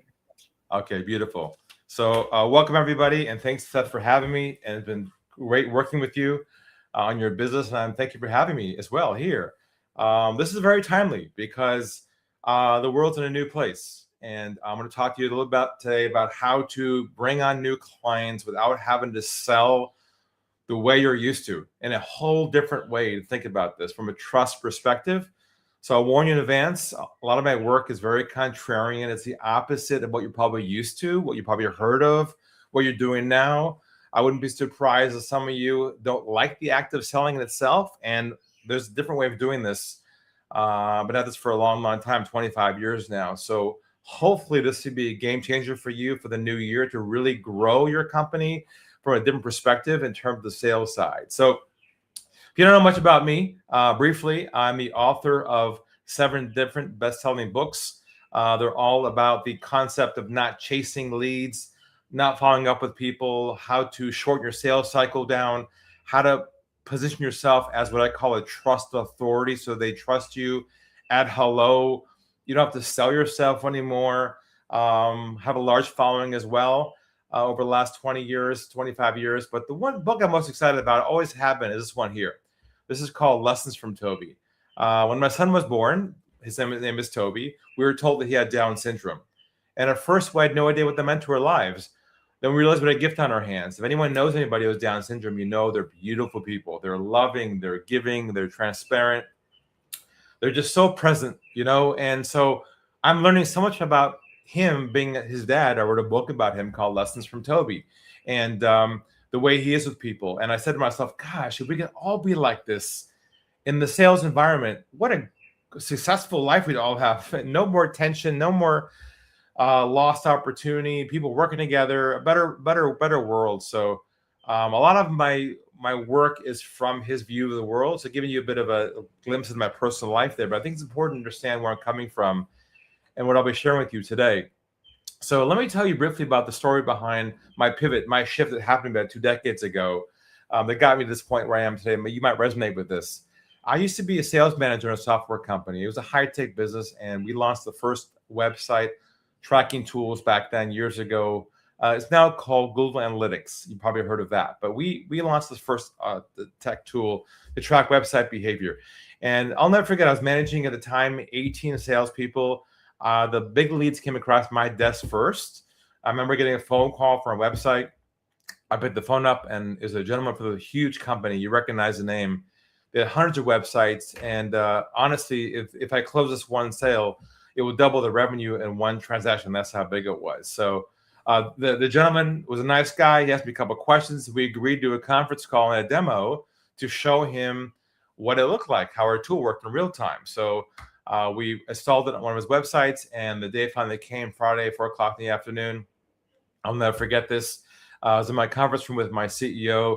We closed door behind me, big long conference table. In the middle of the table was the old school speakerphones. Remember the Star Trek looking ones, like 3 legs on it, Starship Enterprise type of conference lines. So I hit the dial tone, dialed the number, and he picks the phone up. And he's like, "Hey, Ari, how's it going?" I said, "Good." He says to me, "Ari, let me share with you, or let us tell you who's with us today on the phone call."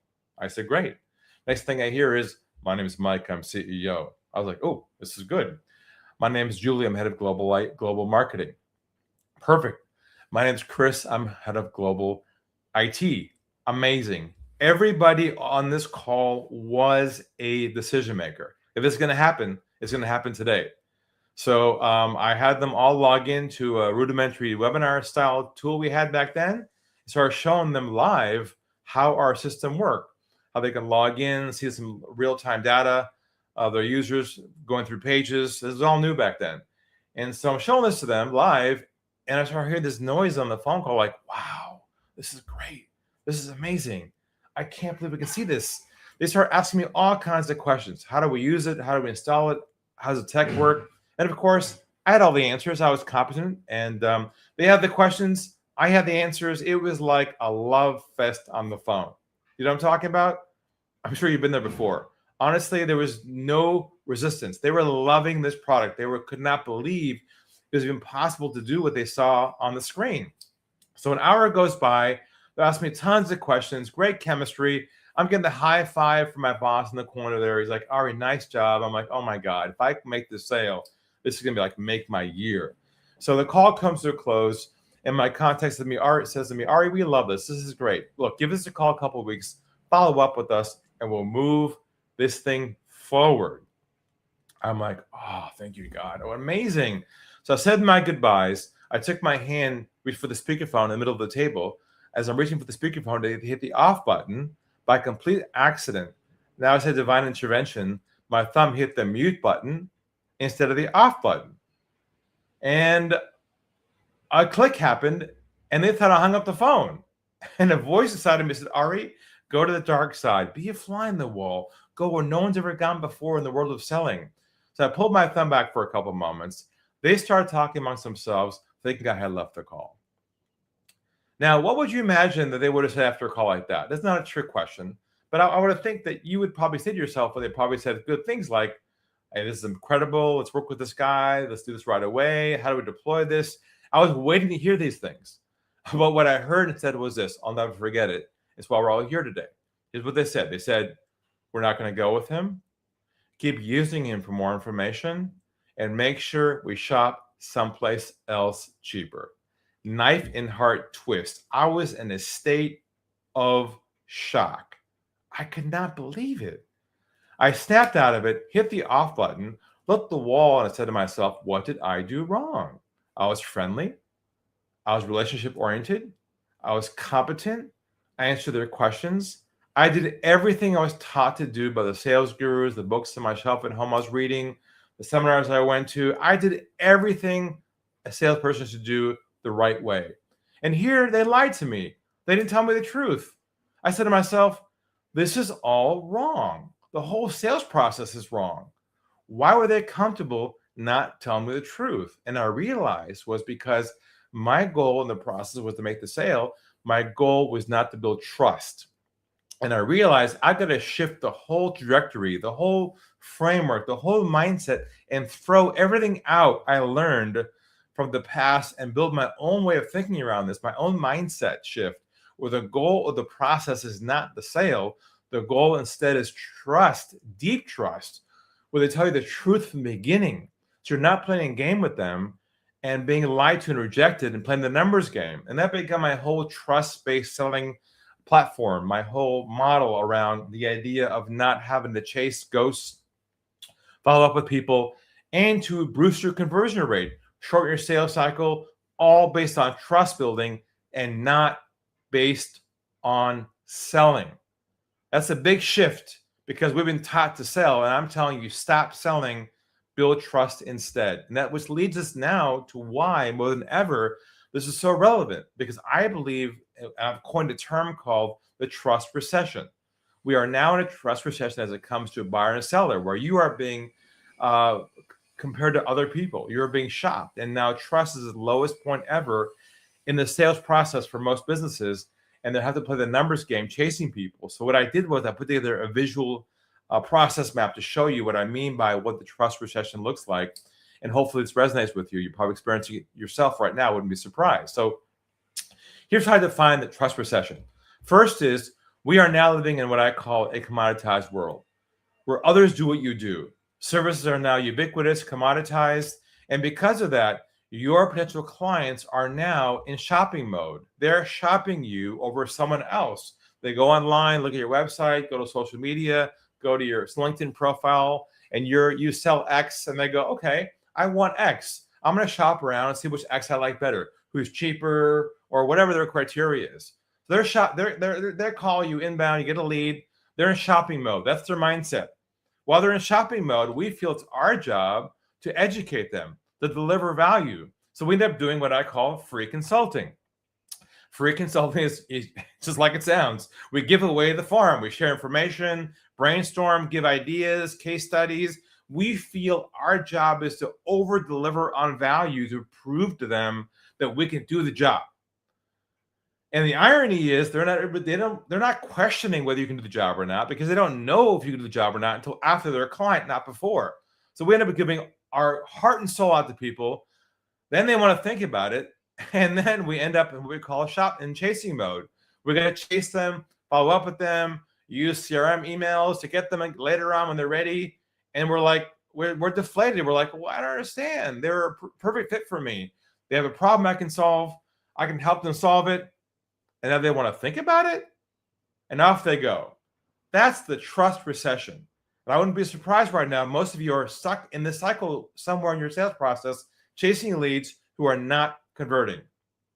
And in many cases, you could be losing twice as much as your company's making in this process by not converting at a higher number than you should be. And that's the premise of today's conversation. So let me kind of show you on the screen briefly a very basic sales model that most businesses operate within. Now, yours might be more complex or simple, but it's pretty common to have a model like this if you're in a business where you're talking to human beings, not e-commerce business or anything like that. Here's how the typical sales model works right now. Either someone contacts you or you contact someone, right? That's kind of step one. Then from there, you schedule a conversation with them. Pretty basic so far. Then they agree to meet with you either on Zoom or Teams or live or however you meet with somebody. It might be even virtual in some way. Then you discuss their problems, their issues, their needs. Then there clearly is a space for you to discuss how you can help them, right? All is going well, good chemistry. Then from there, you follow up with them, hopefully to help them make the decision. And hopefully, if all goes well, at the end of your process, what's supposed to happen, hopefully every time. What's supposed to happen is they onboard, they become a new client. Now, if I ask you all to raise your hand and ask you how many people right now on this call or listening to this or watching this call have a bunch of people right now stuck at the 7 o'clock position where you're chasing leads, they're not calling you back, and they want to think about it, how many would that be? I wouldn't be surprised a lot of you on this call are in that spot right now and not hitting the last spot, which is making the sale. Now, the reason why it's happening is because somewhere along your process, there's trust missing between each step of your model. There was not trust built deep enough for them to feel comfortable telling you where they stood with you to give you a yes or a no. So what needs to happen here is we have to help you build trust overlaid on top of your process. You're not selling anymore, but you're only focused on getting the truth with them. They trust you enough to say a yes or no and work with you. It's not about closing or pressuring them, because keep in mind, they're entering your cycle with you. They're thinking their job is to shop you, but really your job is to help them trust you. And that's the whole shift today. So I'm zooming in, I'm zooming out for the moment, and I'm going to zoom in a second to help you get closer and closer to how to craft the code on this trust recession. Now, what happens a lot of times, you meet with someone, you say to yourself, man, we had a great meeting, great chemistry, perfect fit for us. They fit my profile, my ICP, however you want to call it. You're super excited, right? You delivered value. You gave them your best you could. You poured your heart out. You give them a demo, whatever you do. And then you get this opium drug and goes to your body like super excited, like, oh man, yeah, I'm having great meetings, and they just drop off, right? Now, why does this happen? Let me walk you through some of the myths to help break some of the constructs in the back of your mind as to why this is happening for you and why you might be doing this on certain behaviors unknowingly, not even knowing it, is causing this to happen. First, I hear a lot about is this. People say to me, Ari, I'm really good at relationship building. And I focus on that right from the beginning of my process.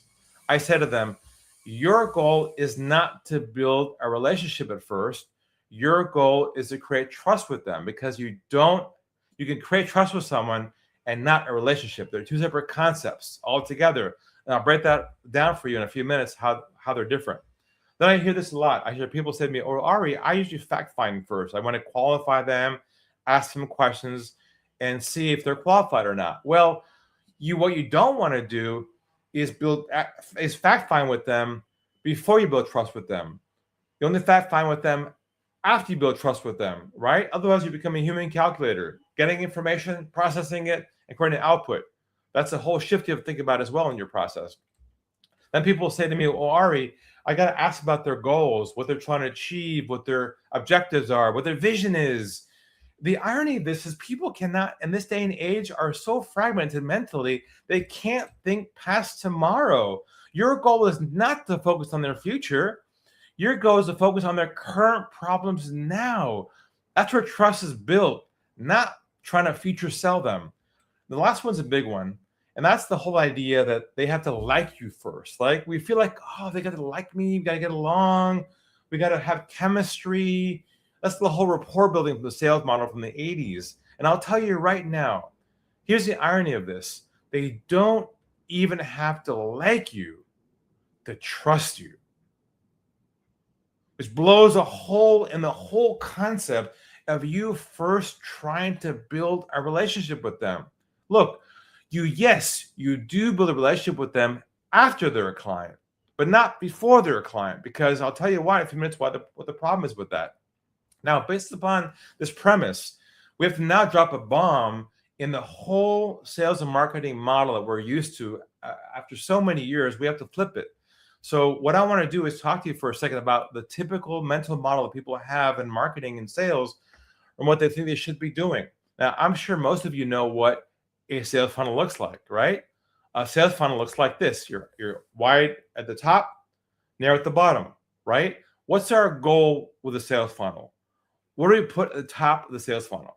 We put as much as we can: leads, contacts, social media opportunities, marketing, podcasts, as much as we can during as much activity. In the middle of the funnel, we spend all of our time doing what? Qualifying, chasing, following up, more meetings. At the bottom, what do we get? A marble comes out, right? It's what I call a high volume, low margin model, low conversion model.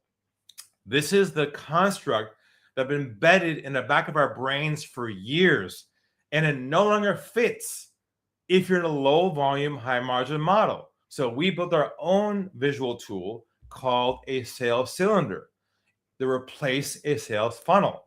And the way it works is you only put at the top your ideal clients, and in that process, you don't qualify them or chase them. You only build trust with them. If you get this right at the end, you end up with a low volume, high conversion business. You're not wasting all that money on marketing that doesn't convert. And that's the focus of today: how to really execute this in an elegant way so you're not wasting all your time and energy with a hopium drug and chasing leads and never convert. So to debunk the whole sales funnel, let's go through some quick myths around that. People say to me, Ari, we just need more leads. If we had more leads, we'd do great. I say, no, you don't need more leads. You need a higher conversion rate. See, most businesses don't focus on that. They focus on more activity. And the irony of all this is that the biggest opportunity you have right now is sitting right now inside your CRM and your own funnel that you're not converting. You have a huge hole above your bucket where your leads are going into aren't converting. The second thing I hear a lot about is, well, Ari, we're different. We have a long sales cycle. This is a long time to get a yes. Well, guess what? The reason for long sales cycles are typically because of a lack of trust. They don't trust you enough to say to you, okay, I'm in. Let's do this. That took me about half a second to tell you that. Why does it take months and lunches and meetings and PDFs and proposals to get it to a yes? It's because of a lack of trust typically in your process. Then there's this too. I hear, oh, but I give a lot of value. I over-deliver on value. And I help people understand value in itself has been commoditized. If value delivery is seen as selling oftentimes, if you're educating them and what I call doing free consulting, where you end up in a situation where you give them so much value, they take that and they say to you, thank you so much. I'm going to think about it and get back to you. And what do they do with your information? They shop and compare you to somebody else, and you're giving them free consulting of your time and devalue what you're doing. So I want to bust open the whole idea of a sales funnel to help you understand that is dead. And you must shift to a trust-based model that really is more elegant and helps you become the authority in what you do. Now, here's zooming in. I want to help you shift from this self-image, from the act of selling, being a salesperson, delivering value, relationship building, all the things you're used to in your subconscious, to anointing you and shifting to you to becoming this, which is a doctor. Congratulations, you're now officially doctors. You can tell your parents about this. They'll be excited. It's what they always wanted. So what I want to do is help you all become in your mind a doctor, a different way of thinking about this process. So what is the process right now that you have to go through to go see a doctor? What's the first step? Step number one, schedule an appointment, right? That's step number one in their process. Then you go to your calendar and you schedule on your calendar and you schedule an extra half an hour on each side in case of traffic, just in case you don't want to be late. That's your time, right? Then you drive your car, you show up at the doctor's office, and you walk in the waiting room, and he's running late. And what do you do in the waiting room? You wait. You wait. Look at your watch. Now, do you invoice him for your time or her for your time? No, that's not how it works. You comply with their process. You're not happy, but you still comply. Then they call your name. You're like, oh, it's about time. You go in there, sit down in the chair in their office in the clinic, and the first thing they say to you is, where does it hurt? Right? They don't try and become your friend and have lunch with you first and have a cup of coffee and chit chat. They're busy. They have things to do. Other patients waiting for them. So the first thing they say to you is, where does it hurt? You say, my shoulder. They say, let me take a look. Yeah, well, it's a little sore in there. What happened? He goes, well, I got injured last week in a football game, whatever. Well, let's take a look and see what's going on. Gets the x-ray, MRI, and puts the light bulb and report, says, here's the problem you've got. You've got a blood clot in your right calf, causing that left shoulder to be inflated and harming you. That's why it's all different colors. You're like, what? Really? I thought it was an injury from the shoulder. No. You're amazed by the clarity you have on what your actual problem is. Then he writes you a plan, a prescription of what to do to work on it. And then you thank him. You walk out his door. You go to the front desk and you do one more thing. What do? You pay.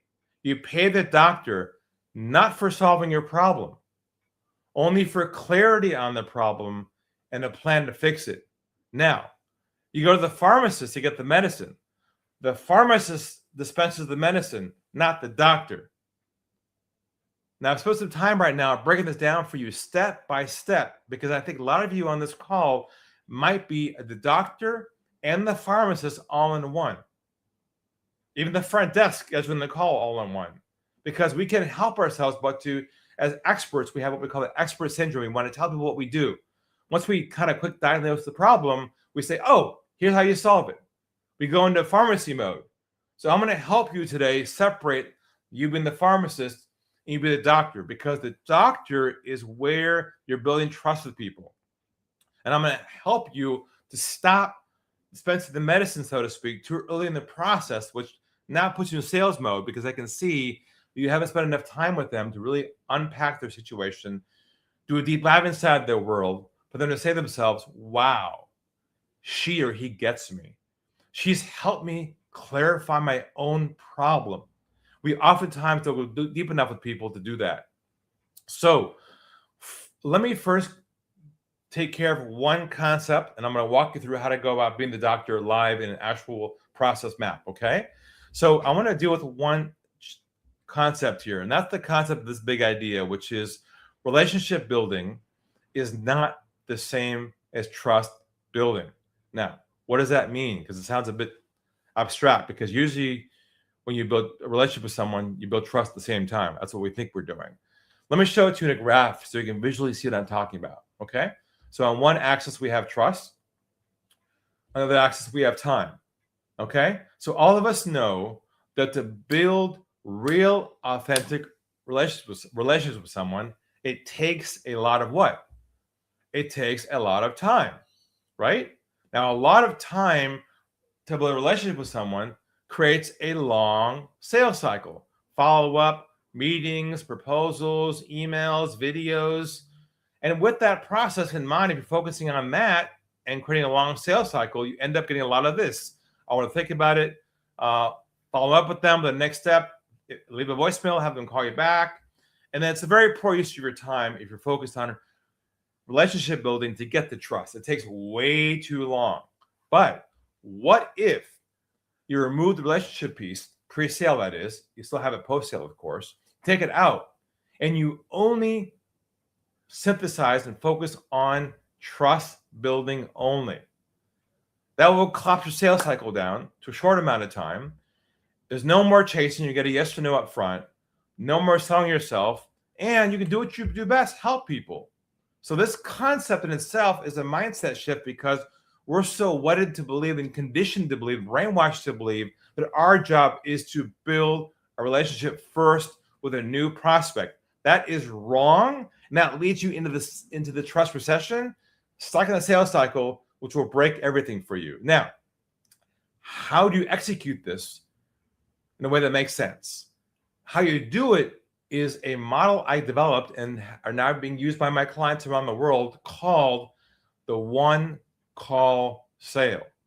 Now, in this process, there is no chasing, there's no pressure, there's no closing. Now, when I say the one call sale, I don't mean a signed contract in one meeting. What I mean is such a deep level of trust with them in one conversation that they agree to work with you and go to a next step with you on your calendar. They don't drop off into a black hole. You have to chase them. So they're now scheduled with you like a doctor's office to move forward into your onboarding process from there, okay?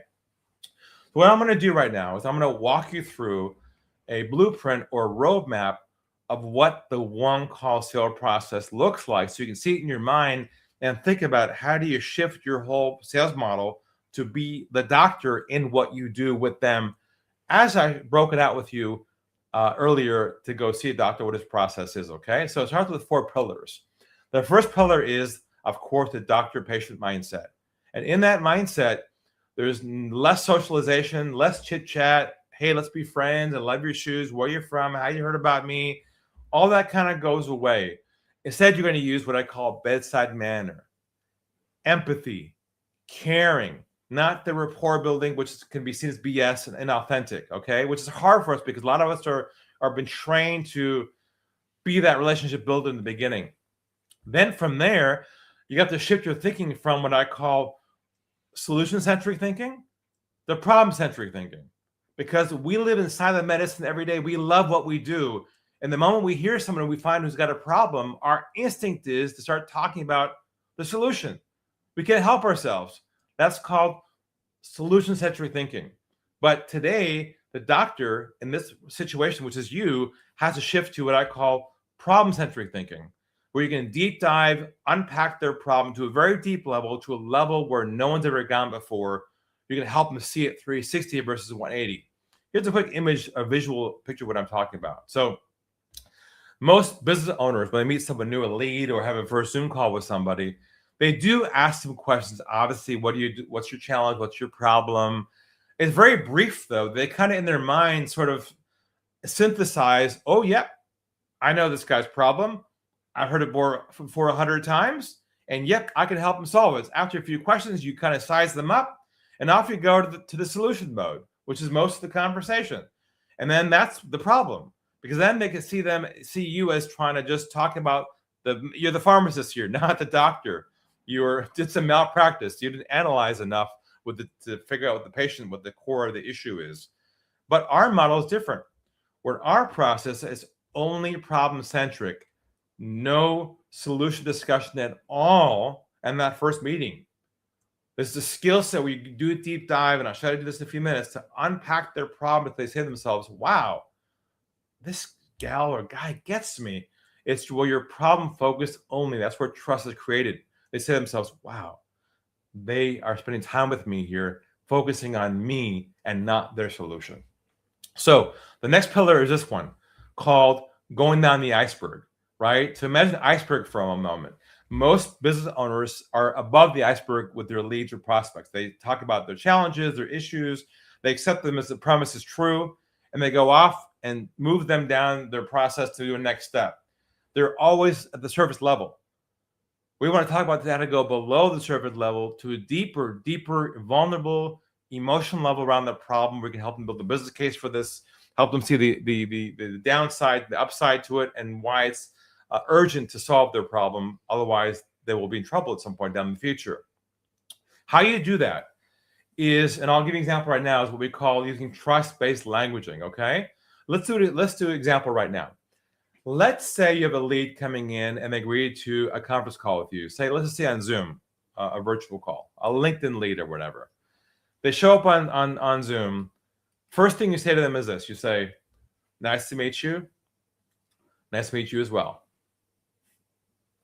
That's it. No more chit chat. No more, hey, how'd you heard about us? Or what do you do? No more of that conversational, how's it going today kind of thing. Okay. Just nice to meet you. Nice to meet you as well.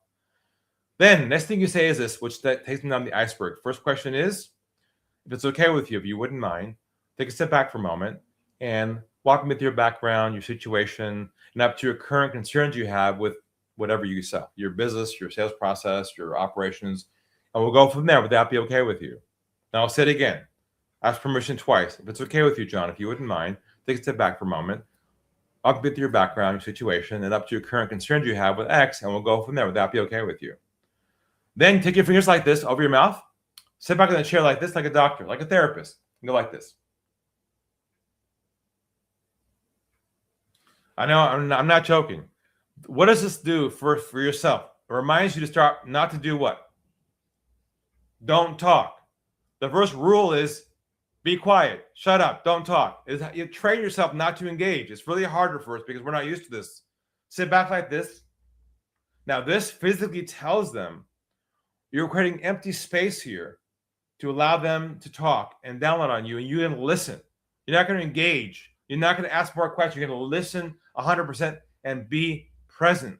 So I learned from Toby. Be present. Don't have a hidden agenda. Don't try and solve the problem. Just stay with them. So I'll say it again. If you wouldn't mind, take a step back for a moment, John. Walk me through your background and situation, up to your current concerns you have. We'll go from there. Would that be okay with you? That silence tells them, wow, he wants to hear what I have to say.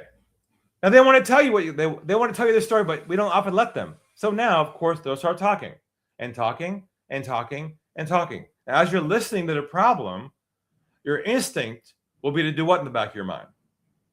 Probably try and solve it, right? Because you've heard his scenario 100 times, not new to you. Now they got to feel from you that their problem is unique. It's the first time you heard it. You got to listen with gripping attention. If your brain's already gone to, oh yeah, I can help this guy with that, they can tell that you're dropping off and not building trust with them. So you listen to them, they're talking, they're done talking. When they're done talking, then you simply do this. You crystallize and summarize the core issue. So what I'm hearing from you, John, is your core problems are X, Y, and Z. Is that right? And he says, exactly. Check box number 1, in the back of his mind.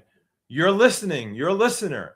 That's the first step in knowing that you're trustworthy, is you're listening and not talking. Okay, which is so counterintuitive to sales process. We're designed to engage and create momentum and create rapport. Do not do that. Doctors don't do that. You shouldn't either. Have bedside manner and empathy. Okay. Now, next question down the iceberg is this one.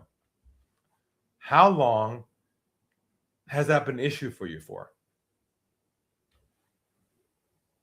Sit back again. Let them know, process this. Well, for the last 6 months, my team's not performing. We're not doing well. And okay, what have you done so far on your own to try and resolve this? Well, we hired someone else. So they're now being comfortable, being vulnerable with you, opening up and telling you what their issues are at a very deep level. Then midway down, you do what I call cost of inaction, what I call COI, where you help them understand the impact of the problem itself. What's it costing them? What's the impact economically, emotionally, not to solve the problem? Reverse engineering it, doing a deep dive further inside their world. So you might use phrases like, have you considered, John, how much it's costing you every month not to have this issue addressed? Are you aware of the impact to your team? Are they having to not have systems in place to be able to get their job done right? How is it impacting your company? How is it impacting your ability to grow? Is it impacting you emotionally at home? What's the impact of the problem here? Because we have to build a business case with them to justify spending the money to solve the problem. Now, even though they may say they have a problem, doesn't mean they want to fix it. We get seduced so easily into someone saying, oh yeah, I'm looking for help with X. And we assume they want to solve their problem. Doesn't mean they want to solve it. Just means they want information about it. So on this conversation, you have to be the doctor, do a deep dive with the MRI and help them understand the full context and impact of the problem and help them build a business case for it. Because on their own, they haven't done that yet. I can promise you that. Then, last question you're going to ask is this one. Is this a priority for you to address and resolve once and for all so you can fix this problem and turn things around? That's a very telling question. If they say no, then you got to let them go. They don't want to solve it. You're a doctor. You solve problems. They don't want to solve it. Then I can't help you. But if they say to you, yeah, you're right, we got to work on this, then beautiful. They're in their mind sold on their own problem, not sold on you. They don't need to be sold on you. Believe it or not, they got to sell themselves on the act of deciding whether it's a priority to work on or not. Then from there, you say this, you then roll out and show them your own roadmap, just like this, a visual tool that walks them through what your process is for how you solve their problem, not your services, not how much you charge. It's a meta step. It's a visual way to show them your mental model or framework for how you solve their problem. So you walk them through you say, may I walk you through our roadmap process? Guy says, sure. Remember, you've said 0 about yourself so far. Only spent time inside their problem. Okay? So you start to walk them through the process. Now, it has to be visual.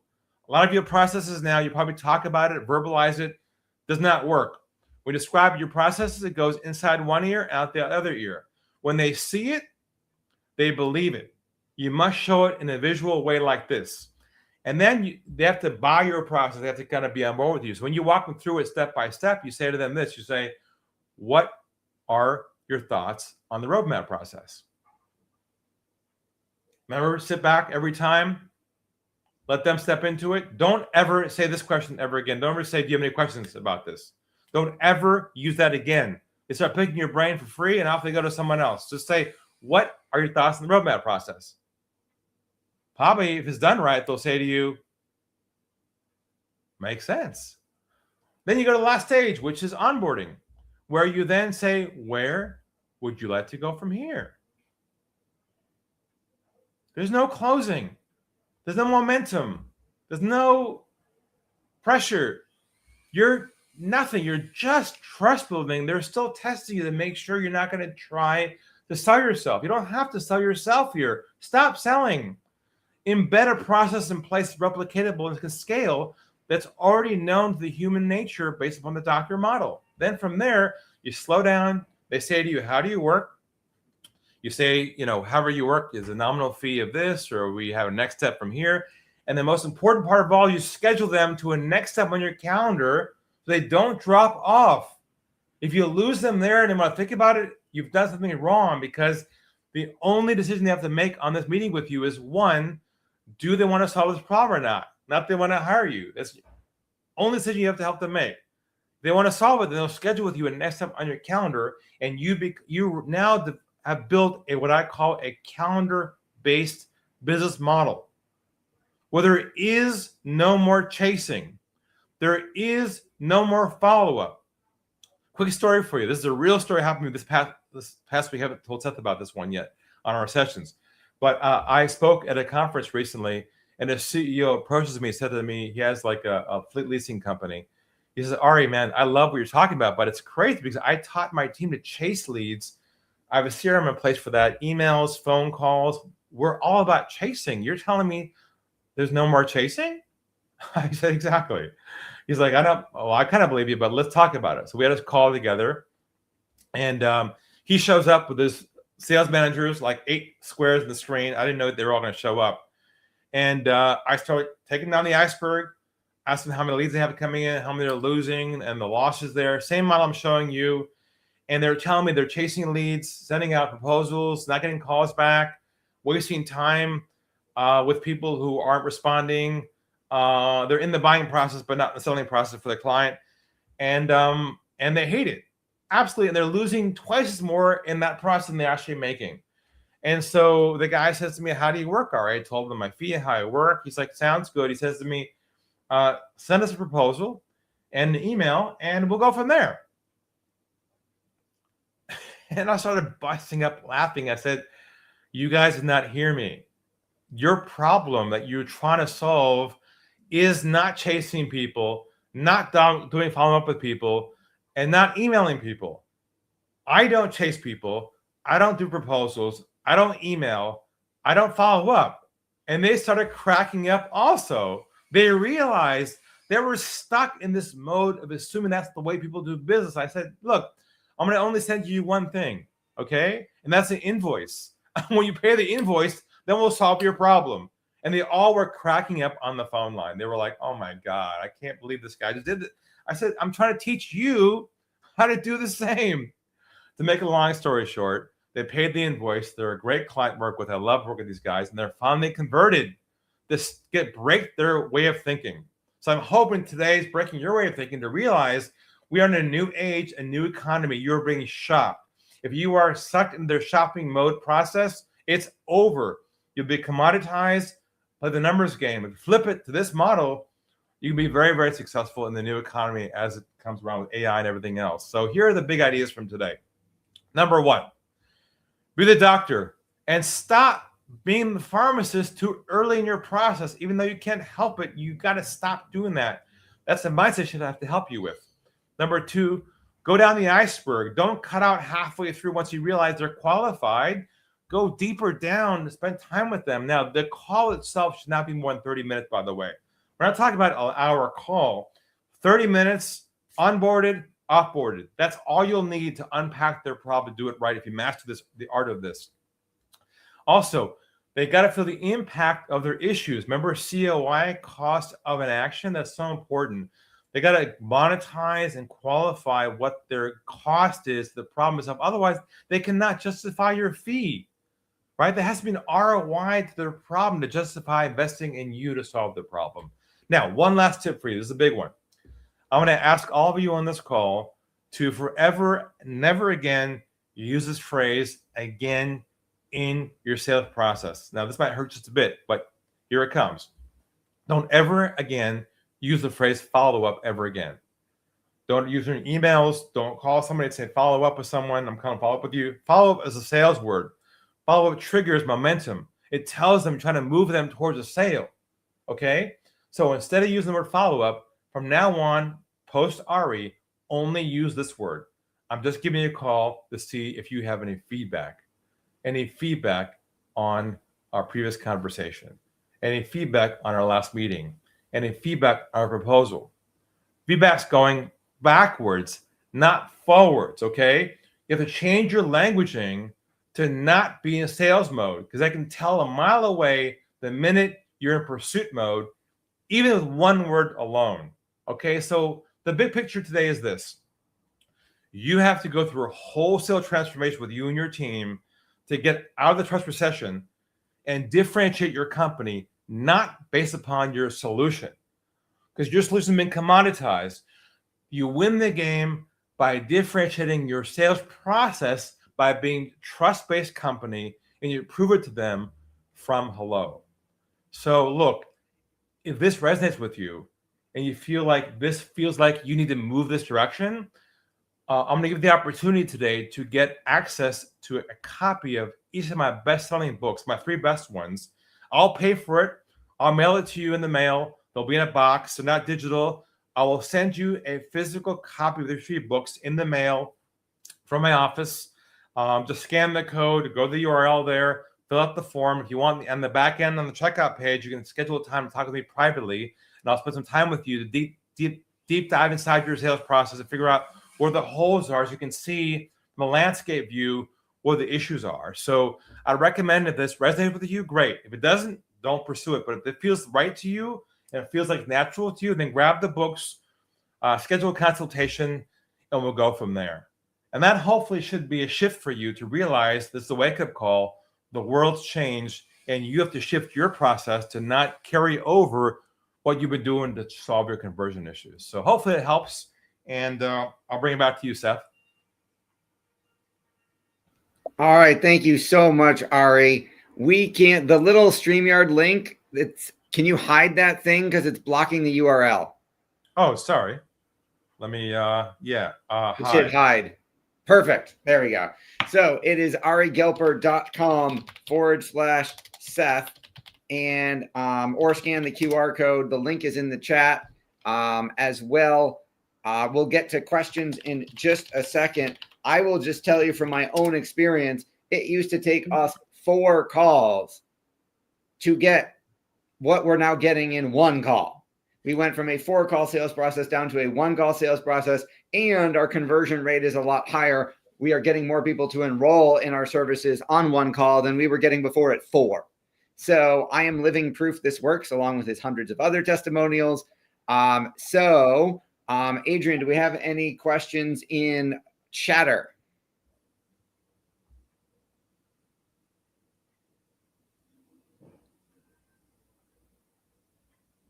While we wait for that, I see the first question in the chat, which was, I'm a financial advisor. Do I need to get any of this through compliance? No, because this is not the marketing part of the process, only conversion. So this is just you changing your thinking on how you approach your potential client. Like a lot of advisors do a lot of free consulting, free information. This is not any way deal with compliance. It's compliance free. It's just changing the way you are and what you say, how you handle that meeting. There's nothing you're changing here process wise at all. Yeah, this is not external marketing. This is all just the conversations that you're having with your prospects, which presumably aren't scripted and aren't compliance approved at this point in time. Ari's not telling you how to make any investment recommendations or product recommendations. It's just literally how to get people to identify their problem, own their problem, and commit to solving it in 1 call, which again has been a game changer for us. Yep. Okay. Adrian, there's no L in the URL. It's Ari Gelper, not Ari L Gelper. I think there's a typo. And do we have any questions from Chatter, or I'll keep taking the text? Yeah. Awesome. Nope, we do. Leah, you go first, and then Maria. All right, thanks. I just wanted to say that I love the idea of only solidifying the problem in the first call, because if you solve the problem in the first call, then they might think about it, try to fix it on their own, not show up to the second call. So I think it's genius to do it that way. Thank you. Now the thing is, you're not going to solve it on that call. Okay, that's the distinction. The nuance of this, you're not solving the problem on that call. You're providing them clarity on their own depth and seriousness and gravity of their situation, because they will minimize it, because human nature is not to expose themselves, okay, to the actual ramifications of their issue. Your job as, quote, the therapist here is to help them understand the full picture of the problem and own it. You're the adult, they're the child. You're saying, Johnny, you got to pick up your clothes off your floor. Otherwise, I'm not going to have dinner tonight, whatever. You're trying to help these people. Believe it or not, they're adults, but they oftentimes cannot commit, and because they're indecisive about their own issues. So essentially, all we're doing here is helping them make the decision that, yes, I cannot procrastinate anymore. I got to do something about this. Does that make sense? Absolutely. I love it. Beautiful. Maria? All right, lots of gems today. I'm just sorry I missed an hour or two. I'm sure I missed a lot in that time. Lots of gems. So Ari, correct? Yes. Hi, Ari. I love what you say. I don't like the word follow-up myself, so we're aligned in that factor. So just to give you, my name is Maria, and I'm in real estate sales, residential, commercial, mainly residential. There's a lot of emotion involved with selling a home. Yes. So, and I'm okay with that because I can relate, number one, on many levels. Aside from being a homeowner, I had to sell my family home after the passing of my mom.